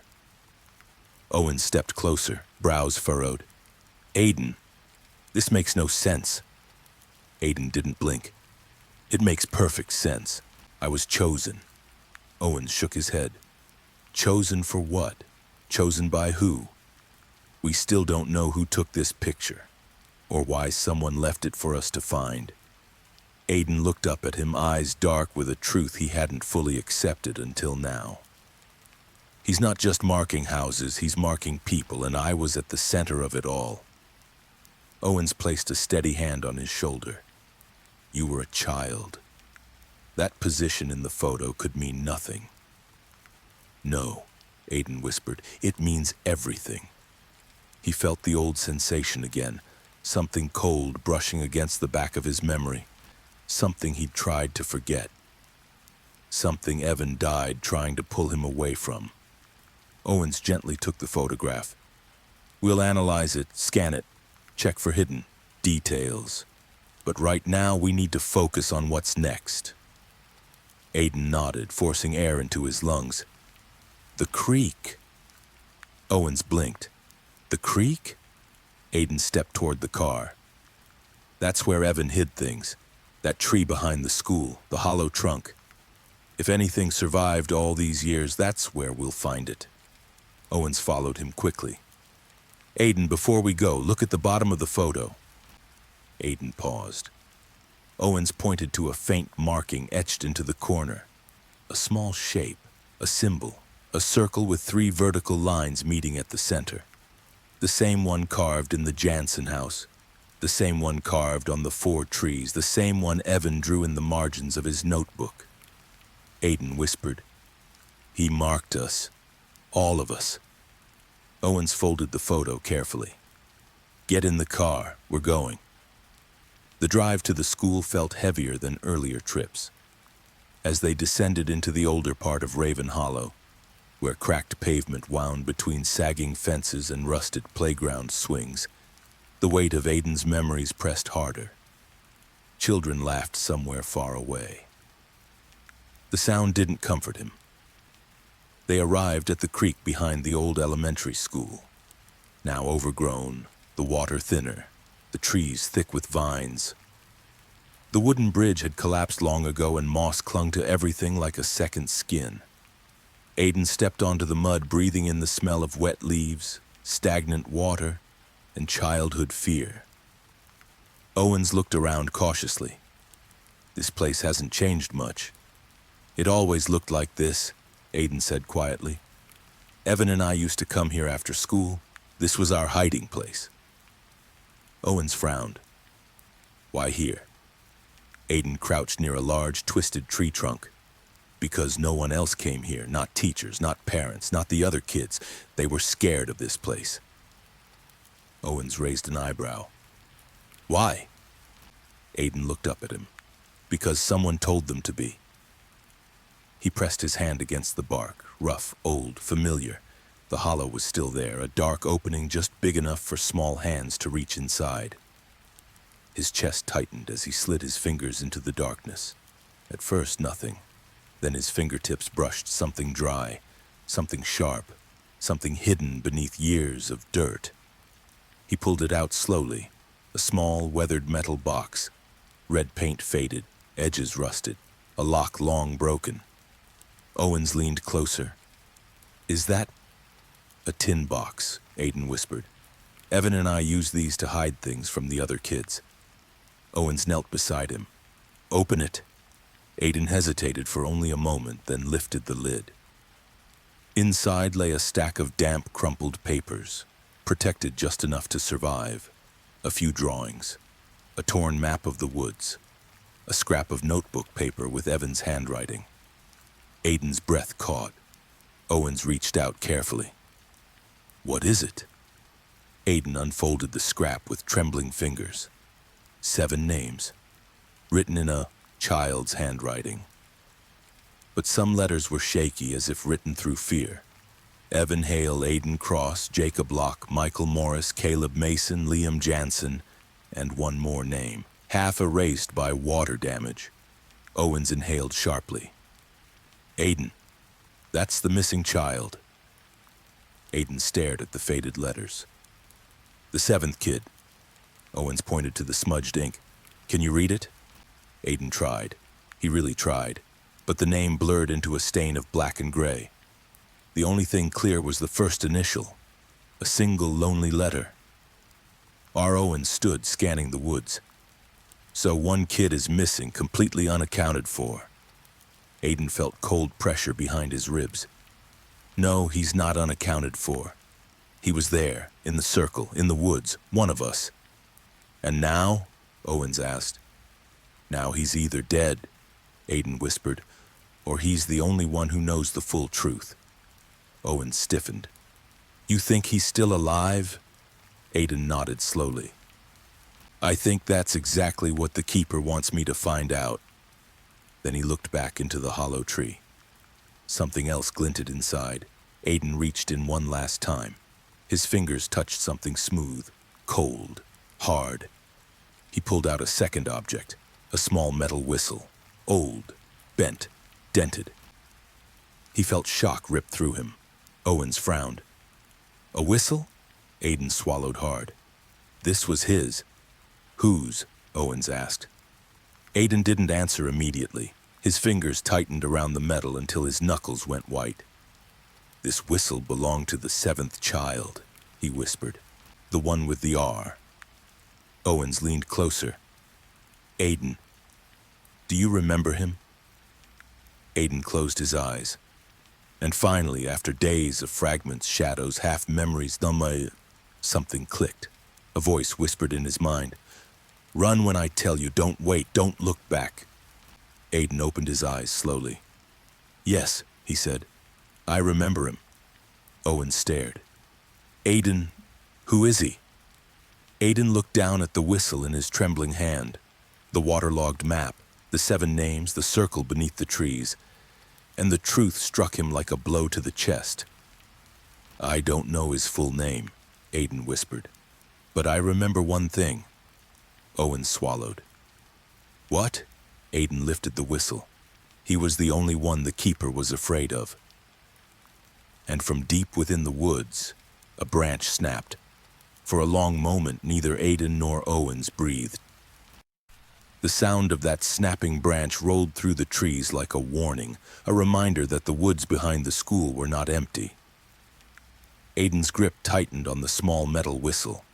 It felt colder now, heavier, like a memory demanding to be acknowledged. Owens drew his gun, stepping instinctively in front of Aiden. Stay close. That wasn't an animal. Aiden nodded but didn't move backward. His eyes were locked on the tree line. Owens whispered, Do you see anyone? Aiden's voice was barely a breath. No. But he felt someone watching. Someone who knew those woods better than anyone else alive. Owens scanned the shadows, tension rippling through his shoulders. If it's him, if the keeper is out there, he's not hiding anymore. Aiden shook his head slowly. That wasn't the keeper. Owens looked at him sharply. Then who? Aiden didn't answer. He didn't know. And yet, he did. Something inside him stirred, a memory wrapped in fog. A face half glimpsed. A boy running beside him, not ahead, not behind, beside. A boy who didn't speak often, but when he did, the others listened. R. The letter pressed into his mind like a fingerprint. Owens moved cautiously toward the edge of the clearing. Aiden, we need to fall back. These woods have too many blind angles. But Aiden stepped forward instead. No, if someone is watching us, they want us to follow. Owens turned sharply, and that's exactly why we shouldn't. Aiden's gaze stayed fixed on the trees. We're not being lured in. We're being tested. Owens exhaled. Aiden, listen to me. A second sound cut him off. Not a snap, not a rustle. A low, almost inaudible whistle. A single sharp note, like a signal.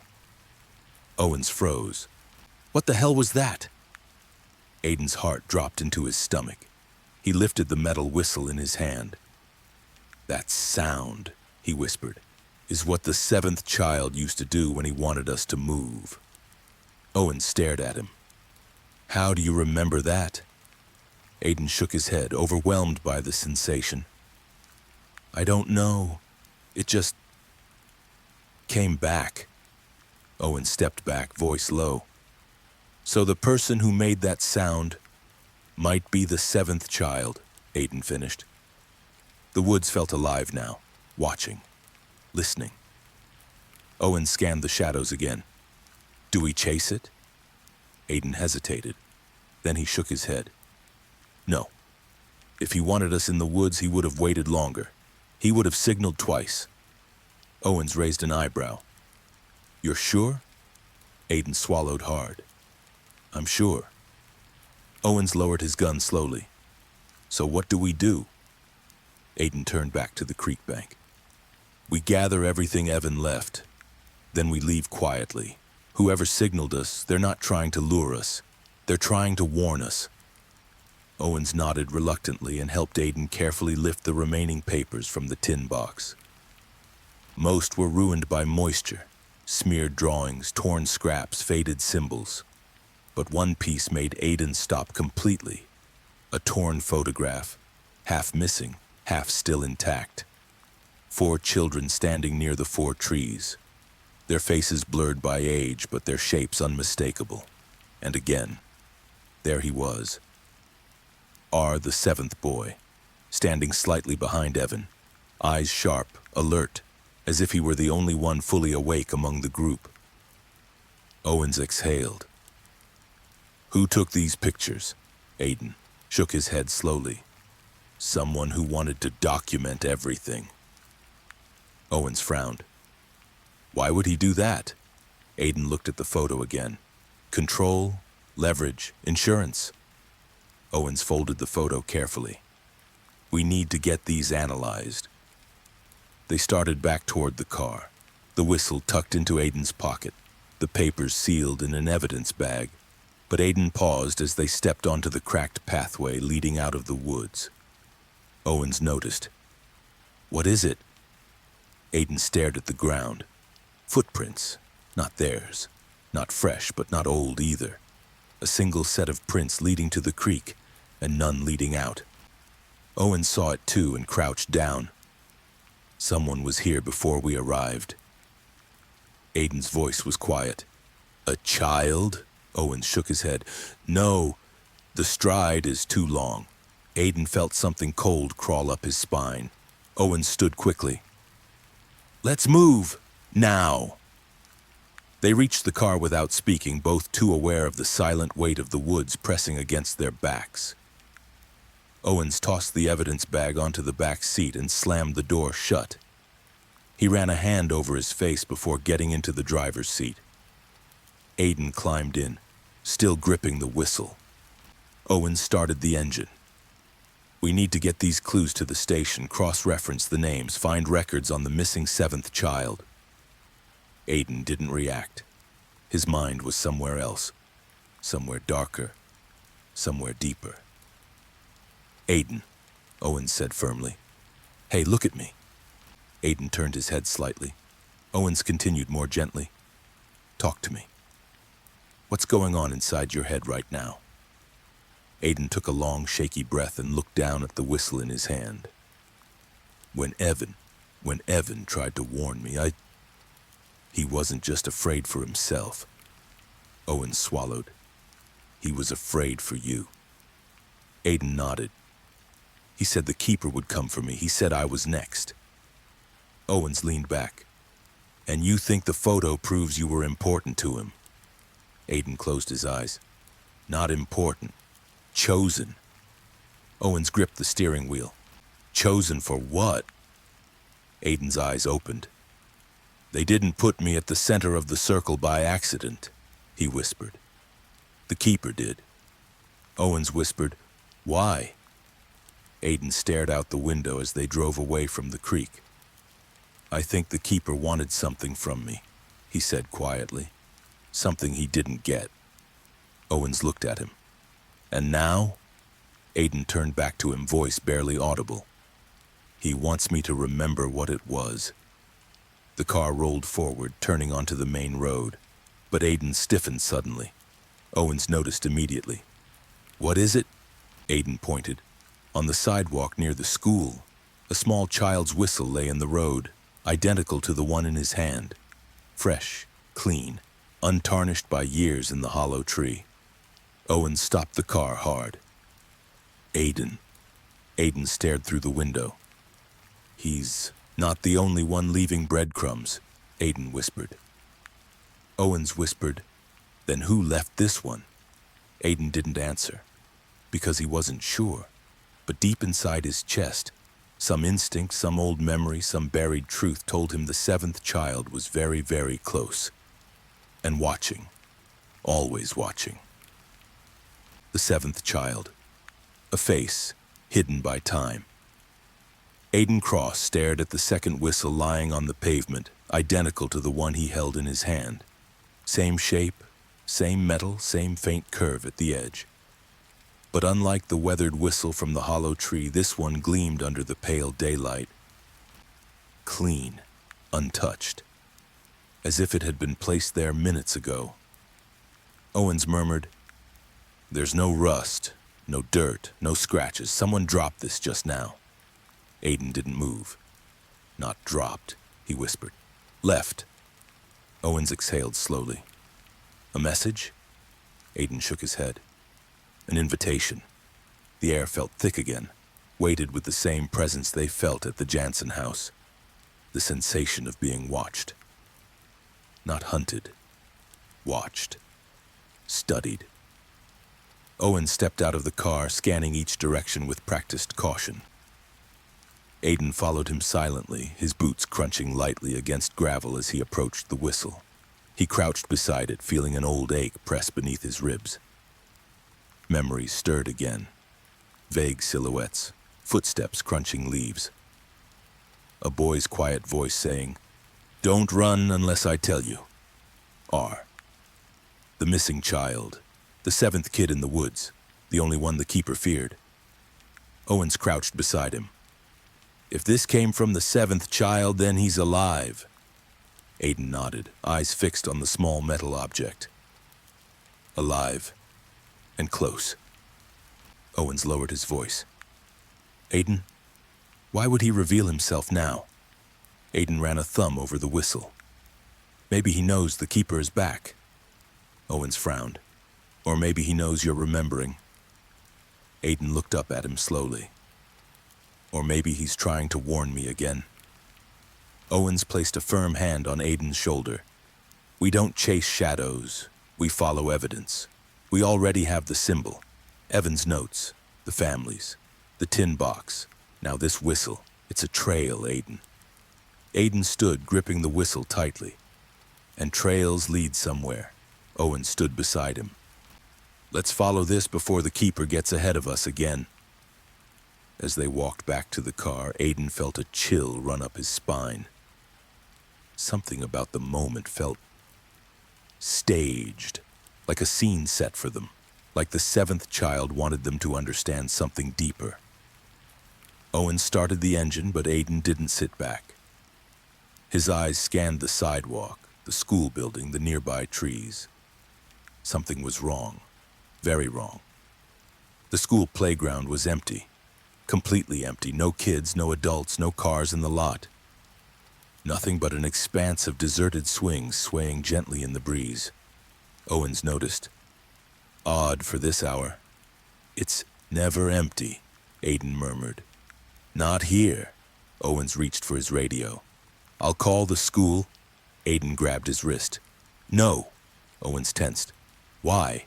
Aiden pointed to something at the edge of the playground. A small red ribbon tied around the base of the slide. Owen squinted. "That wasn't here earlier." Aiden whispered, "It's a marker, like the whistles." Owens cursed under his breath. "He's using a school as a meeting point? Kids come here." "Not today," Aiden said. "Someone cleared this place on purpose." Owens stiffened. "The seventh child," Aiden nodded. "Or the keeper." Owens exhaled sharply. "We need backup." "No," Aiden said, "not yet. If the seventh child is trying to contact us, involving more officers will scare him away." Owens clenched his jaw. "And if it's the keeper?" What then? Aiden didn't answer, because he didn't know. The whistle, the empty playground, the red ribbon, this wasn't random, this was choreography. Aiden stepped toward the playground slowly, boots sinking slightly into soft dirt. He scanned the slide, the swings, the fence line. A soft breeze blew across the grass. Too quiet, too careful. Owens followed close behind. You see anything? Not yet. They reached the slide. The ribbon fluttered slightly. Owens peeled it back. Anything under it? Aiden bent down. A small piece of paper lay tucked between the slide and the dirt. Thin, folded, barely visible.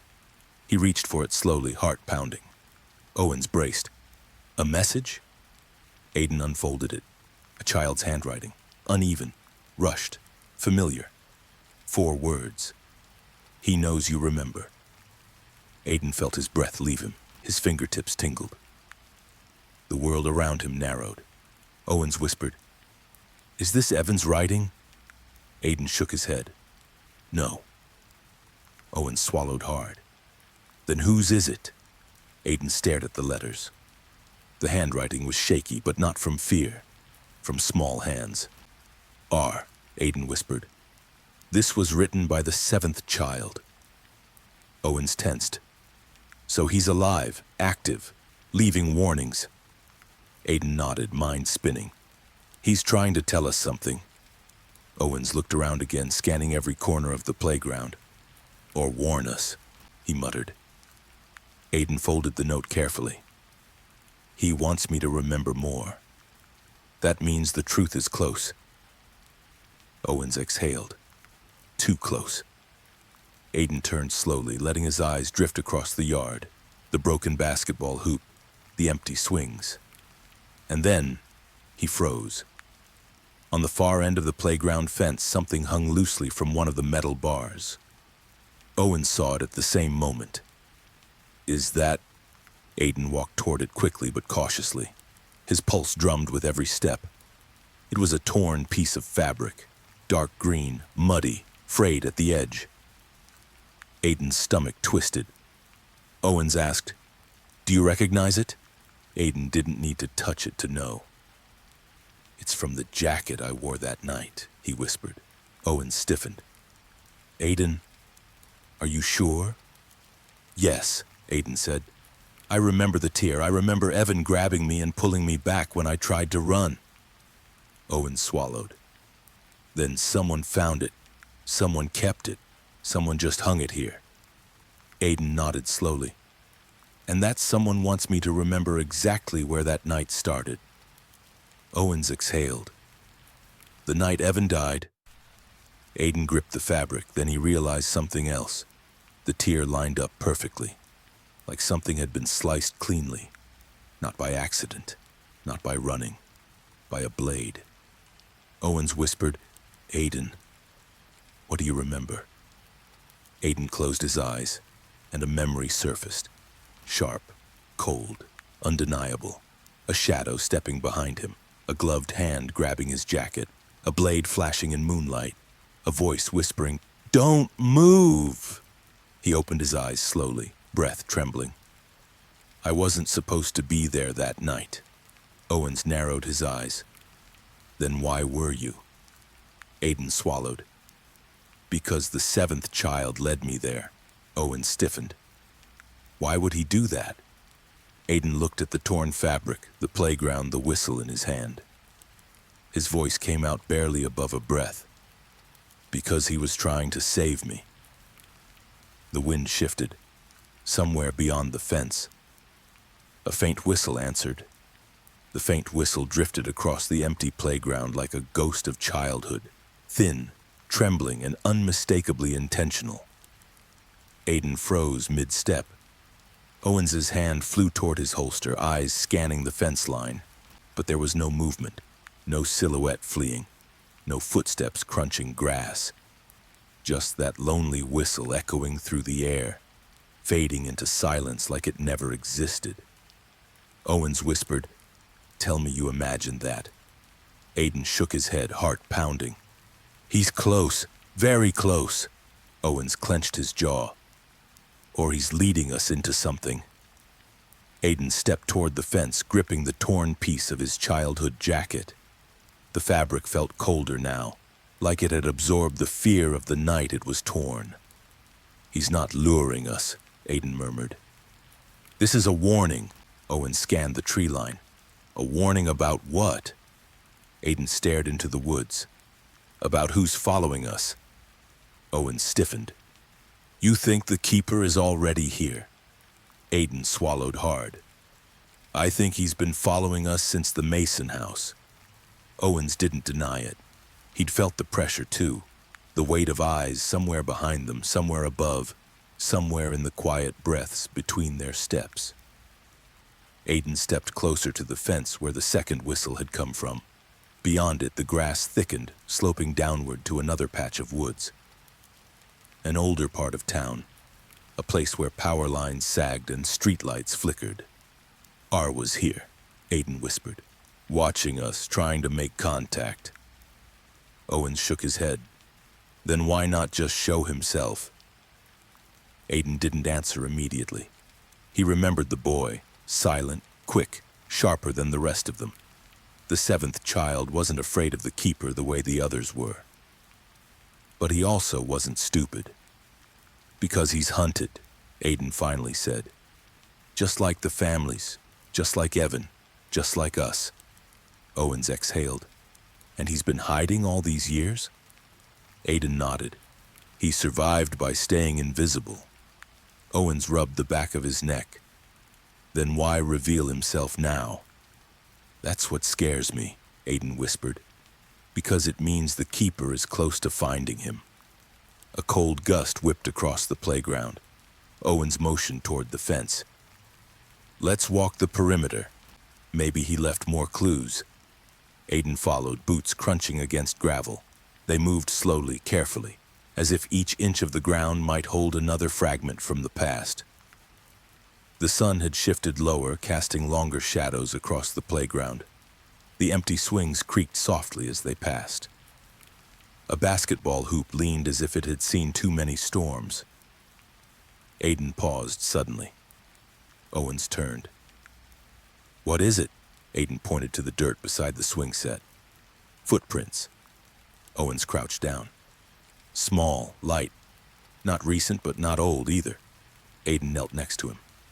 A child's footprints. Owens frowned. Or an adult who moves like one. Aiden's gaze drifted farther toward a second set of prints. Larger, heavier, deep impressions. Whoever made them was taller, stronger, and following. Owens whispered, 2 sets, one running, one walking. Aiden nodded, breath catching. He was being chased.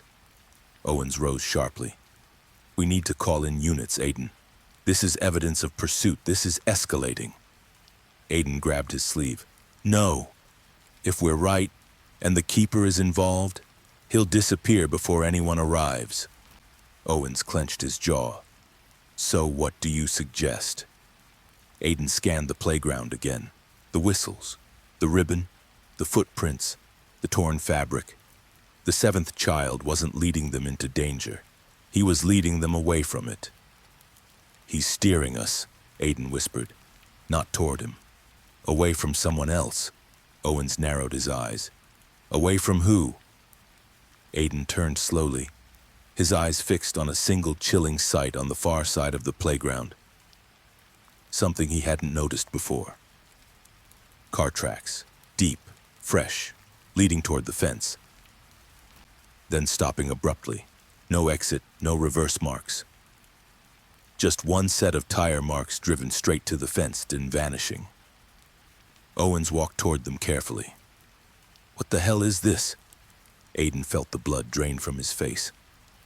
Someone pulled up here. Owens nodded. Maybe the seventh child, maybe the keeper. Aiden stared at the ground. No, this isn't ours doing. Owens frowned. How can you tell? Aiden pointed at the tire impressions. The width, the depth. This is a large vehicle, heavy. R was a kid. Even grown, he wouldn't drive something like this. Owens's expression hardened. Then who? Aiden swallowed hard. The keeper wants him, he whispered, and he's getting closer. Owens paced grimly. If he took the Jansons and if he hunted the Mason boy, then he's escalating fast. Aiden's hand tightened around the whistle. We need to get to the woods behind this playground, he said. If R is alive, he's hiding there. Owens shook his head. No. If the keeper is looking for him, he's hiding everywhere. Aiden took a step toward the fence. We follow the sound. The whistle came from this direction. Owens held out a hand. Aiden, stop. Aiden froze. Owens's voice lowered. Think. What if the keeper used the whistle? What if this is a trap? Aiden turned. There would have been 2 notes, Aiden said quietly. R always used 2 when he wanted us to come to him. Owens swallowed. But we heard only 1. Yes, Aiden whispered. Because he wasn't calling us. He was warning us. Owens stared. Warning us about what? Aiden stepped closer to the fence. And that's when he saw it. On the rusted metal bar, just inches above the ground, someone had carved a message with sharp, hurried strokes, fresh scratches, uneven, desperate. Aiden knelt, breath catching as he traced the letters. 3 words. 3 terrifying words. He took her. Owens read them aloud, voice breaking slightly. Her? Who's her? Aiden's pulse skyrocketed. The Mason boy had a sister. The Morris family had a daughter. Even Evan had a cousin who used to play with them sometimes. But Aiden wasn't thinking of any of them. Aiden's voice cracked, barely audible.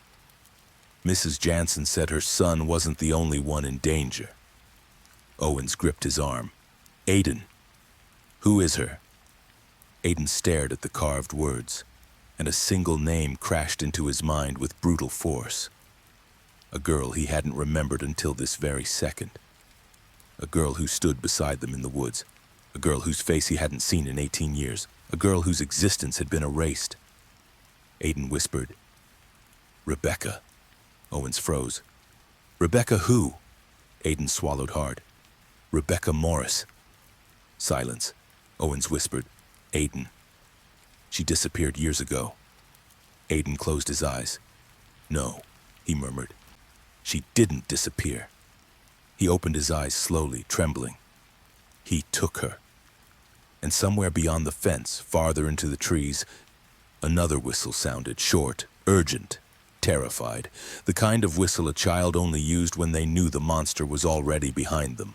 The urgent whistle tore through the air, sharp, trembling, and full of panic.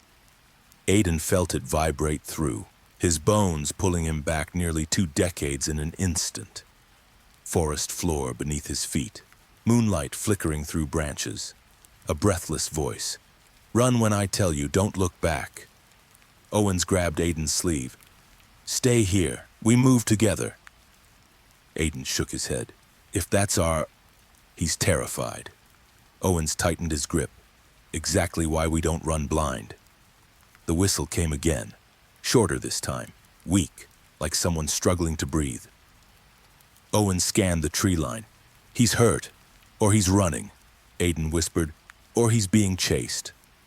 A hush fell over the playground, so sudden, so suffocating that Aiden felt the air turn heavy in his lungs. The sun dimmed behind a drifting cloud. The swing stilled. Even the distant hum of traffic faded.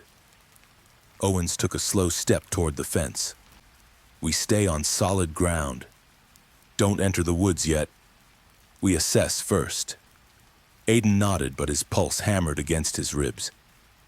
Rebecca Morris, the girl whose face he couldn't fully recall, buried somewhere in childhood fog. A friend, a shadow beside them in the circle.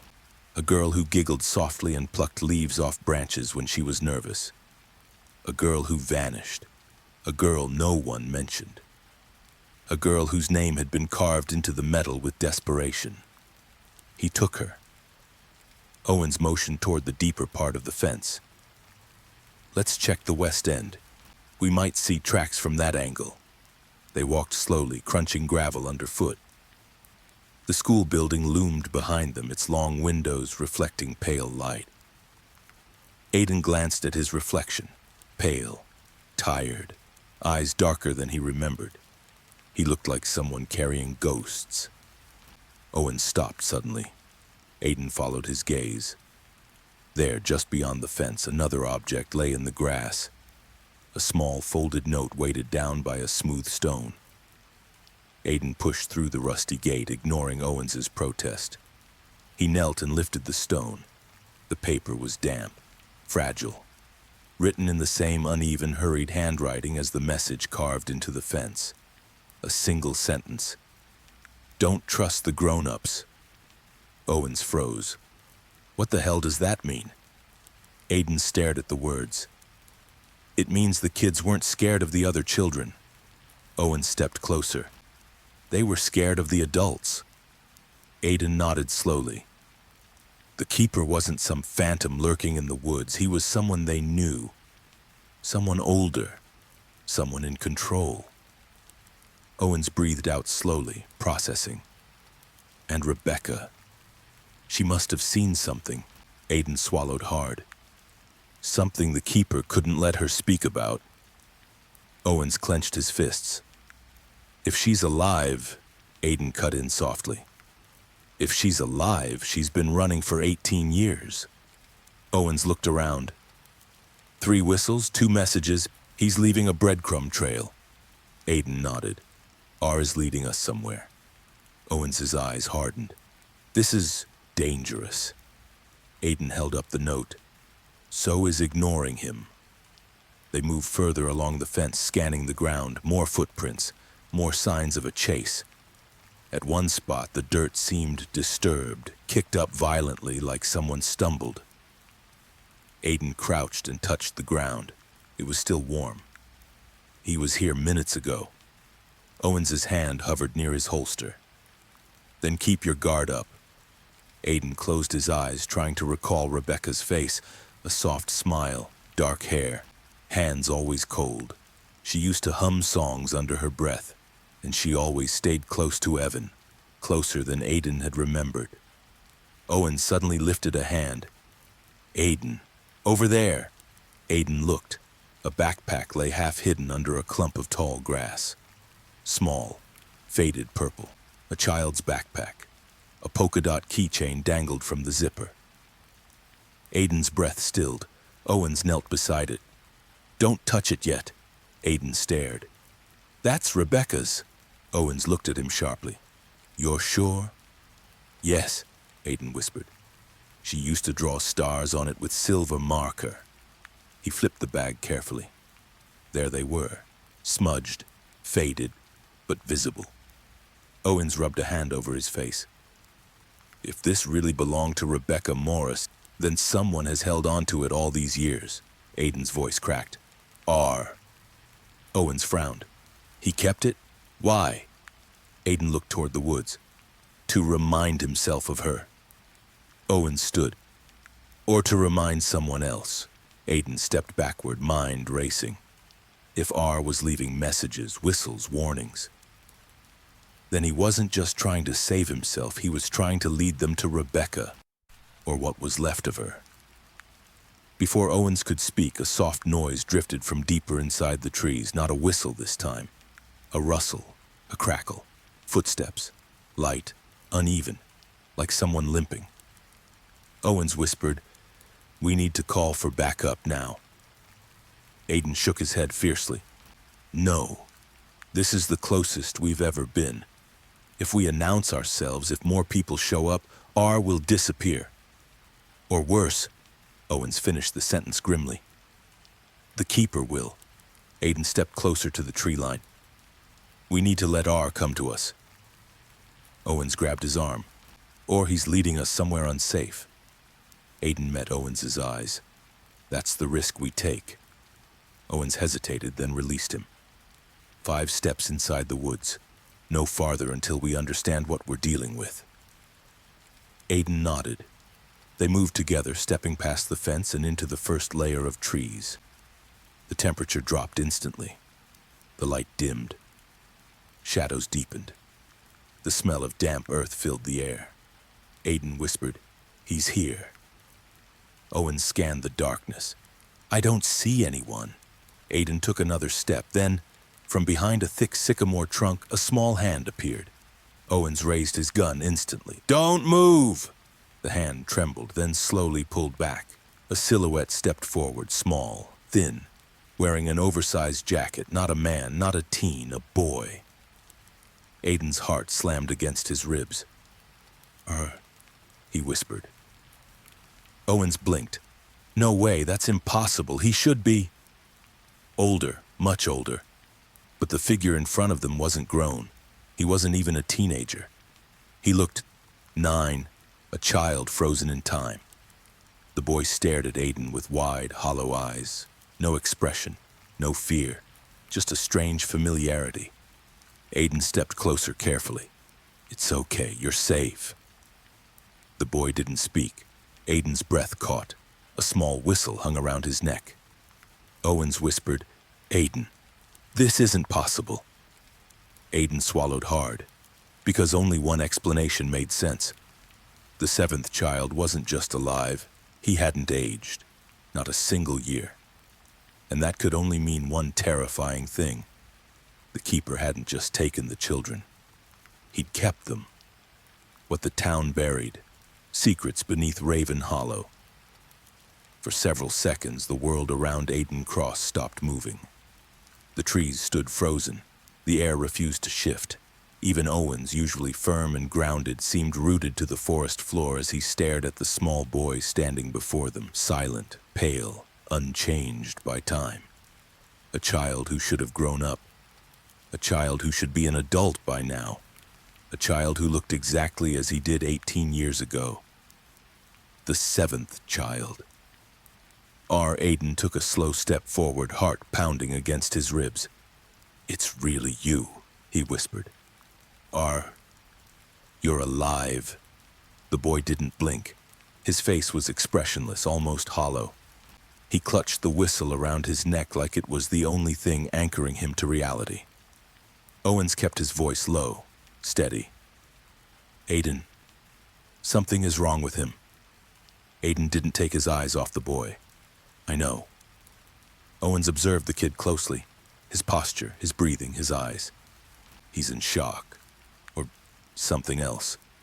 Aiden crouched slowly, lowering himself to the boy's eye level. "Do you remember me?" The child tilted his head slightly. Not yes, not no. Just the faintest flicker of recognition, a twitch behind the eyes. Aiden swallowed hard. "We used to be friends. You, me, Evan, the others." The child's fingers tightened around his whistle. Owens whispered, "Try not to overwhelm him." Aiden nodded and lowered his voice. "I'm here to help you. You're safe now." The boy shifted his feet, taking one small step backward into the deeper part of the woods. Owens stiffened. "Aiden!" But Aiden raised a hand. "No. Let him move. Let him show us why he's here." The boy lifted one small hand and pointed toward a cluster of trees to the west, older, darker, thicker than the rest of the forest. Aiden's breath hitched. That direction was familiar. Too familiar. "The 4 trees," Aiden whispered. "He's leading us back there." Owens cursed under his breath. "Aiden, that location is a crime scene from hell. Children disappeared there. People lied about it. That's where it all began." Aiden didn't look away from the boy, and where it never ended. Took another silent step backward, then another. His movements were controlled, slow, almost rehearsed, like he had done this before years ago in the same woods under different shadows. Owens moved beside Aiden. "Before we follow him, we need answers. Ask him something. Anything." Aiden nodded, heart hammering. He took a careful breath. He said, "Where's Rebecca?" The boy froze. His chest rose, fell, rose, fell. A single tear slipped down his cheek. Then he lifted one trembling finger and pointed deeper into the woods. Aiden felt his stomach drop. Owens muttered, "Jesus." The boy didn't stop pointing. His hand shook. His eyes filled. And then, without warning, he bolted, sprinting into the forest with surprising speed, vanishing behind a curtain of leaves like a shadow dissolving into darkness. Aiden lunged forward. "R!" Owens grabbed his arm. "Don't run into the woods." Aiden tore free. "He's showing us something." He ran. Branches whipped his arms. Roots bit at his ankles. The world around him blurred into streaks of green and brown. He heard Owens chasing behind him, shouting his name, but the sound felt distant. Only one thing mattered now. R was terrified. R was running, and R was leading him to a truth buried for 18 years. Aiden pushed harder, breath ragged. The light dimmed as the canopy thickened overhead. Birdsong vanished. Even the wind quieted, as if the forest itself wanted to hear what happened next. Aiden caught a flash of movement. A small figure darting between trees, slipping through shadows like he belonged in them. "R, wait!" Owens's voice echoed somewhere behind them. "Aiden, slow down. This area isn't safe." But Aiden couldn't stop. He reached a clearing, nearly stumbling as he entered it. This part of the woods was different, older. The trees here were massive, twisted giants with bark as black as charcoal. Their roots intertwined like veins, the heart of Raven Hollow's nightmares, the four trees. Aiden froze, breath shuddering. The trees stood exactly as they had 18 years ago, forming a perfect square around a patch of dead earth. No grass grew there. No leaves scattered across it, no sunlight touched it. It was a place where the world held its breath. Owens broke through the brush behind him, panting. "Aiden, damn it, don't do this alone." But Owens's words died in his throat as he saw the clearing. Aiden swallowed hard. Memories surged, cold nights, whispered rules, trembling children. "Don't speak unless spoken to. Don't look at the shadows, don't run." R stood near the center of the clearing now, facing them. His small frame trembled. His eyes shimmered with something ancient, something broken. He lifted one hand and pointed straight down, at the dirt beneath his feet. Owens whispered, "He's pointing to the ground." Aiden stepped forward, dread clawing at his chest. Is someone buried here?" he asked softly. The boy didn't move. He just kept pointing. Owens drew in a slow breath. "This looks like a burial site." Aiden knelt beside R, staring at the dead patch of earth. "R, is Rebecca here?" The boy finally lowered his hand. He stepped closer to Aiden, placing a trembling palm against Aiden's chest, right over his heart. Aiden froze. Then the child whispered, barely audible, voice cracked and fragile. "Not her." Aiden's breath hitched. "Then who?" R pointed to the ground again. Then he whispered another word. A name. A name Aiden did not expect to hear. A name that made Owens stagger backward in shock. Aiden's heart slammed against his ribs because the boy whispered, "Evan." Everything inside Aiden shattered. "No," he breathed. "No, Evan wasn't buried here. Evan was found by the river." R shook his head violently. Tears streamed down his face. Owens whispered, "Aiden, if what he's saying is true." Aiden felt his entire body go cold, because the boy wasn't pointing to a grave. He was pointing to the past, to a lie, to the moment the town buried not a body, but the truth. And the clearing seemed to darken around them as if remembering. Aiden's vision blurred. R whispered one last thing, voice trembling like a terrified child finally speaking after 18 years of silence. They lied about everything. And somewhere beyond the clearing, deep in the woods, Makuta, a heavy footstep answered. The keeper was already there. The sound of that heavy footstep seemed to roll through the clearing like thunder muffled beneath soil, deep, slow, and impossibly close. R flinched violently. Owens raised his weapon. Aiden's heartbeat slammed so hard against his ribs he could taste metal on his tongue. The woods went silent again. too silent. The kind of silence where even the wind hides. Owens whispered, "Aiden, back away slowly. Don't turn around." Aiden didn't move. That sound came from the north side. Owens shook his head. "No echoes here. That sound was right behind us." Aiden felt the hairs on his arms rise. He forced himself to turn, not fast, not slow, just controlled. The clearing stretched out behind him, empty and dim beneath the canopy. But emptiness meant nothing now. Raven Hollow had never needed visible monsters. Owens moved closer to Aiden, keeping his voice low but firm. "We need to get this kid out of here now." Aiden looked back at R. The boy stood motionless. His eyes, those hollow, terrified eyes, weren't on the trees or the shadows or Owens's gun. They were on Aiden, locked, unblinking, as if he were waiting for Aiden to remember something. Something important, something buried with Evan, something hidden in the clearing beneath the dirt. Aiden knelt. "R," he whispered, "tell me, what did they lie about?" The boy's lower lip trembled. His breathing quickened, shallow and uneven. Aiden glanced at Owens. "He's panicking." Owens spoke gently. "Kid, it's okay. You're safe with us." R stepped back sharply, shaking his head. Safe. The word meant nothing to him. Aiden softened his tone. "R, you pointed here. You said Evan..." R lifted both hands suddenly as if trying to stop Aiden from saying more. Then he pointed at the ground again, but this time his finger didn't land on a single spot.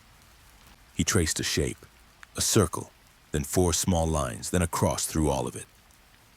Owens exhaled sharply. "That symbol again." Aiden felt cold all over. He's saying something was done here, something that shouldn't have been. Owens nodded slowly. "A ritual." Aiden's mind flashed. Children standing in a circle, whispered rules, the keeper's silhouette towering. Evan gripping Aiden's arm. A word hissed in the dark. "Defiance!" And then, a scream cut off by a hand pressing into the dirt. Aiden's breath hitched. Owens grabbed his shoulder. "Aiden, talk to me." Aiden swallowed hard. I remember a night here, but not the night Evan died." Owens frowned. "Another night?" "A different night," Aiden whispered. "Earlier, before everything collapsed." R tugged at Aiden's sleeve suddenly, desperate, urgent. His fingers dug into Aiden's arm. He shook his head violently and pointed toward the trees. A direction, not north, not south, east, toward the old maintenance road. Owens narrowed his eyes. "He wants us to leave immediately." Aiden nodded. "Because someone is coming." Owens scanned the clearing again. "Then we move now, slow, quiet." The heavy footstep came again, closer, too close. Owens raised his gun. "Move!"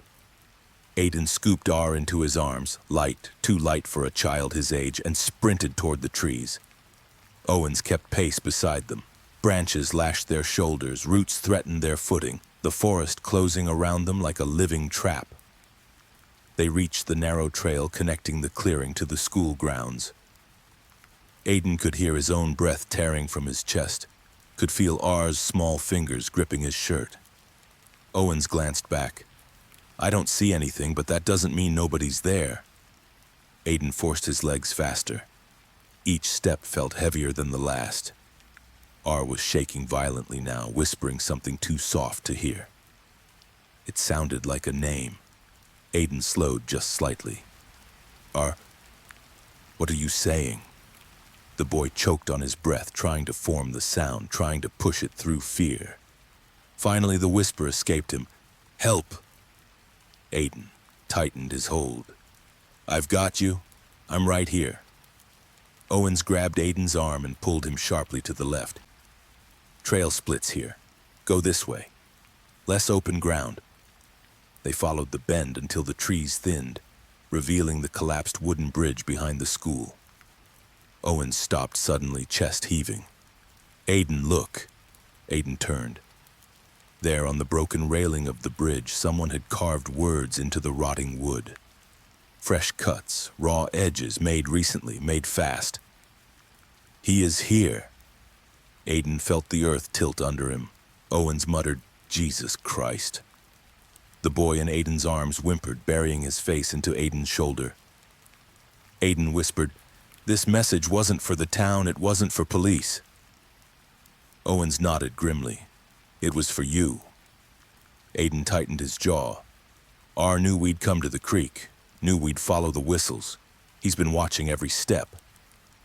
Owens scanned the woods. "Then the keeper has been watching too." Aiden looked at R. "What does he want?" The boy's breath hitched. He opened his mouth, but no sound came. Owens took a step toward them. "Aiden, we can't stay out here. We need to get him somewhere safe."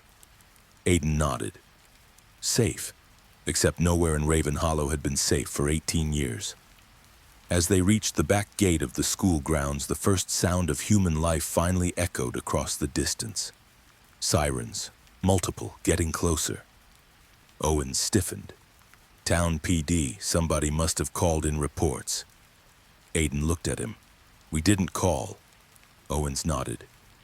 "Which means someone else did." Aiden felt his stomach drop. If someone else had reported movement around the woods, if someone kept track of where they were going, if someone wanted authorities involved. It wasn't R. It wasn't a civilian, and it sure as hell wasn't a coincidence. Owens whispered, "Aiden, someone is pushing us towards something." Aiden adjusted R in his arms. "The keeper." Owens shook his head slowly. "Or someone working for him." Aiden froze. The thought hit him like ice. The keeper was a shadow, a presence, a threat, but shadows never moved alone. Owens swallowed hard. R said not to trust the grown-ups. Aiden's breath stilled. Owens continued quietly. "If that's true, then the town didn't just hide what happened." Aiden felt dread twist inside him. Owens finished. "They helped him." Aiden looked back toward the dark line of trees where something unseen lingered in the silence, watching, waiting, circling, and R began to cry softly. Silent tears, no sound, as if he'd been taught to cry without noise. Aiden gripped him tighter. "We're getting you out," he whispered. But the boy's eyes told a different story. He wasn't crying because he was leaving the woods. He was crying because he knew what waited outside them, and as the sirens grew louder, the boy whispered one final word into Aiden's ear. "Run." The sirens grew louder, curling around the trees, bouncing through the playground, swallowing every bit of silence the woods had left. Aiden held R tighter, feeling the child tremble against him.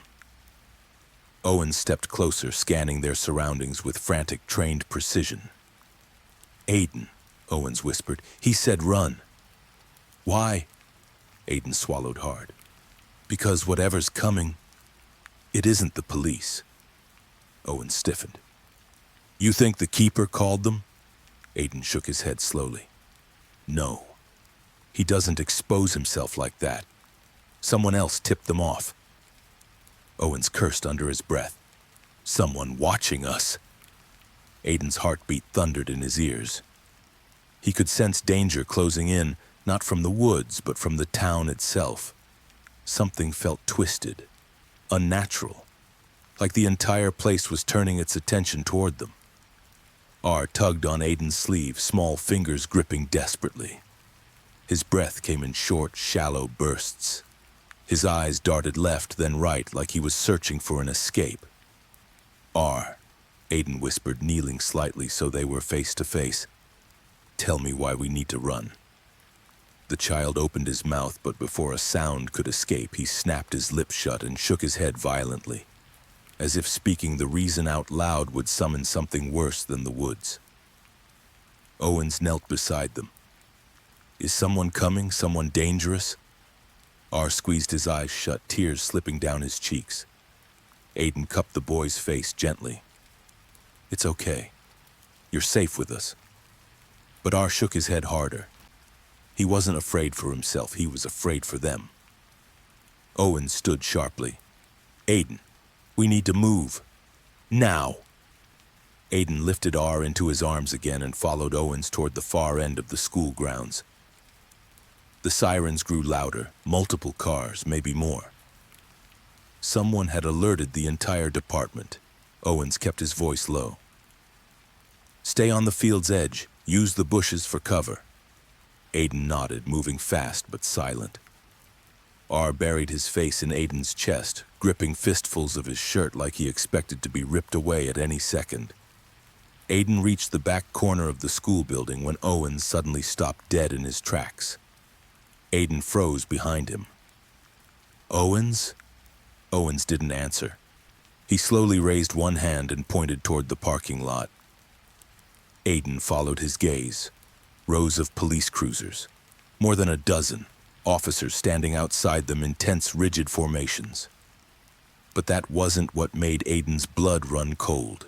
It was the faces. No panic, no confusion, no urgency, just calm, steady watchfulness. As if they were waiting. Aiden whispered, "Something's wrong." Owens nodded slowly. None of them are talking, no one's moving, they're positioned. Aiden tightened his grip on R. They weren't called here to help. Owens glanced at him. They were called here to contain. A cold breeze drifted through the playground, carrying the distant rustling of leaves, like a warning the woods themselves were trying to send. Aiden stepped backward slowly. We can't go to them. We can't let them see R. Owens whispered, if the town really helped the keeper, then these are his people. Aiden felt a sharp jolt of fear run through him. We need a new way out. Owens nodded. There's an emergency service road behind the gym. If it's clear, we can get to my car and leave before they notice. Aiden didn't hesitate. Lead the way. They moved along the side of the school building, using shadows to hide their silhouettes. The officers remained silent in the lot, unmoving, watching the tree line, as if waiting for someone or something to come out. Owens whispered, they're expecting us to return from the wood with something. Aiden swallowed hard. Not something. He looked down at R. Someone. R clutched tighter. Owens motioned them forward again, rounding the corner of the building. The gym loomed ahead, dark brick, boarded windows, a long stretch of cracked pavement behind it. The emergency service road. Aiden allowed himself a moment of relief, until he saw them. Two figures standing beside the road, not officers, not parents, people from the town, older, expressionless, watching the woods, waiting. Owens cursed under his breath. Blockers. Aiden felt dread rip through him. He's using the whole town. Owens shook his head.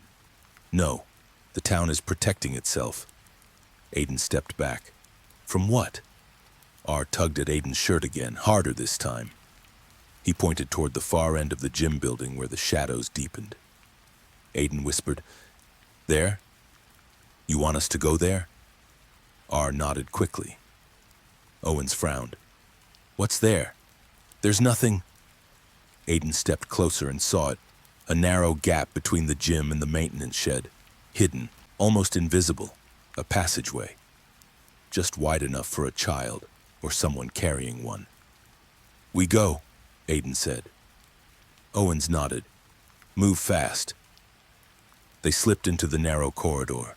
The walls towered above them, trapping shadows, muffling sound. The space smelled of rust and damp earth. Aiden's shoulders brushed the brick. R held onto him as if the world around them was closing in.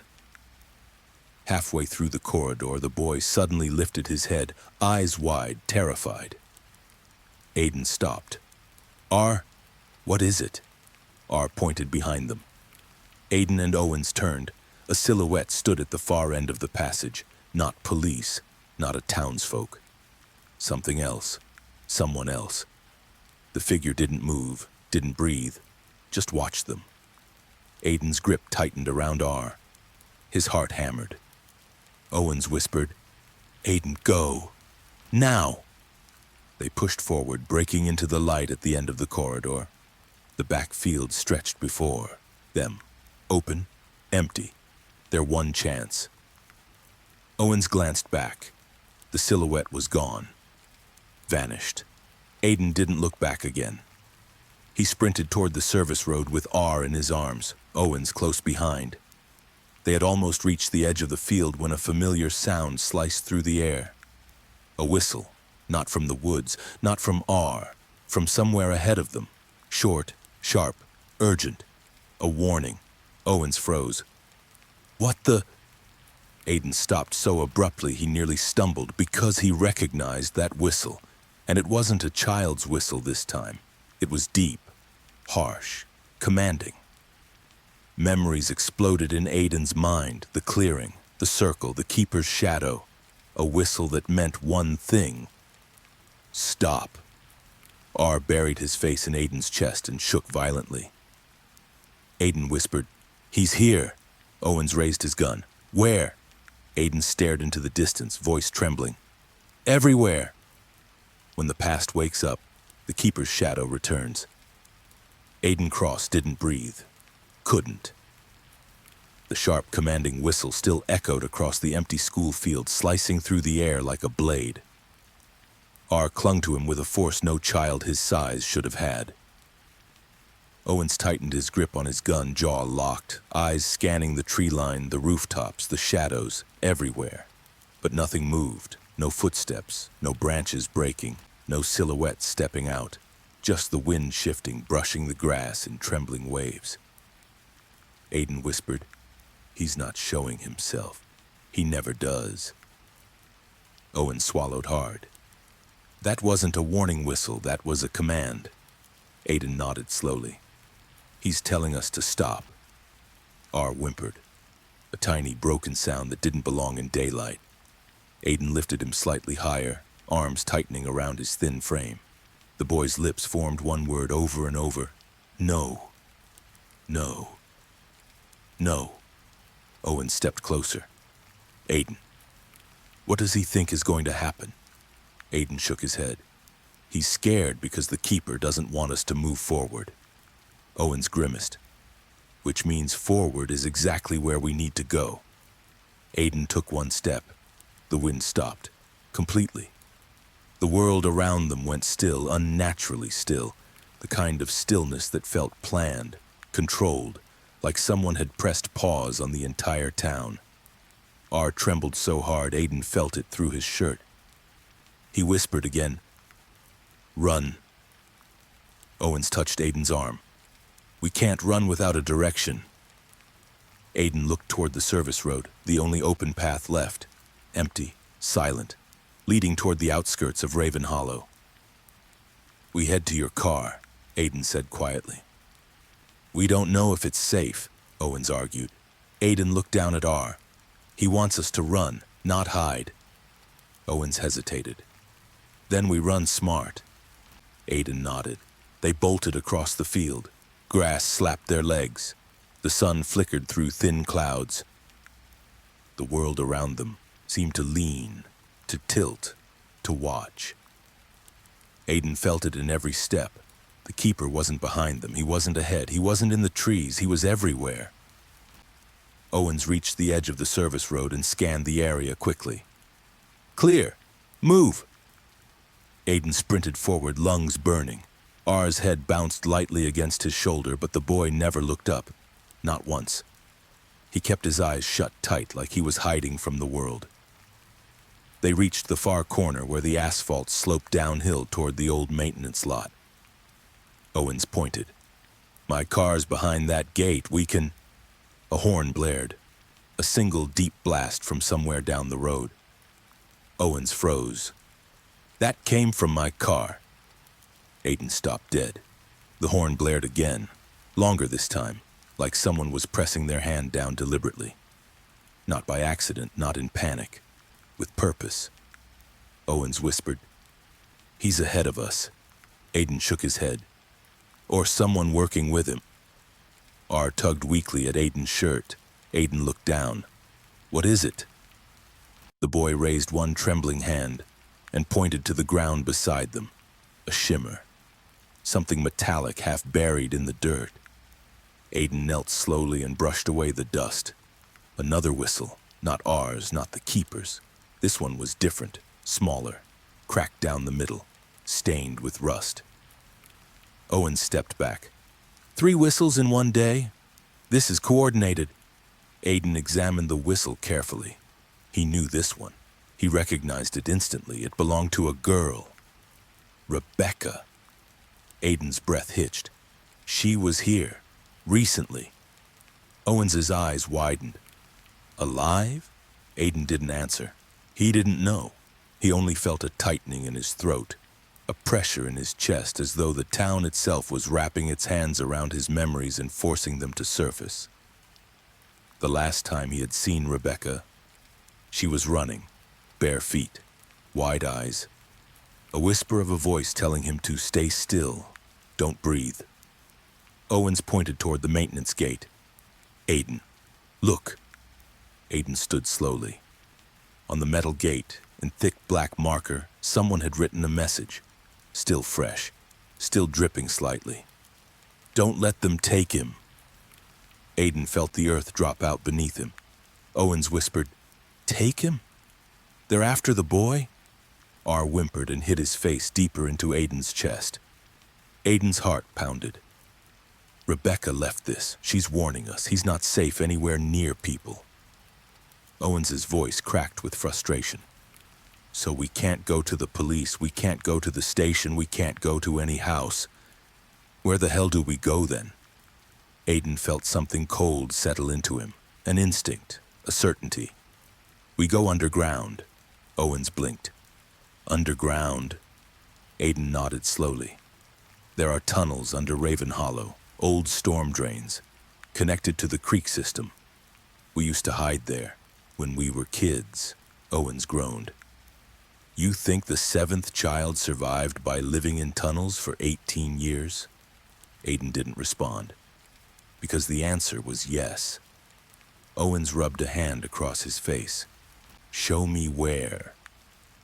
Aiden looked past the gate, toward the maintenance lot, toward the horn-blaring patrol car, toward the shadow that felt too familiar. Then he looked at R. Can you walk? Aiden whispered. The boy shook his head, tears streaming. Aiden adjusted his grip. Then I'll carry you. Owens checked the road again. Aiden, we need to move. Now! Aiden took the first step toward the lot. The horn stopped. Just stopped. The sudden silence felt like a fist closing around the air. Owens raised his gun again. Aiden, get back! Aiden turned. A figure stood beside the patrol car. Not moving, not approaching, just standing, watching. Owens lifted his gun higher. Stop! Don't move! The figure didn't flinch, didn't react at all. Aiden felt his breath freeze. Because the shape, the posture, the stillness, it looked familiar. Too familiar. Owens shouted again. This is the police! Show your hands! The figure didn't. Instead, it lifted its head, slowly, deliberately, and pointed directly at Aiden. R screamed. Aiden stumbled back, nearly dropping him. Owens grabbed Aiden's arm. Go! Aiden turned toward the tunnel entrance behind the gym and sprinted, R clinging to him, Owens running beside them. While the figure behind them stood silently on the road, never moving, never lowering its hand and never breaking its stare. And as they reached the edge of the concrete slope leading underground, Aiden heard a voice whisper behind him, a voice he hadn't heard in 18 years, a voice that whispered one word, Aiden. The voice drifted across the service road like a breath of cold air, soft, cracked, impossibly familiar. A whisper that didn't belong to the living or the dead. Aiden skidded to a stop at the concrete slope leading to the tunnel entrance. Owens grabbed him immediately. Aiden, don't! But Aiden couldn't move. His knees locked, his breath stalled. That single word, his name, hung in the air behind him like a memory rising from a grave. R trembled violently in his arms, burying his face deeper into Aiden's chest. Owen stepped between Aiden and the road, gun raised. "Stay behind me. Do not turn around." Aiden didn't. He couldn't. His mind was a whirlpool. Evan's voice, the nights in the woods, the circle at the 4 trees, the rules, the whispers, the screams he never remembered hearing. R tugged at his collar, desperate. "No, no, no." Aiden pressed a hand to the boy's back, trying to calm him, but his own heart was beating too fast. Owens whispered sharply, "Aiden, move! Now!" Aiden forced himself to take a breath, then another, then a third. Slowly, he backed away from the voice, toward the tunnel entrance. Owens moved with him, never lowering his weapon. The figure on the road didn't follow, didn't speak again, didn't move, just watched. Finally, the slope swallowed them, the concrete walls rising around them like the jaws of a cave. The sirens faded. The figure vanished from sight. The sunlight dimmed behind them. Owens motioned Aiden deeper. "Down. Keep going. Stay low." The air in the tunnel was colder, damp, heavy, carrying the faint smell of moss and something metallic beneath it. Water trickled somewhere far below. Aiden looked at R. "We're okay. We're safe." But the boy shook his head violently, tears streaking down his cheeks. Owens didn't miss it. "If he says we're not safe, we're not safe. Move." They descended the last few feet into the old storm drainage system, a labyrinth of narrow halls, concrete walls stained by years of forgotten weather. Dim light flickered above them, sputtering weakly, failing more with each second. Aiden adjusted R in his arms. The boy was ice cold. His small hands gripped Aiden's shirt like he was terrified Aiden might disappear if he let go. Owen scanned the tunnel. "Which way?" Aiden swallowed hard. "Left. That leads toward the lower creek system. It has exits we can use." Owens nodded. "Good. Move." They started down the narrow left corridor, their footsteps splashing through shallow water. Every sound echoed, water droplets, their breaths, their steps. Every shadow stretched unnaturally along the walls. Every flicker of the dying lights felt like a warning. Aiden tried to focus, but his mind kept replaying that whisper. Aiden. Too real to be imagination, too soft to be a threat, too familiar to be a stranger. Owens whispered, "Tell me exactly what you heard." Aiden shook his head, voice unsteady. It wasn't just a voice. It was recognition. Owens frowned. "Meaning?" Aiden's throat tightened. "It knew me. It wasn't calling to scare me, it was calling because it remembered me." Owens stiffened. "Aiden," Aiden whispered. It sounded like Evan. Owens grabbed his arm immediately. "Unstop. Don't do that to yourself. You know Evan is dead." Aiden nodded slowly. "I know. But the voice..." "Aiden," Owens said sharply. "Trauma plays tricks. This town is feeding you fear. You're hearing ghosts." Aiden swallowed. "Maybe. Or maybe the Keeper is using something from our past." Owens didn't respond. Because both possibilities were bad, they pushed deeper into the tunnel. The air thickened. R's breathing grew rapid. He lifted his head suddenly and whispered one word. "Down." Aiden blinked. "What?" R pointed to the floor, a drain grate ahead of them. Owens shone his flashlight. "There's something stuck in it." Aiden approached carefully and crouched. A piece of paper, folded, damp, edges torn. He reached for it, but R cried out sharply and grabbed his wrist. Aiden froze. "What? What's wrong?" R shook his head violently. Don't touch." Owens frowned. "Trap?" Aiden's chest tightened. "No, warning. Someone wants us to see it but not touch it." Owens carefully lifted the grate with his foot, exposing the paper. "What does it say?" he asked. Aiden unfolded it gently with 2 fingers, barely brushing the damp edges. The handwriting was jagged, uneven, like someone wrote in desperation. 2 sentences. He is not alone. Someone in uniform is with him. Owens went rigid. Aiden whispered, "A cop?" Owens clenched his jaw. "Someone working inside the department. Someone who knows our moves, our locations, our evidence." Aiden felt a hard, cold truth slam into him. "That's how he's been one step ahead." Owens nodded grimly. "He's being fed information." R tugged Aiden's sleeve again, eyes wide. Aiden turned. "What is it?" The boy pointed behind them. A faint tapping sound echoed from deeper in the tunnel. Soft, steady, like someone walking with a cane, or dragging something metal. Owens raised his gun. "We need to move, now!" They ran. Water splashed violently beneath their feet as the tunnel twisted sharply to the right. The lights flickered faster, some dying completely. R's arms wrapped tighter around Aiden's neck. Aiden whispered, trembling, "We're almost to the lower exit. Just a few more turns." Owen stayed close. "If someone is down here..." "They're not alone," Aiden finished. They reached a fork, 2 paths splitting into darkness. Owens pointed right. "That leads to the old maintenance hatch." Aiden nodded. "Left leads to the creek dropout. It's faster." Owens opened his mouth to argue, but R suddenly reached out and slapped Aiden's shoulder, shaking his head violently. He pointed right. He pointed again. Urgent, desperate. Owens whispered, "Right then." Aiden followed him, R's nails digging into his shirt with panic. They turned the corner and stopped.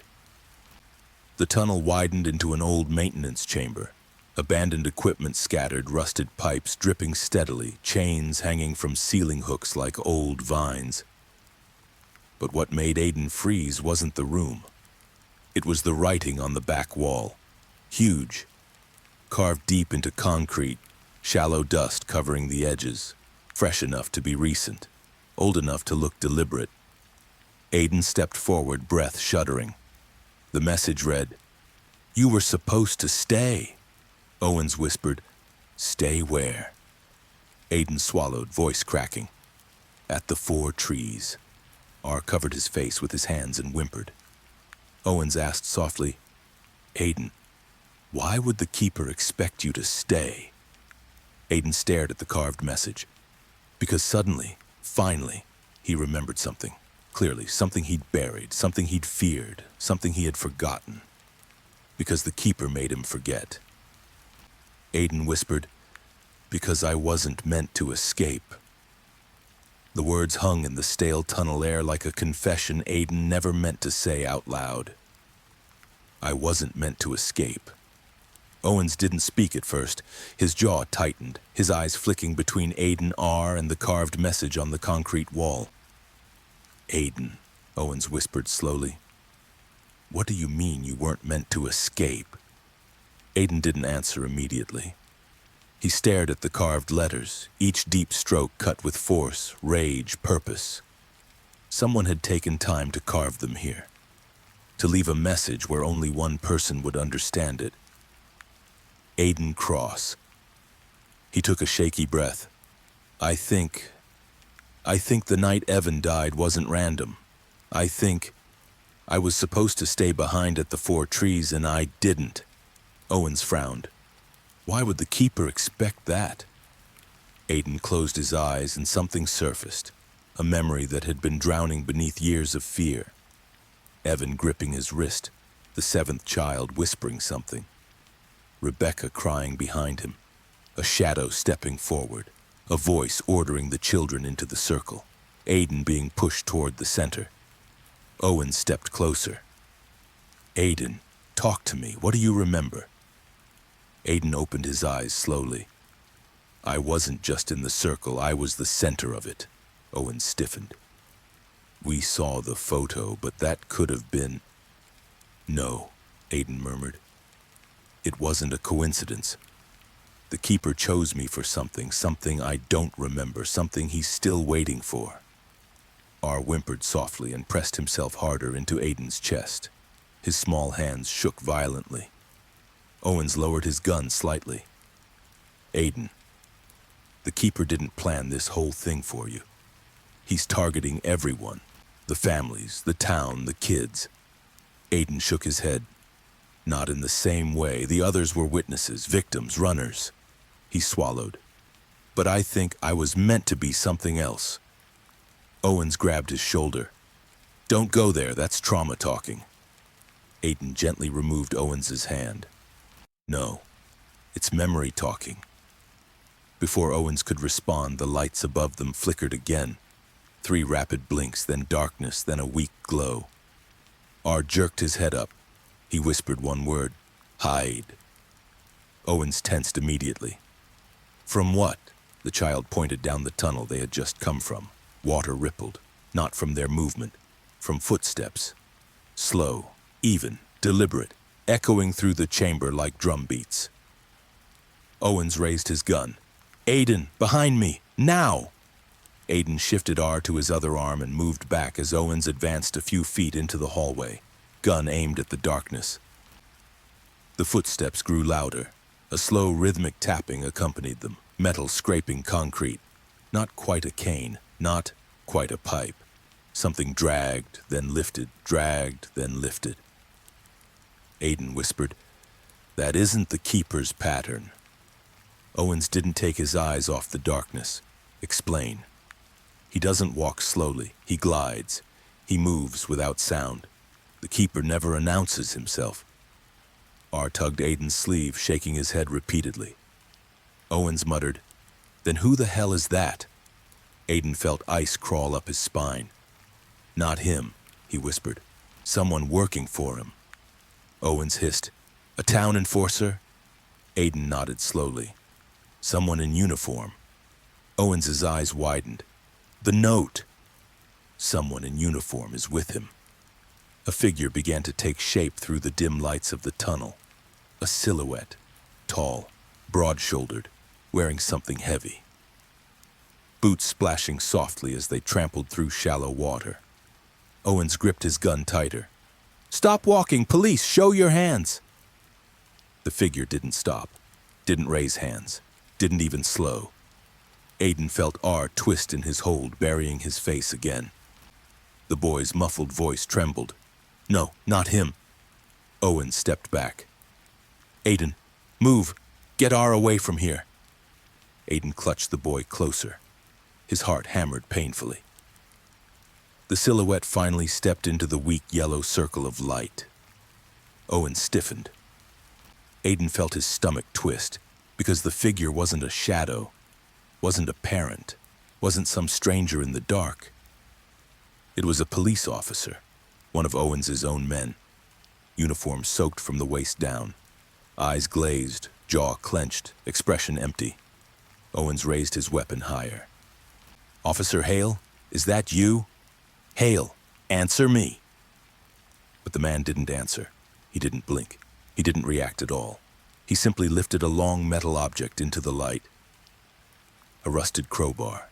Aiden's breath caught. Owens. He's not here on his own. The officer's eyes finally twitched.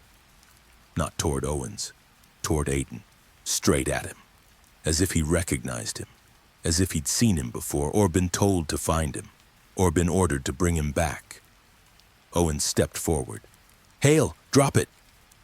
The man didn't drop it. He took one slow step forward. Owens took one back. Aiden, run with the boy, go! Aiden didn't argue. He turned and sprinted toward the back of the maintenance chamber, where an old drainage ladder led even deeper into the underground system. R clung to him, shaking violently. Behind them. Owens shouted, Hale, don't make me! A loud crash echoed, metal striking concrete, shattering the silence. Aiden didn't look back. He reached the ladder and grabbed the rusted rung with one hand, while holding R tightly with his other arm. Owens's voice echoed again, strained. Aiden, move! Aiden climbed, 1 step, 2 steps, 3. Below him, heavy footsteps splashed rapidly through water. Then, a deep guttural voice he didn't recognize whispered, up the tunnel, Bring him back. Aiden froze. R screamed. Aiden climbed faster, heart exploding in his chest. Owens shouted something he couldn't hear over the ringing in his ears. He pulled R up with him, boots slipping, hands burning against rust. At the top of the ladder, he shoved the boy onto the ledge and climbed out after him. He reached for R, pulled him close, stumbled forward and collapsed against the wall of the upper tunnel. Below them, silence. Then, Owen screamed, a raw, agonized sound that tore through the concrete. Aiden's heart plummeted. He scrambled to his knees, reaching for the ladder, but R grabbed his shirt, crying, shaking his head violently. "No! No! No!" Aiden whispered, voice cracking. "Owens!" Another scream tore upward, then silence, total, complete, terrifying. Aiden felt his breath hitch. Something moved below, something heavy, something breathing. Then a voice drifted up from the darkness. Low, cold, almost amused. He remembers. For a few seconds, Aiden Cross couldn't tell if the voice had come from below, behind, or inside his own head. He remembers. The words slithered up through the tunnel like smoke, wrapping around his ribs, choking the air out of his lungs. R clung to him, fingers digging into his shirt, small shoulders shaking. The dim light overhead flickered once, twice, then steadied into a weak, sickly glow. Silence followed. No more footsteps. No more metal scraping concrete. No more screams. Just the echo of Owen's voice still stuck in Aiden's ears, cut off halfway by something he didn't have the courage to picture. R sniffled against his shoulder. "Aiden?" Aiden swallowed hard. "I'm here. I've got you. You're okay." He didn't feel okay. Every muscle in his body was tight, ready to bolt in 3 different directions and nowhere at all. He crawled forward a little, away from the ladder opening, keeping his back to the rough tunnel wall. He couldn't go back down there. Not yet. Not alone. And definitely not with a terrified child in his arms. R's breathing came in short, stuttering bursts. His eyes were wide, unfocused, staring at something far away that had nothing to do with the cracked concrete in front of them. R. Aiden cupped the boy's face gently. "Listen to me. Are there other exits from this level?" R blinked slowly, as if dragging himself back from somewhere deep. He nodded. Aiden tightened his grip. "Where?" The boy raised one shaking hand and pointed down the new tunnel they'd crawled into, narrower, darker, lined with old pipes humming with distant water. "That there," he whispered. "Old door." Aiden took a breath. "Does he know about it?" R shook his head quickly. He stays up. With them. Them. The grown-ups. The uniforms. The ones Evan warned him about without ever saying it out loud. Aiden forced himself to move, one knee in front of the other, boots scraping through shallow water. The tunnel curved slightly, hugging the natural slope of the town above. Every few seconds he glanced back at the ladder hole, half expecting a hand to reach up and grab the edge. Nothing came. Nothing moved. Nothing breathed. But the silence itself felt like a presence. R clutched Aiden's collar. "He's angry," the boy whispered. Aiden's pulse spiked. "At who?" R met his eyes. "You." Aiden exhaled a shaky breath. "Because I remember?" R nodded. Aiden swallowed hard. "Then good. Let him be angry."